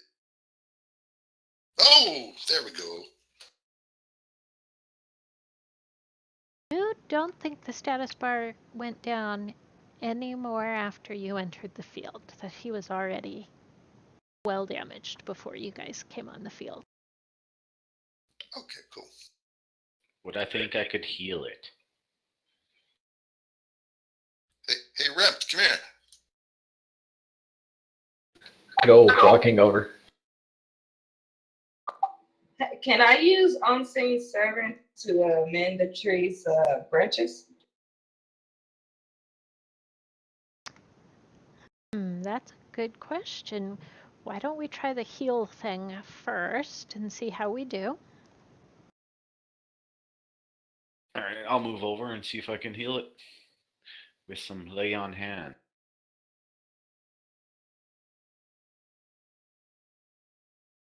Okay, I put my crossbow down and I don't know how this is gonna work, but come here, let me see your wound. I attempted to heal it. I don't know how it turned out. I get hit my leg. It looks like it feels quite a bit better. Alright, it seems to be looking a little bit more healthy, guys. Okay. Can you? Sapling looks like it's attempting to talk to you. Yes, you that little Is one, it which is what probably language? still huge. Sorry, what? Is it in the language that any of us can understand?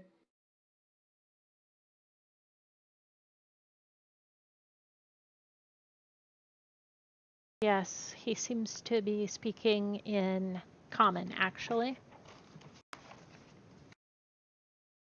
I'll lean in and listen intently. I'm looking at Remt's wound there. I take a knee beside him, and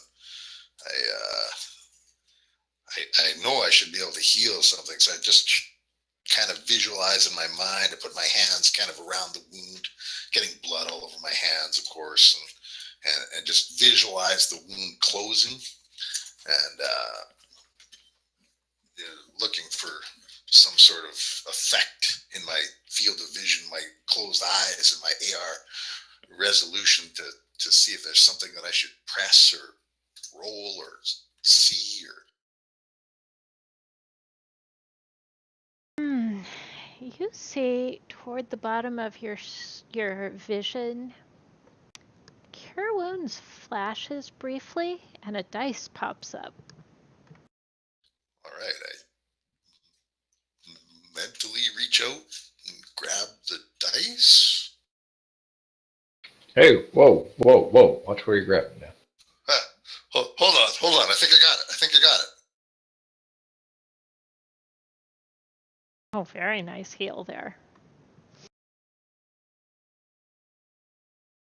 Hey, did that work? It worked.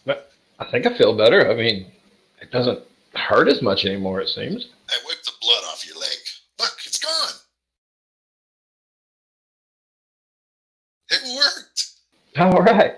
This isn't disappearing, reappearing ink kind of thing, is it? I don't know. Blood smells actually pretty real. Ugh, I wiped my hands on some leaves, or trying to get the blood off.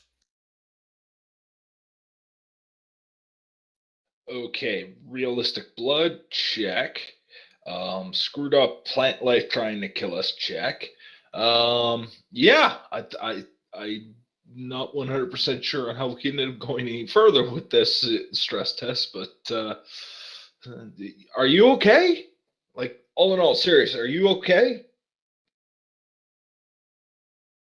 I seem to be okay.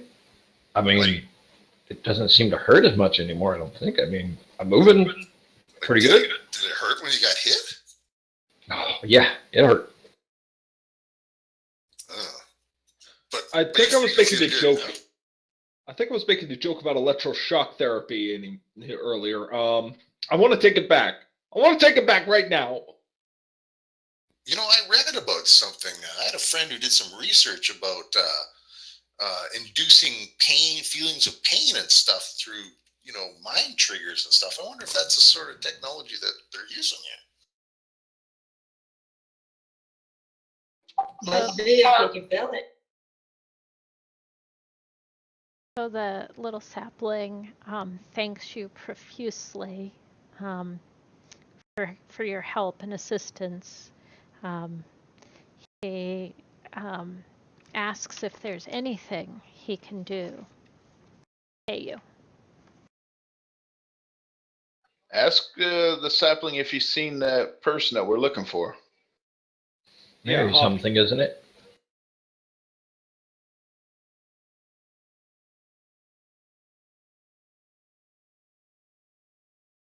So he doesn't necessarily know people by their names or anything, but he does tell you that he saw a man tromping loudly through the forest, wearing purple and yellow clothes and soft boots.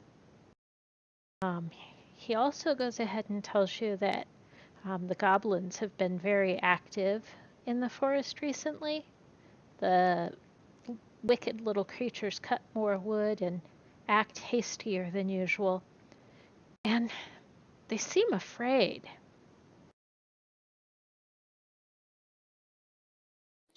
Can we ask them what they may have been afraid of? Does he know what the goblins could have been scared of?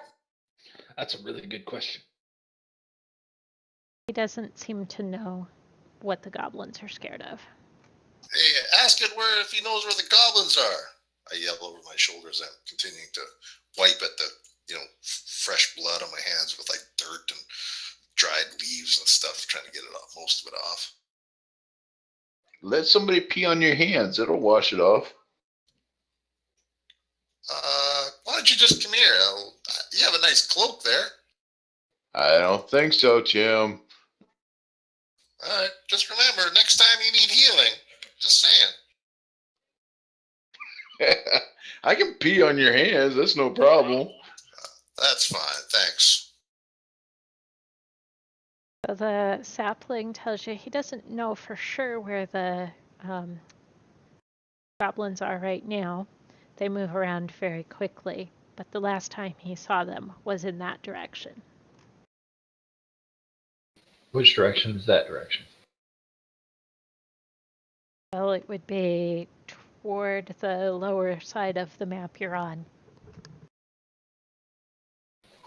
Thank you, little tree. All right, I wandered down to that one that the little tree thing that I shot. I go pick up my thrown hand axe as well before we leave. Yeah, and I pull the coral out of the trunk, and I go look for the other one, but it obviously shot off into the bushes somewhere, and I can't find it after a couple minutes, so I just come back. Very nice. So the sapling will, at this point, tell you that he has a that he knows where there's some man things. How many points you to that fallen log on the other side of the lake? Well, let's go inspect the log for the man things. Absolutely. Yes, the scaleless man things. He kind of turns to.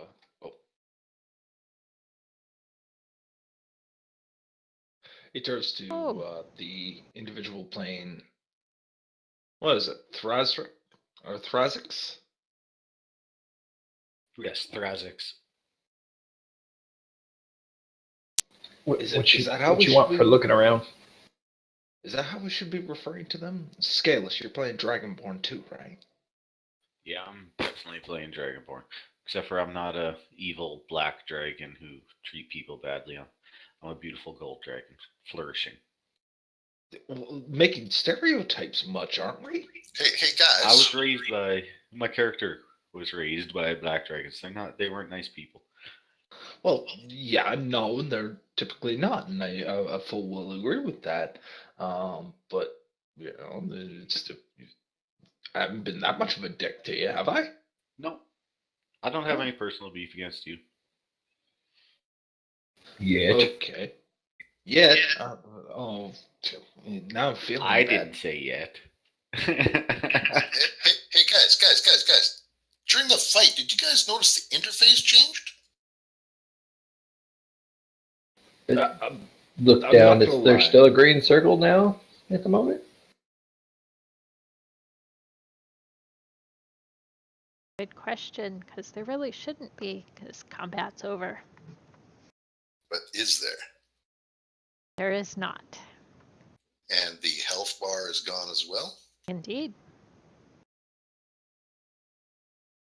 I think about like the options tab in video games where I can change the interface. And I'm just trying to concentrate on that. See if there's a interface button where I can change the options, where I can leave that on all the time.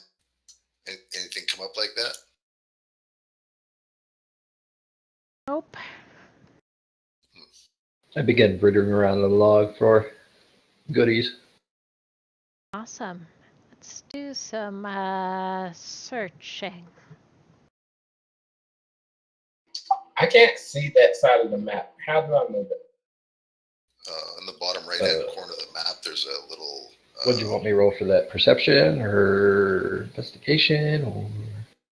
Let's do investigation. Well, I ain't gonna find nothing. You might be surprised.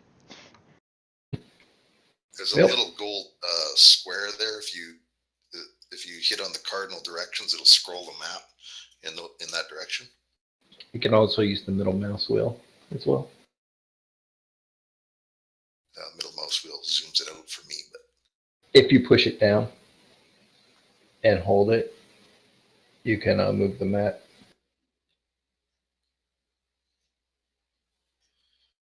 not for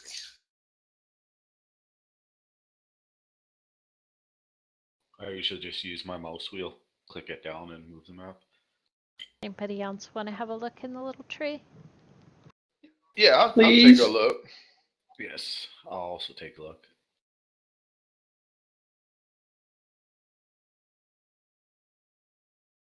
So, Survok, it looks like you discover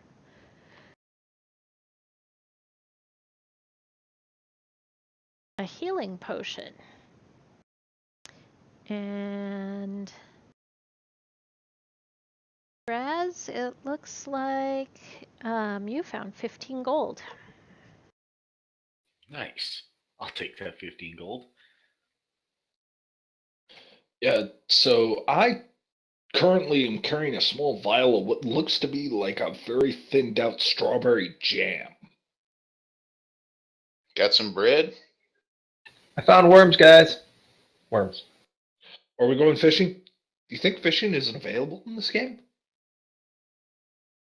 When they in probably doubt, throw the cleric in the water. Hey. Actually, there is water there. I go over to the water and wash my hands up.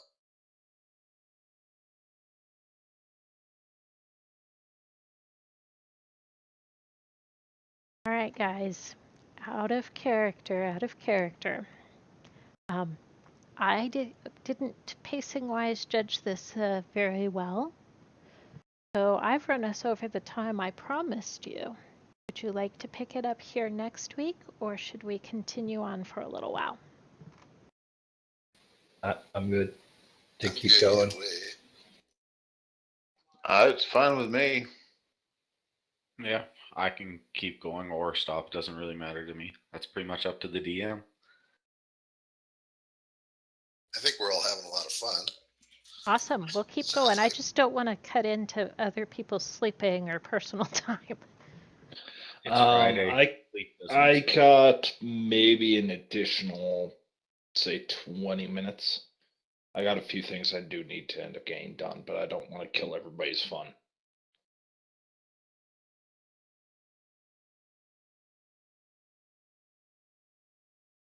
Again, don't matter to me either way. We can continue. We'll just go to the top of the hour. Does that sound good? Sounds good to me. Works for me. So, do we find any more tracks that lead Sorry, I around totally here? missed the decision. What were we doing? We're gonna continue till the top of the hour. Okay. Yeah, I was ranting to myself about my Twitch stream and not paying attention. So real quick, to add the healing potion, same way beforehand, if I recall. I can pull you one out of items real quick. It should be 2d4 plus 2. Just go in the library. It's in the adventuring gear. You can just pull it over to your inventory. I've got it. And if you want, I coded it on my sheet. So Oh, awesome. I will steal that. I mean, borrow. Of course I meant borrow. hey, it's your server. It's not stealing when it's your server. Quick question: all the character sheets and all that are saved on your server, correct? Correct. Okay, I was just wondering because I may have to uninstall and reinstall according to just to fix this console because it just keeps popping up every 30 seconds, and I've been putting it aside till now. Yeah, your character won't be lost. Are you having Yay! a console error? There's a white window that keeps popping up. Yeah, it's been like that the whole session, and I just put it right down to the very bottom corner of the screen, so it just stopped Might popping need to up clear over a everything. cache. Okay, is it popping up when you do certain things? No, it's just popping up every 30 seconds. Runtime error, unable to save file, common.xml to cache. It's clear cache error type thing. Well, we'll go over that after the game. I don't want to drag this out any longer as far as the out of character. Let's get back to the fun shit. I did a perception check to see if I can pick up the tracks. I rolled a nat 20. Very nice. So you do see tracks. The tracks you were following toward the lower left side of the map you're on now, and right off. Okay, after I wash my hands, I sit down by the water and I take my hood off my head, and I'm kind of feeling around the AR discs that are on my head to see if there's like a little button. I'm trying to find the options to turn on the, modify the display. So when you reach up to your temple, you feel like a flat, smooth, slightly metallic surface, and then skin on either side, but you don't feel any like buttons or anything on it. Yeah, I mean, I obviously can't see it. It's on the side of my head, so I'm trying to do it by feel. Is what I'm pressing the edges, touching the edges, seeing if there's anything that pushes or indents, or if there's a little blemishes in it that might be a button or anything, just to see, I'll do that on all three until they come and get me, because I'm very intently doing this, trying to see if there's a mechanical options button, really. Yep, and you don't find any physical button or dial or switch or knob or anything on it. It just totally feels like a flat metallic disc. On all three of them, I assume. Didn't she say the other direction the tracks were going? Hey, you keep messing with that stuff, you're gonna go blind now. Oh, I'm just trying to bring up the options, man. That's what they all say. Mm-hmm. Short sword, right? Yep. So I'm going to call you from now on. I'm going to send a message to Naal saying that continuing To follow the track. to follow the tracks. Sorry, you're sending that to me? Yep. Oh, sorry, we're leaving. Sorry. Yeah, I'm with you. I grabbed my stuff and hustle after them as fast as my imposed rate of speed. Little dwarf legs will take you. Well, I'm still me, but I seem to have this, this pack's getting heavy. Whew. The crippling weight. Right? Yeah. Oh, kidding. quit your whining. Let's go. All right, I'm wander up. really regretting not using my breath weapon right there for them. I mean, seriously, shooting out a beam of acid? How awesome is that going to be? That'll be cool. You should try it out. Just watch where you point it. Hell, we got one who's already going to throw out a gout of fire and potentially burn the forest down. So you wander along a bending and twisting path, following the tracks, and eventually leads to a small clearing and a hill.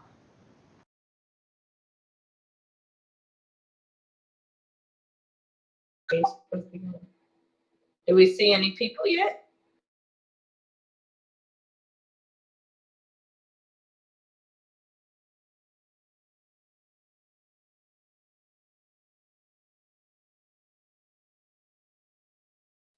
There's a cave, right? There's always a cave. There's always more than one. Come on. Look, we're looking for a goblin den, not an anthill. Please tell me it's not the size of a giant anthill with a whole bunch of... I don't want to think about it. I'm going to put that on my mind. Going to end up pushing forward. See what happens. Just keep I swimming. intend to fight everything until I find the limit of what I'm capable of in this world. Hey, you guys saw that those trees, the big two at the end, they had the yellow under them, right? And then the other ones had red, right? And you saw the green circles under us? I wonder if that means caution, friendly, unfriendly. I don't know. Like Red's bad. Stoplights, Red means go. Kill.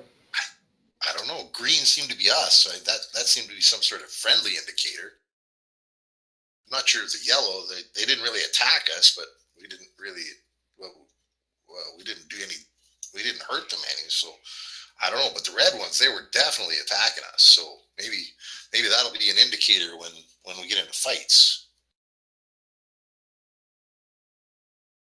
Did you guys see that? Yeah. I saw something of it. I mean, I was standing farther back, so maybe I saw it better than you guys. I'm not sure. Chicken shit. Really? What? All right, healing. No healing for you. Got it. You didn't happen to bring any baking soda, did you?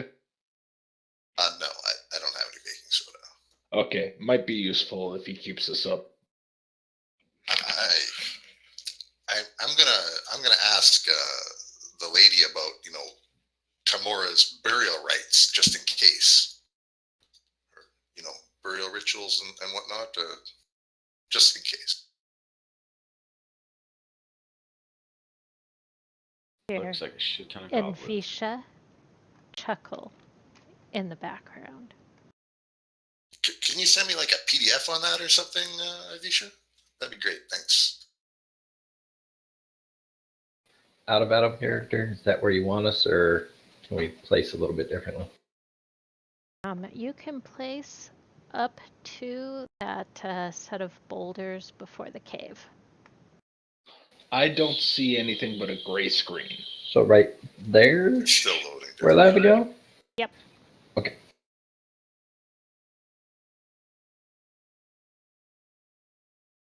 Are any of you getting the map? Yeah.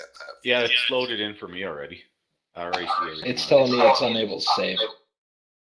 Yeah, I had to close my old map to get this one to show. Yeah, you're gonna have to do that pretty much each time, because she pushes out a new image to you, which is the map every time.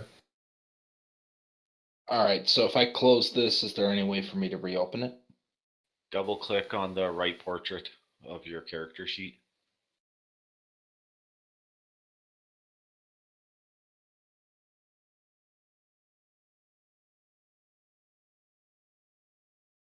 You can also click the images and maps, and all the shared thingies will be over there. Yeah, it's not able to load for me. I'm getting error campaign on how to load that particular one. So Okay, right click on your screen somewhere and exit back to the launcher.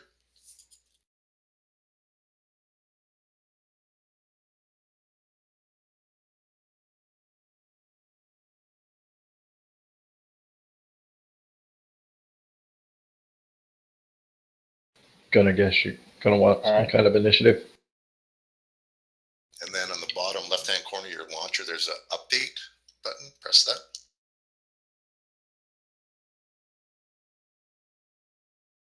Yes, but I'm gonna let get Derek back up.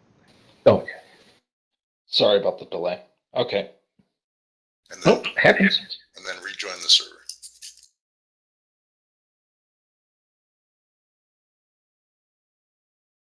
Hopefully that cleared it up. Nope. Got a error. Did you right clear the away. cache? How do you go about clearing the cache? When you exit out and you've got the before you load into this campaign, like you have select, join, and all that, there'll be like a folder in the top left area. You click that and it opens it up, and just delete the folder and go. I think if you click join, there's an actual button too that says clear cache. There might be.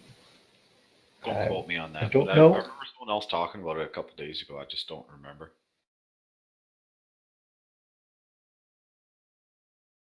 All right, so I go into the cache folder and just delete it, or? Yeah, because it's gonna reload all this stuff. The cache is basically, it won't be like if you have the program and your characters and stuff are on your end. It doesn't work that way. If it's information you're grabbing from this server and it's saving it to yours. So if you delete it, it'll just grab it again. So delete everything in it, but don't delete Just the no, you can folder literally itself. just delete the folder and it won't matter.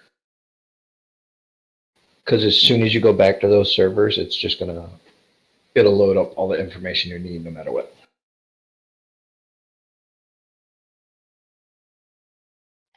All right, let's see if this works.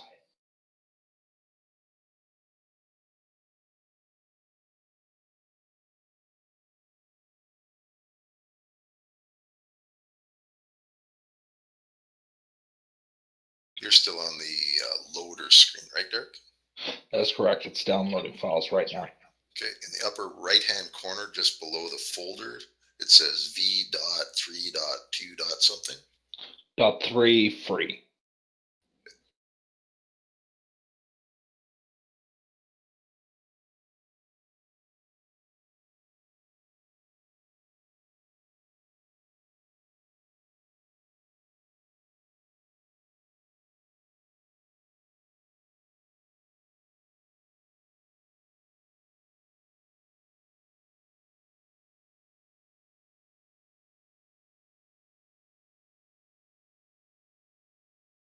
I don't know if it would have let him load in if he didn't have the correct version.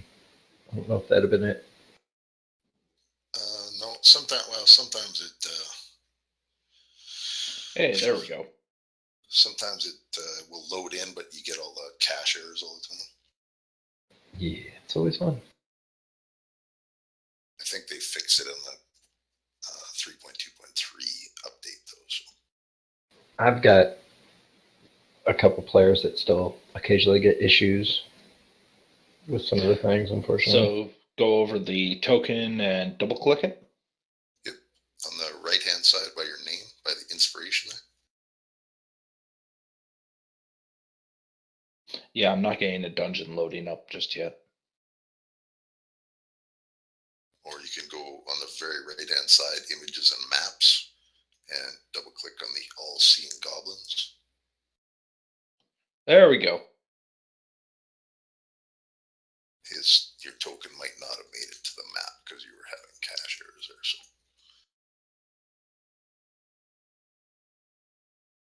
in fact, he's You're not right. on the map. So, Got it. there you go. You're on the map. And I can see the map. Woohoo! All right, onward. Great.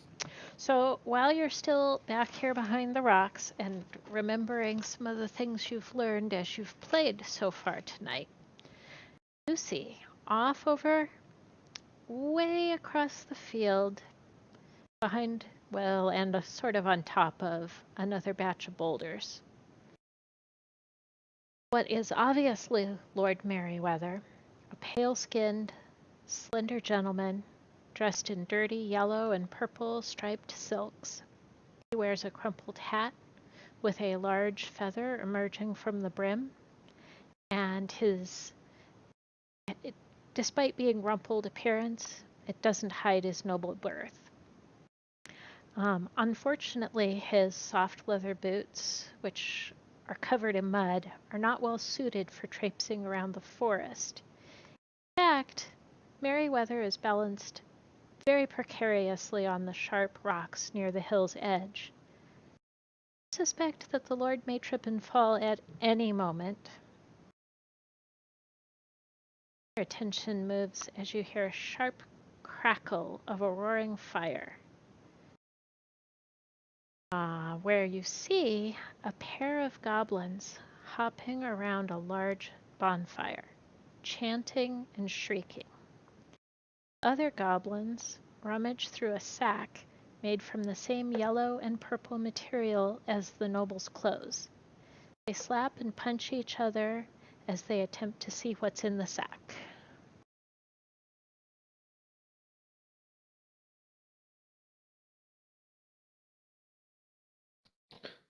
So what do you guys think? Do we just end up charging in and deal with them? Might spook Mayweather. I mean, the question is my character is technically a bugbear? Do I appear as a bugbear to the creatures? Goblins usually listen to bugbears. And the tree thing said that they're afraid of something. Maybe. I don't know. But we got to do something quick because it looks like Lord Merriweather might be in trouble over there. Although he might just be one of the NPC constructs, you know. Well, from what they were saying, he's not a character he liked to think he was, but he's not. Yeah, that could be just a program, though, right? Yeah. And his precarious position could be just, you know, to try and induce us to do something quickly. I mean, what if we just wait and see what happens? Well, I mean, it's out on a payday. We could always test out and see what goblins see us as. I can walk out there, and if they see me as a bugbear. So, Parlay, do you speak Goblin? Yes, I do. I think I do. I mean, but your character does, right? My character should be able to speak because I'm technically a bugbear. So, I mean, I can give it a go. All right, we'll go. Why not? I can Push try back. to intimidate them if that doesn't work. I push back my hood and But wait. if it doesn't work, we're going to be in a fight pretty quick. Isn't Xana a drow character? I am. Goblins are usually pretty scared of drow too. I don't know. And I speak Goblin. Are you going to try and intimidate him or what? What are you going to do? That's the plan. Okay. All right. I get right in front of him, and I just look him dead in the eyes. Okay, here's your motivation. You're 8 feet tall. You weigh 800 pounds. You can hurl one of these things into the next solar system. You have no reason to be afraid of them. March in there like you're the boss, and don't take any guff from anybody. Ready? And if it goes sour, scream like a girl, and I'll come running. Oh, we got that part, Hannah. Well, I go Okay, sauntering up. One more thing. I think I can help you here. I was reading about this when I was making my character. I got this. I have this spell. Hold on. I think I can guide you to be a better intimidator or something. I think if you bulk yourself up, lift your shoulders up around your neck and stomp your feet a little bit, stuff like that. That'll really help intimidate them. Okay. That sounds like a plan. Okay, so I'm gonna cast a spell here.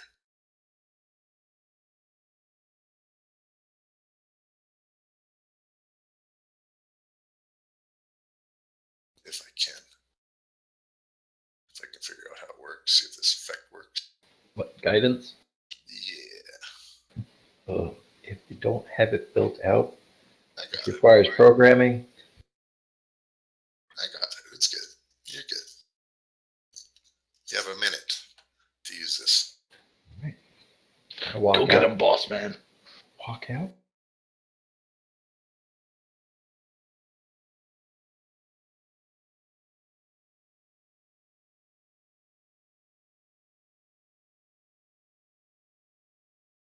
And now you guys should roll initiative. Oh. I wanted to use guidance for something else, though.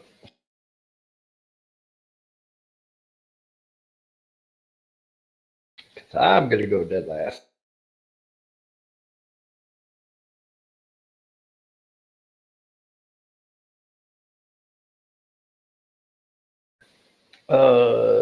Martine's character doesn't have the nameplate on it. Is that the one from the combat tracker or the characters up top?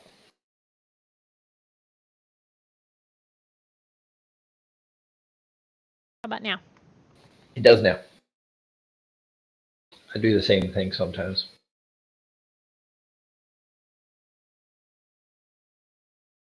All right. So Remt, was it you that was walking forward? Yes, ma'am. I'm over there in front. You Big old bugbear. Want to check out and see if they see us as me as a bugbear. You notice they start turning toward you, but they don't look like they're going to take up arms or anything.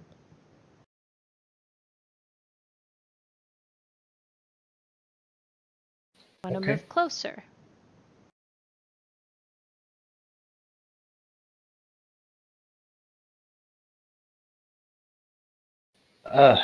Hmm. Shout at them? I What's the hope he plan? remembers his motivation. Hey, little gets, get over here. I want to explain something to you. I point my great sword at him, and then I point at the ground like, come over here. Intimidatingly, like, get over here and listen. So some of them do seem a little intimidated. The four closest to Lord Merriweather actually stop fumbling through his bag, give you attention, a little cowery. They look like they might start moving in your direction.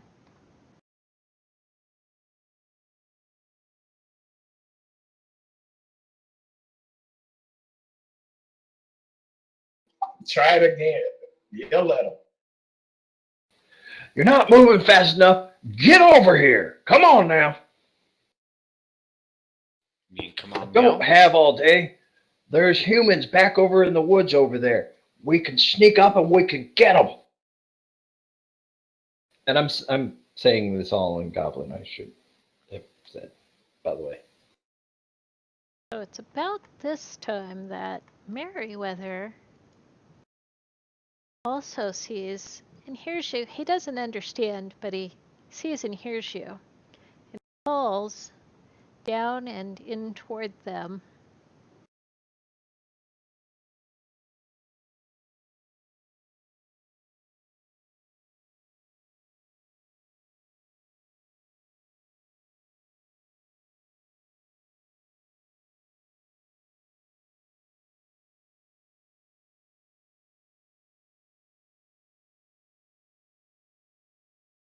Does he appear to be armed in any way, shape, or form?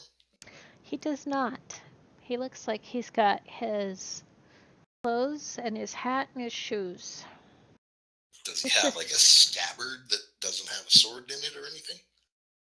You suspect that, ill-prepared as he was, probably has all of his gear stashed in his bag. I call dibs on the one that just fell. You get the other ones that are back over there by them woods. Pointing behind me.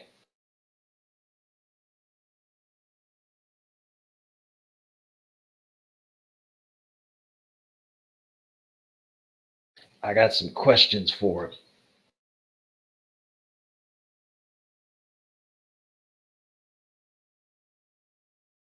They got some splaining to do.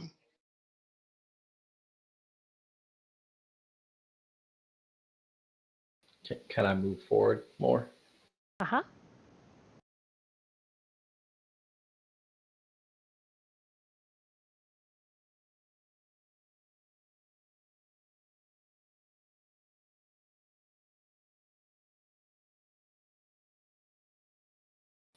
Can I double move?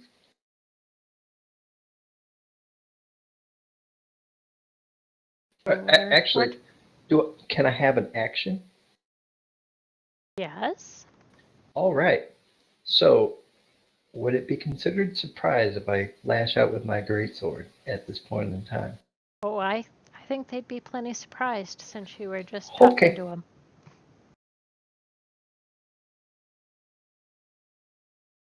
You know what? You don't move fast enough, little guy. And I point to this guy. No. I was fine right there. I have reach. How did you want me to work with that out of character? Because my character actually technically has extra reach. Just you have 5 foot reach, right? I have 5 extra feet of reach with any kind of melee action. You can hit him from there then. Yeah, I just didn't know if you wanted me to say like all of a sudden I swung out and it reached further or what. So that's probably a good key there. Okay.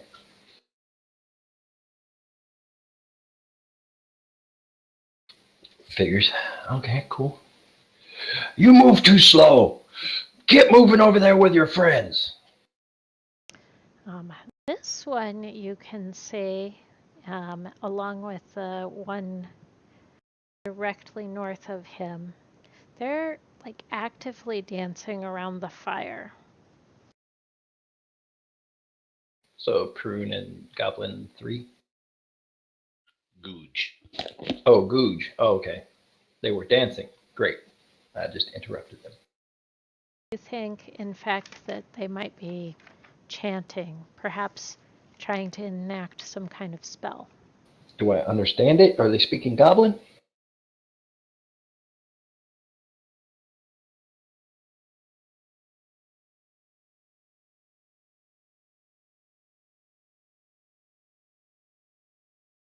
I do understand it. I think they're saying something about an angry eye, but then, strangely, the chanting takes on kind of a, I don't know, comical air, and the dancing goes a little goofy and weird too, and you start to hear, "Oh, wa, tagu, siam."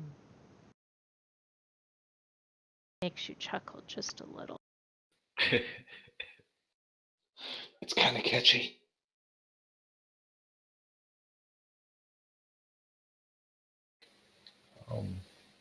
Spellcasting. Great. And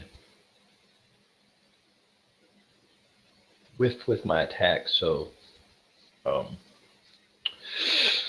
and they're just continuing to dance like whatever. They're ignoring me. They are ignoring you. Goblin 3 looks like he'll start to move.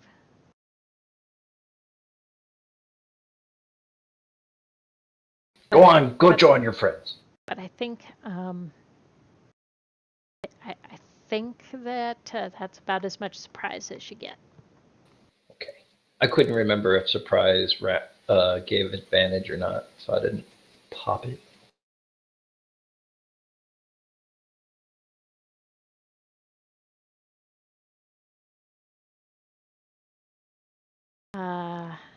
Thraz.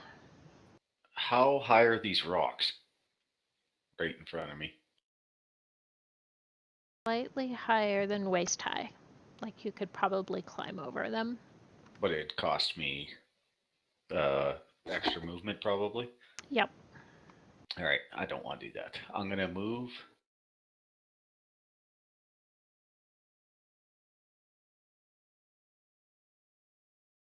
to there, and then I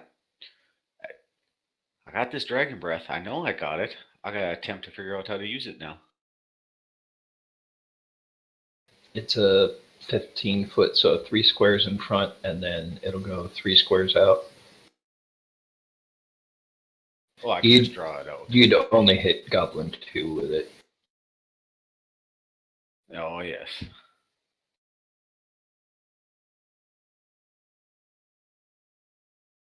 All right. Believe me, they were set up so right for it, too. Yeah. Just a little bit closer, little ones. I'm going to be this close, and I'm going to be like, surprise, motherfuckers, and throw a javelin at them. Want some fries? Just surprised your GM too. We're excited about the dragon breath. Yeah, if I can only hit one though, that's not optimal. Sarah disappointing. Oh, and I miss anyways. You miss. We're both missing, man. We're Not missing. so much of a surprise, motherfucker. More of a, you want some fries, motherfucker? Survok. All right.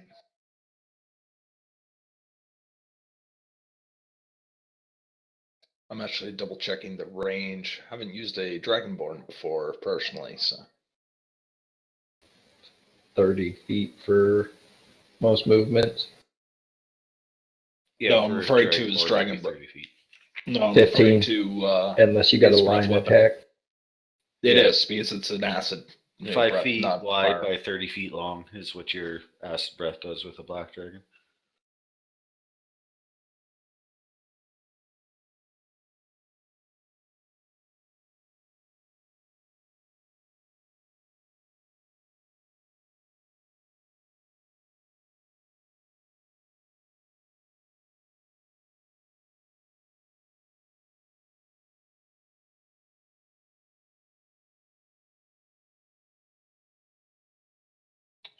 And I'll end my movement there.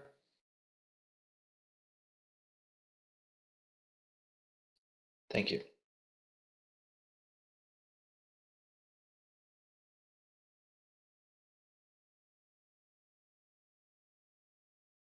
And I currently have that goblin targeted, correct?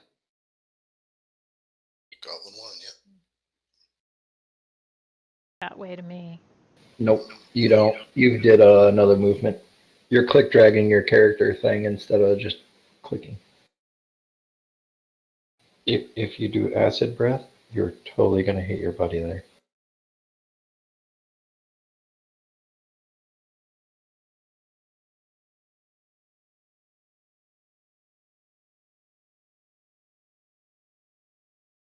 Nope. Instead, this is going to be the classic magic missile. Ooh, fancy. Alright. Are you attacking the darkness?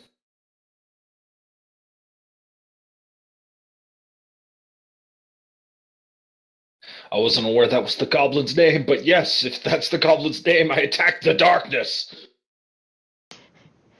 I hadn't come up with anything that clever. Goblin 1. It's now the darkness. Oh, nobody got the. Anything else?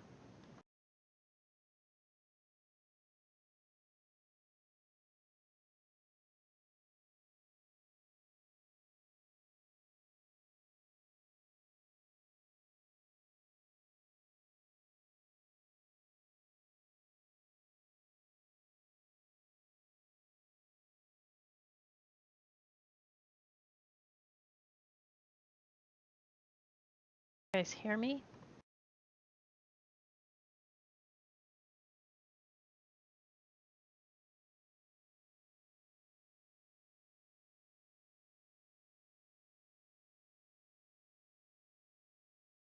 What now?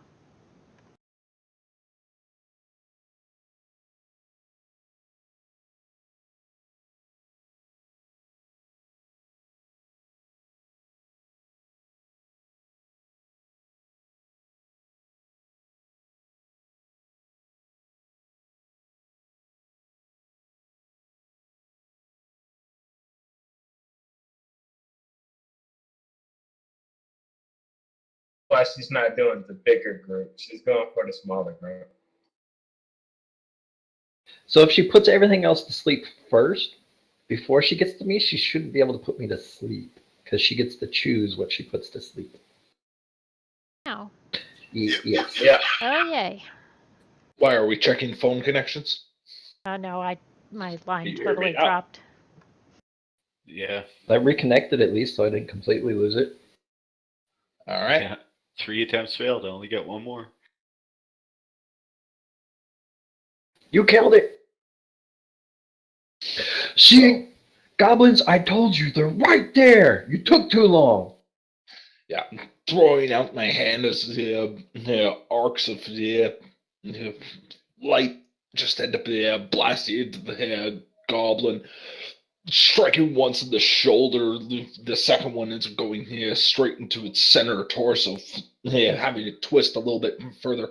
The third one hitting exactly where the first one hit, now taking a partially dislodged shoulder and completely severing the arm and taking a good chunk of the side torso as it flips around, crashing into the ground face first.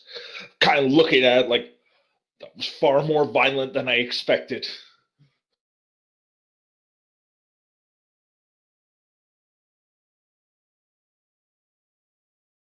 Anything else, or are you ready to pass your turn? I'm actually trying to find my turn counter so I can pass it. At the bottom of the combat tracker, there's a little dragon with an arrow. Yeah, I'm just looking for the combat tracker. Double cross swords, top right area. Thank you.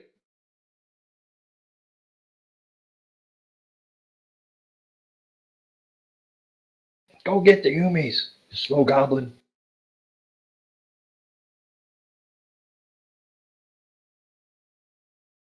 So, Gooch noticed that you were swinging on him Doesn't really care for that much.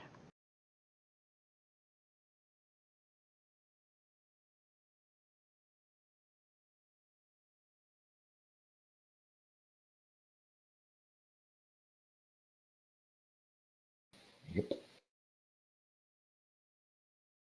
That did not feel good. For real.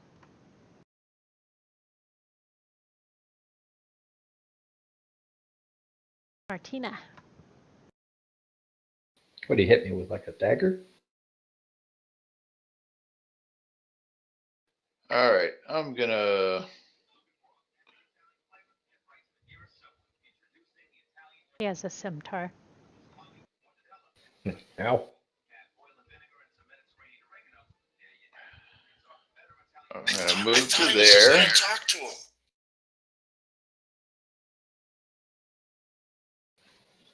I was trying to test out like traits and stuff, like racial features, and it just didn't work out. I wanted to test other things, but they do seem to see us as our character's race. It seems, at least, so that worked out. How come he swung at him? I thought I was gonna talk to him. So I murdered it. I'm gonna target Goblin 4 with my short bow.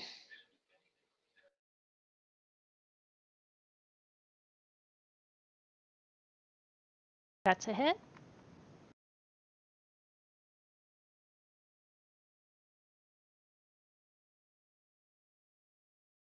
So it looks like, you know, not standing tall anymore.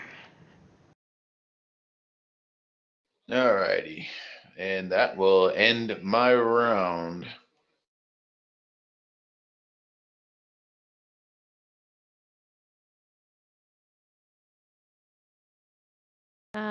Goblin 2. Short bow.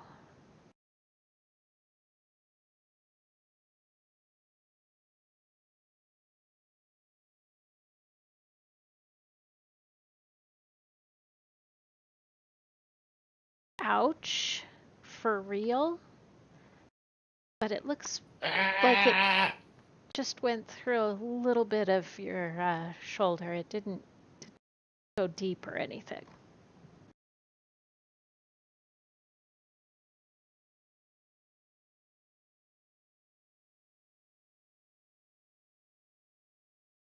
Goblin 3 is going to continue following after his buddies because, well, there was things for him to kill.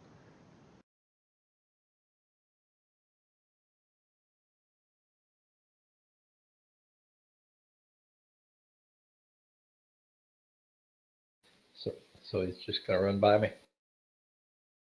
He's going to run around Googe. I would still be able to smack him. Okay.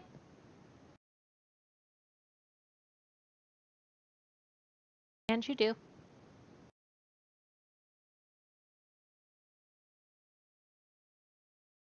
Yeah, he doesn't look like he liked that very much. Move faster, little one.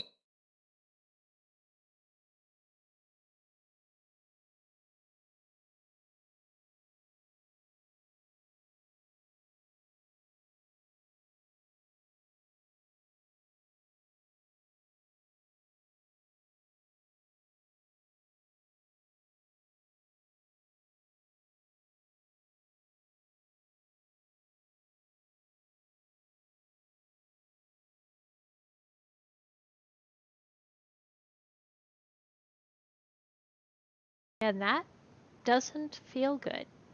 For real. Ouch, that hurt.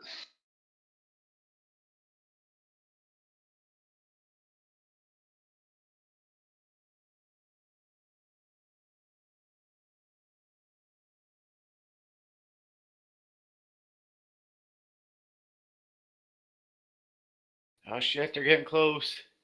I don't like this.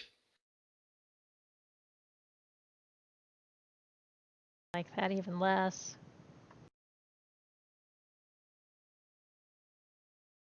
Guys, I might be dying. That hurt a lot. Your status bar reports you are at only 50% damaged. You didn't feel what I felt. That hurt. I like to stab things. I don't like it when they stab me back.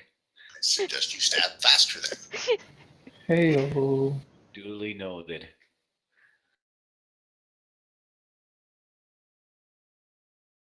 The other dancing goblin keeps going with the dance. Remt. Alright, so swing.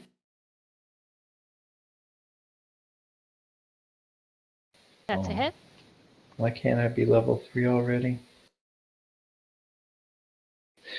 Bring my sword down. Add a little chop chop action and lob his head right off. And you do too. And blood and ugh, splatters all over the front of you. That was very inspiring. Give a roar and go over there. Actually, no, wait. I want to be right there, actually. Time Sorry. to take a guided tour of your That's a inside. little bit of reach. All right. And pass. Naal.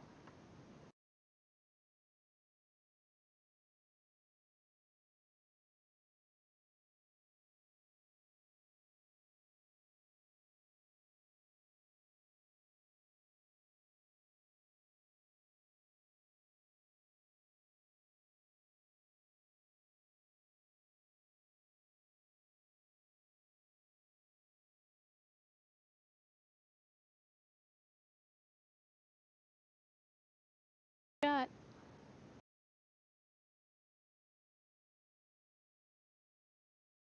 tails. Show him the light. It worked. Lit him on fire. Did you see that? I don't know if it lights him on. I smell that! It really stinks. Flame-like radiance descends upon the creature.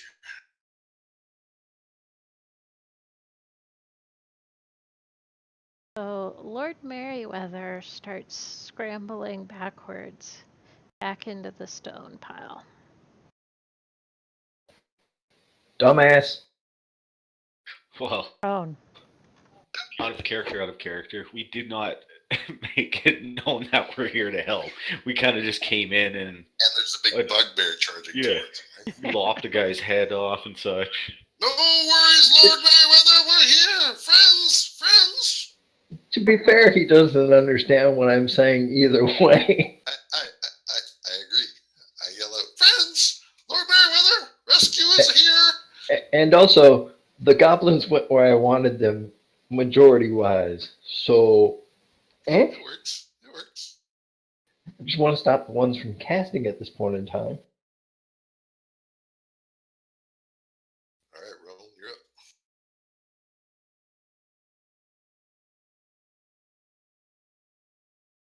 Make things dead.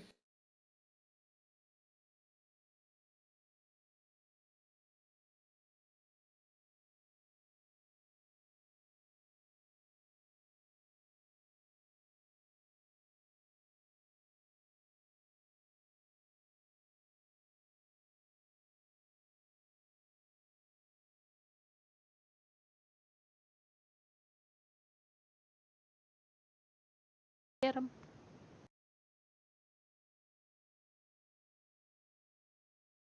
That's a hit.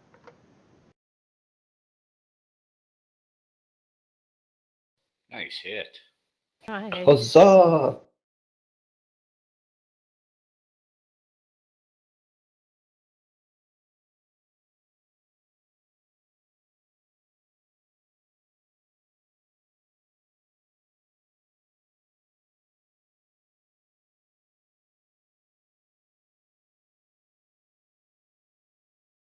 Yeah.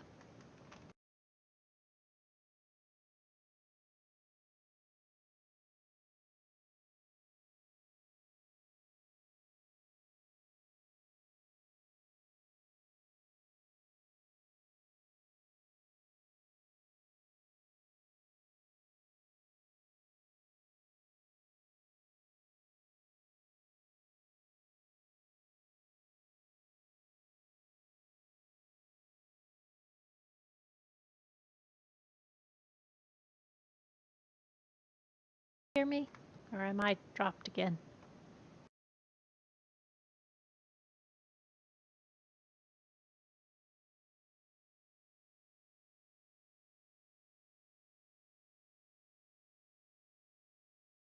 Yep. Me. Great.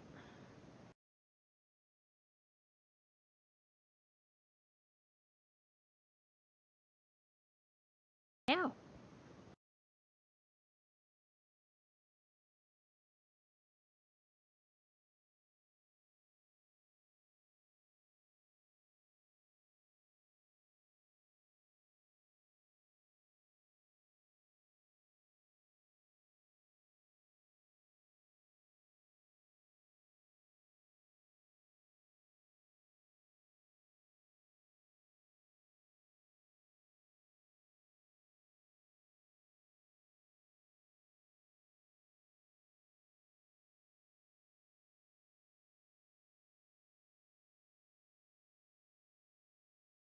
Oh, sorry about this, guys. My internet seems to keep going down.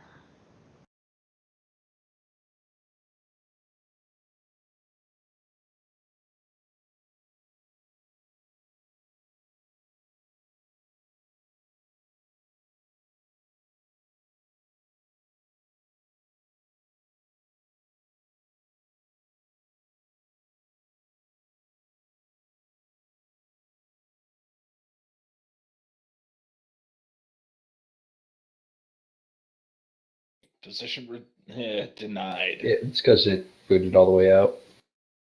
Yeah, everybody got booted. There's a part of me though that I'm looking at it and I'm going, I could draw a perfectly straight line, get all three guns, and not hit them. Remember, the line is 5 foot wide. That matters. Yeah, so you would hit Yes, it party does. members. It's very easy. If diagonally they are in a way that 5 foot line would hit them, it would hit them. Now. Yes, ma'am. Yep. Oh, yay, back again. So I think the server's back again. We're all gonna try and join, and we're all gonna get errors. Yeah, bog it down. We're trying to connect now. We're totally not discussing strategy while you're trying to reconnect. Totally not happening. We're not discussing strategy. We're talking about mechanics of the fantasy grounds and the You see this shit? skills. Whoa. See, now the hard part is how do we out meta the meta? It gets even worse. Technically, I'm playing my character as trying to metagame the games. Snap.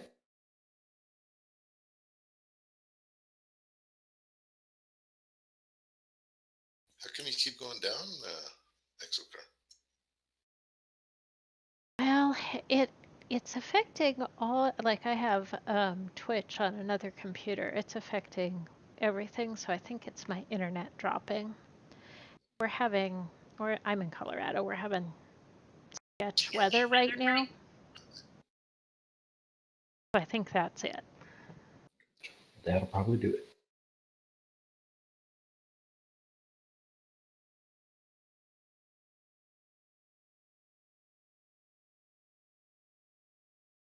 Yeah, if you position that you could hit them all in the line, you would hit Martine and Thraz with a breath.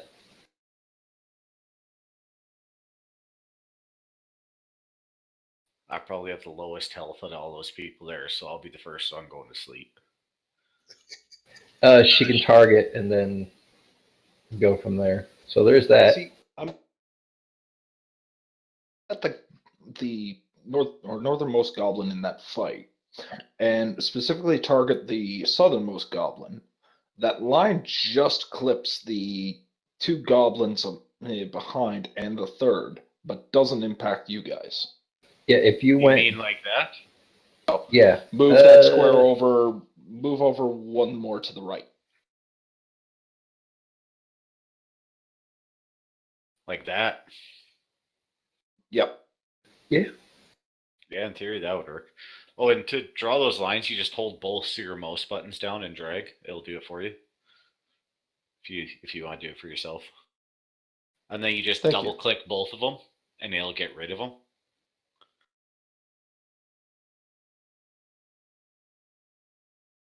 And yeah, whoever I was typing to in the chat before with the pointers, you can draw pretty much anything you want with the pointers option. Appreciate it. All right. Good night, sweet prince. All right. She has the area drawn, but how does she drop the effect into it? She needs to target all the things. Well, isn't it rolled 3d6 or something like that? And then that's the amount of hit points? Oh, yeah. And Fantasy Grounds doesn't do this mechanically, so you got to roll 5d8 and see how many hit points you get.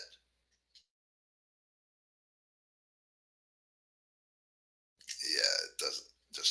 It's not going to do it. You got to roll the 5d8, see how many hit points you have to expend. And they're probably all going to sleep because goblins are. Well, they have more than 7 hit points, so. Yeah. Well, so the lowest is probably Thrazix right now, unless the goblins have less than 6.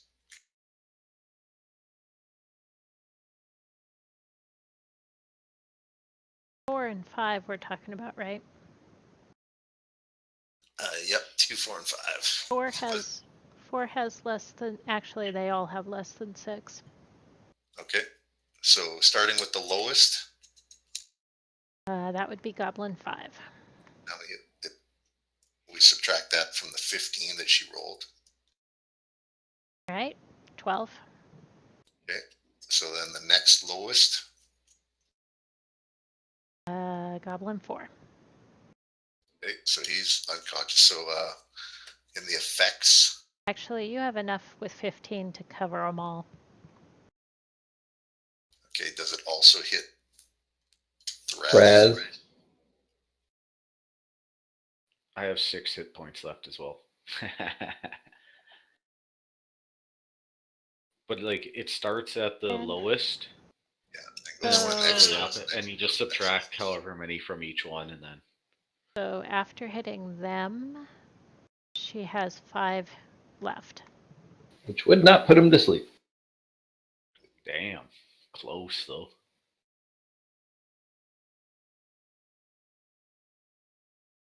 Okay, and then we can just coup de grace them. So they're all asleep now. Yes. That worked out so much better than I planned. I didn't have a plan. So, question. Mr. Paladin, sir, how do you feel about killing things that can't fight back? They're just constructs, put them out of their misery. Personally, as the character, I don't mind.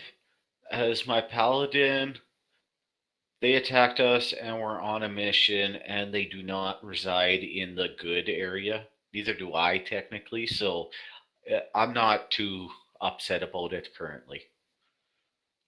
Yeah, All right, they're constructs. I go over and shoot one in the head. Murder.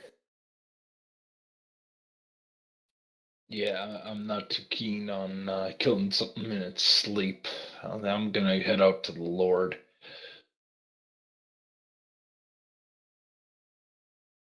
Hey, I shoot him in the head.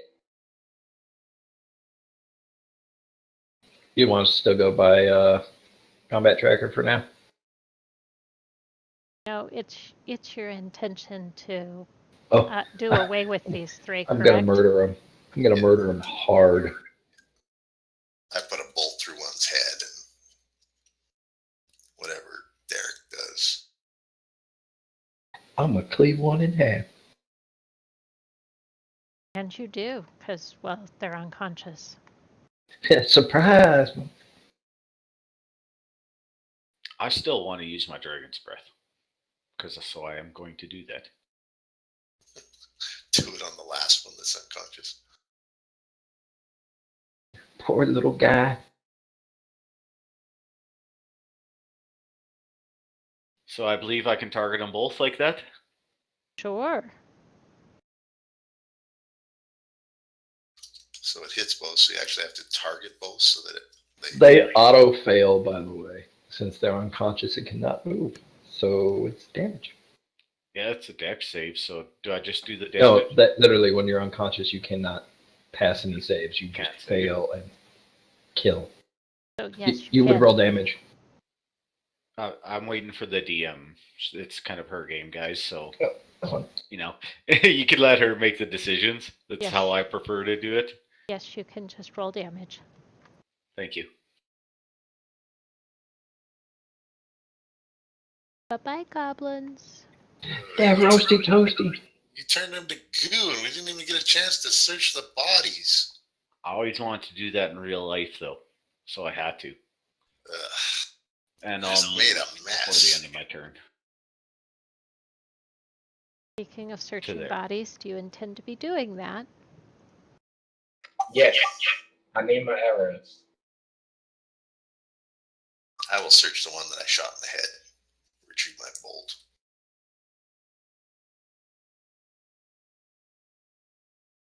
Find it. And you find Can I your search for arrows my too. lost javelin? Yes. Find it as well. Feeling Thank you. strangely I appreciate lucky. that.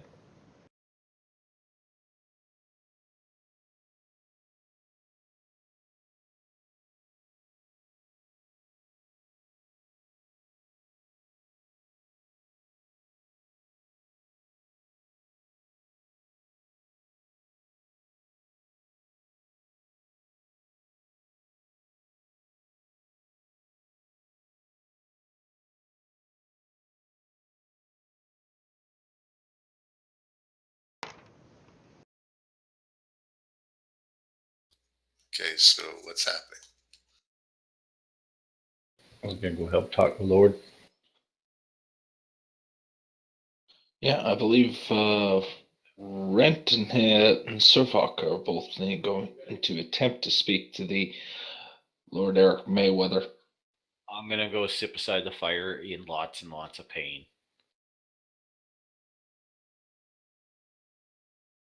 Tis but a flesh wound. Thrax, search those two dancy goblins over there while you're at it.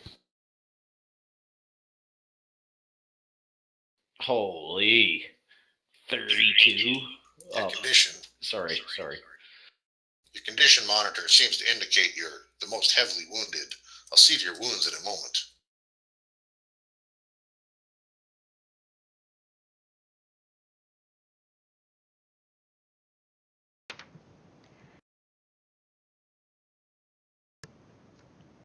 So aside from your arrows and stuff, you don't find anything of value among the goblins, except what is in Lord Merryweather's bag. It's mostly just, some scraps of food. Do they have weapons or anything? Find a small knife. You're disappointed. No, that's fine. I'll take the knife. I don't have a blade to skin rabbits with, so I will take the small knife. Excuse me, skinning? I'm a professional leathersmith. I can skin and cure any leather and make any armor or leather work out of it. All right, cool. Well, if you know how to field dress a rabbit for cooking, that'll be awesome. Cooking? No, I only take the skin. So what's the little lord that is currently cowering? Is he responding in any form or way?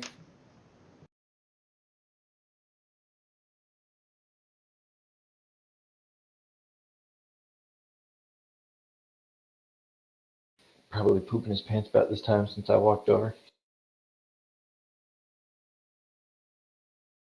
Lord Merriweather is grateful, thanks you profusely for saving him from having to fetch his things from the goblins.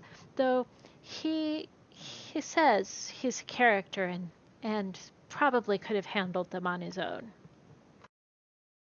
Oh, obviously. I'm gonna cough. Bullshit. Regardless of the case, my lord, they are requiring you to return and have said for us to end up retrieving you. I fear your romp in the forest is over for the time being. If you'd be kind enough to join us, it would be most appreciated. He agrees to follow along with you. Thrazix, let me look at those wounds. I stand up and show off my bleeding shoulder. Holy XP, Batman. Oh, Yeah, oops. I left the neutrals in, so Forgot that's to not carry the right. one. I gotta fix it, guys. That's alright, I'll just adjust my XP back to 0. Oh, that would be super. You're not fully healed, but at least the wounds stop bleeding. Appreciate that. Means a lot. I'm not so sore, I won't be so hurting in the morning. I don't think you'll be hurting once we get out of the game, really. Guess we'll find out. I've had dreams where I woke up and I was sore afterwards and I'd had no idea why.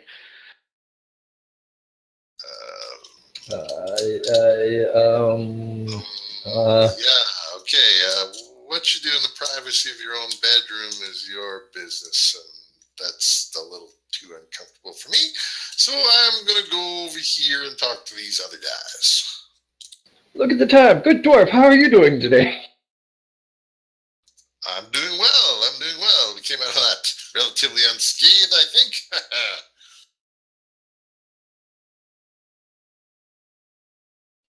Seems to be the case. All the time.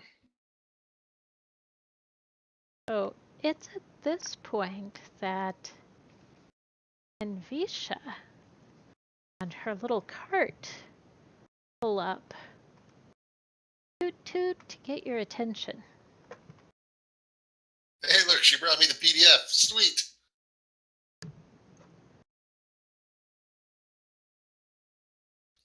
and Haitian, we got some things to talk about.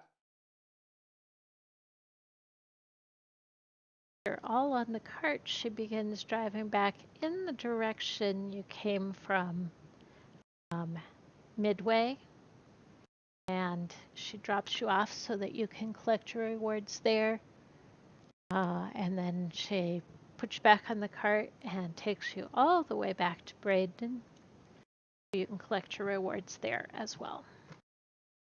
Sweet. Taxi service while adventuring. Gotta love that shit.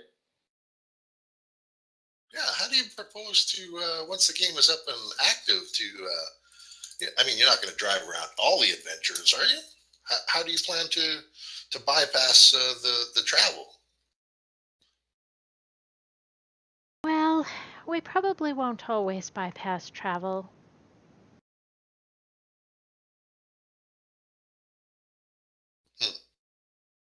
As your eyes get big.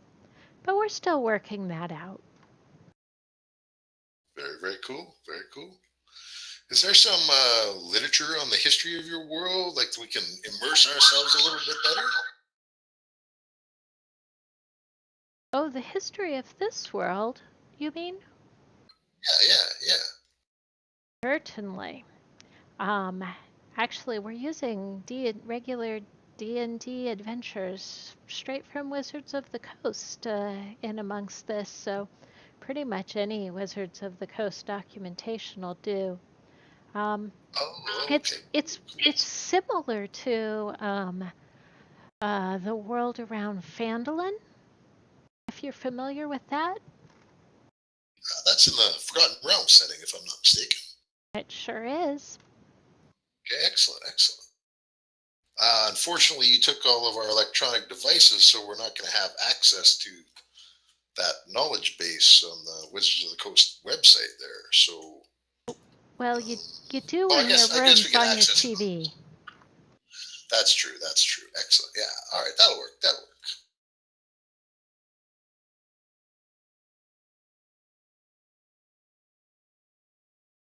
So the heads up display that comes up during combat, is there options to adjust that? I was looking for the options tab there, and I couldn't find it. You know, I'd like to display the character names over their heads with the status bar and whatnot, so that I can remember in character who's who a little bit better. Is that a possibility?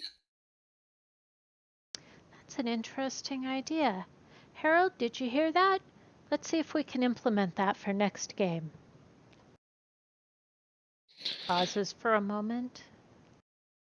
So Nods as far like as she's talking to someone, and then turns her attention back to you. So as far as us being able to look at each other, we'd stop seeing each other as us, and we would start seeing each other as who we're representations of. I'm just asking for your in-character name to be over your head. That's all I'm asking for. So that when I visually look at you when we're in character, I can see over your head your name is I don't know what character are you playing? Survok, right? Yeah.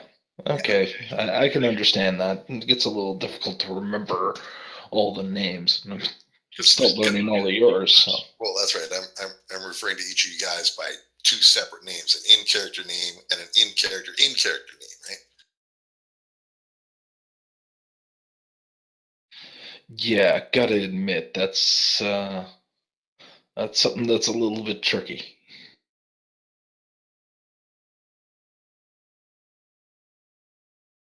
I guess if we wanted to make it a fully immersed experience, we might just end up using the character names since that's what we're going to be knowing each other for the next week with. Right. I mean, that'll be, you know, once we shift to the fully in character play. You know, at this point, we're still switching between the out of character and the in character, right? Well, can you really blame us? I mean, Oh no, that's what she's looking for, right? That was the point. So, Envisha asked you to, before you go to bed tonight, if you would complete a survey describing your experiences and how real or lifelike they felt or didn't feel. Anything that you noticed that was difficult or anything. So what she wants to know is how you enjoyed the augmented reality, not how you enjoyed this particular Bolo's Guides quest. Okay, Is it supposed to hurt so much? oh, well, you're not really damaged. I mean, the pain seemed like it was a little on the high side. At some point, we move out of the augmented reality when we get back to the rooms and stuff, right? Oh yes, when we get back, we'll turn the reality device off. Okay, and are the wounds going to be persistent? Like, are we going to be feeling bruising or phantom pain or whatever from any wounds we suffer? Like that's a little bit of a concern for us. What happens if one of us our status bar gets to 0? What happens then? Well, I presume you guys are all going to have a long rest, right? So your wounds will heal anyway. But yeah, character when we're in the AR, but out of the AR, that's what we're asking. That's what I'm asking, anyways. Oh, out of AR, when you turn that off, you shouldn't feel it anymore. Interesting.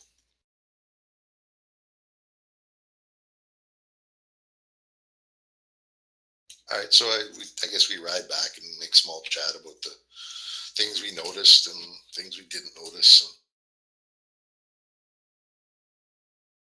It gives you back to the care and keeping of we'll say a maid or a housekeeper who serves you out dinner because you have been out all day. And then you have free roam again. Go to the smoking area, you can watch TV, whatever. All right, I spent some time on the survey. Some of the NPCs seem, stiff and unresponsive, or that sort of thing. Perfect. the blood seemed particularly real and difficult to get off your hands. Requires more pee to remove blood than necessary. Right. Perhaps a user guide in terms of how to spell cast would be a little bit more. It's not necessarily intuitive. So a little walkthrough perhaps might be in order. Stuff like that. Perfect. Well, guys, I've run us way over. Do you have anything you want to throw in before we end our session for tonight?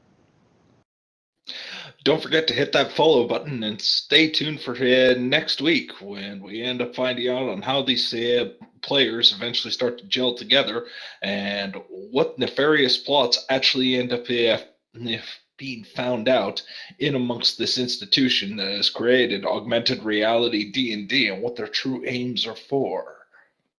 Wow, is the stream still on? Indeed. Cool. Well done, sir. All right. That sounds like a wrap, guys. Good night. Thanks for playing. Good fun. Good night, Thanks for having guys. me. It was quite fun. Thanks for joining us, stream. It was awesome. See you next week.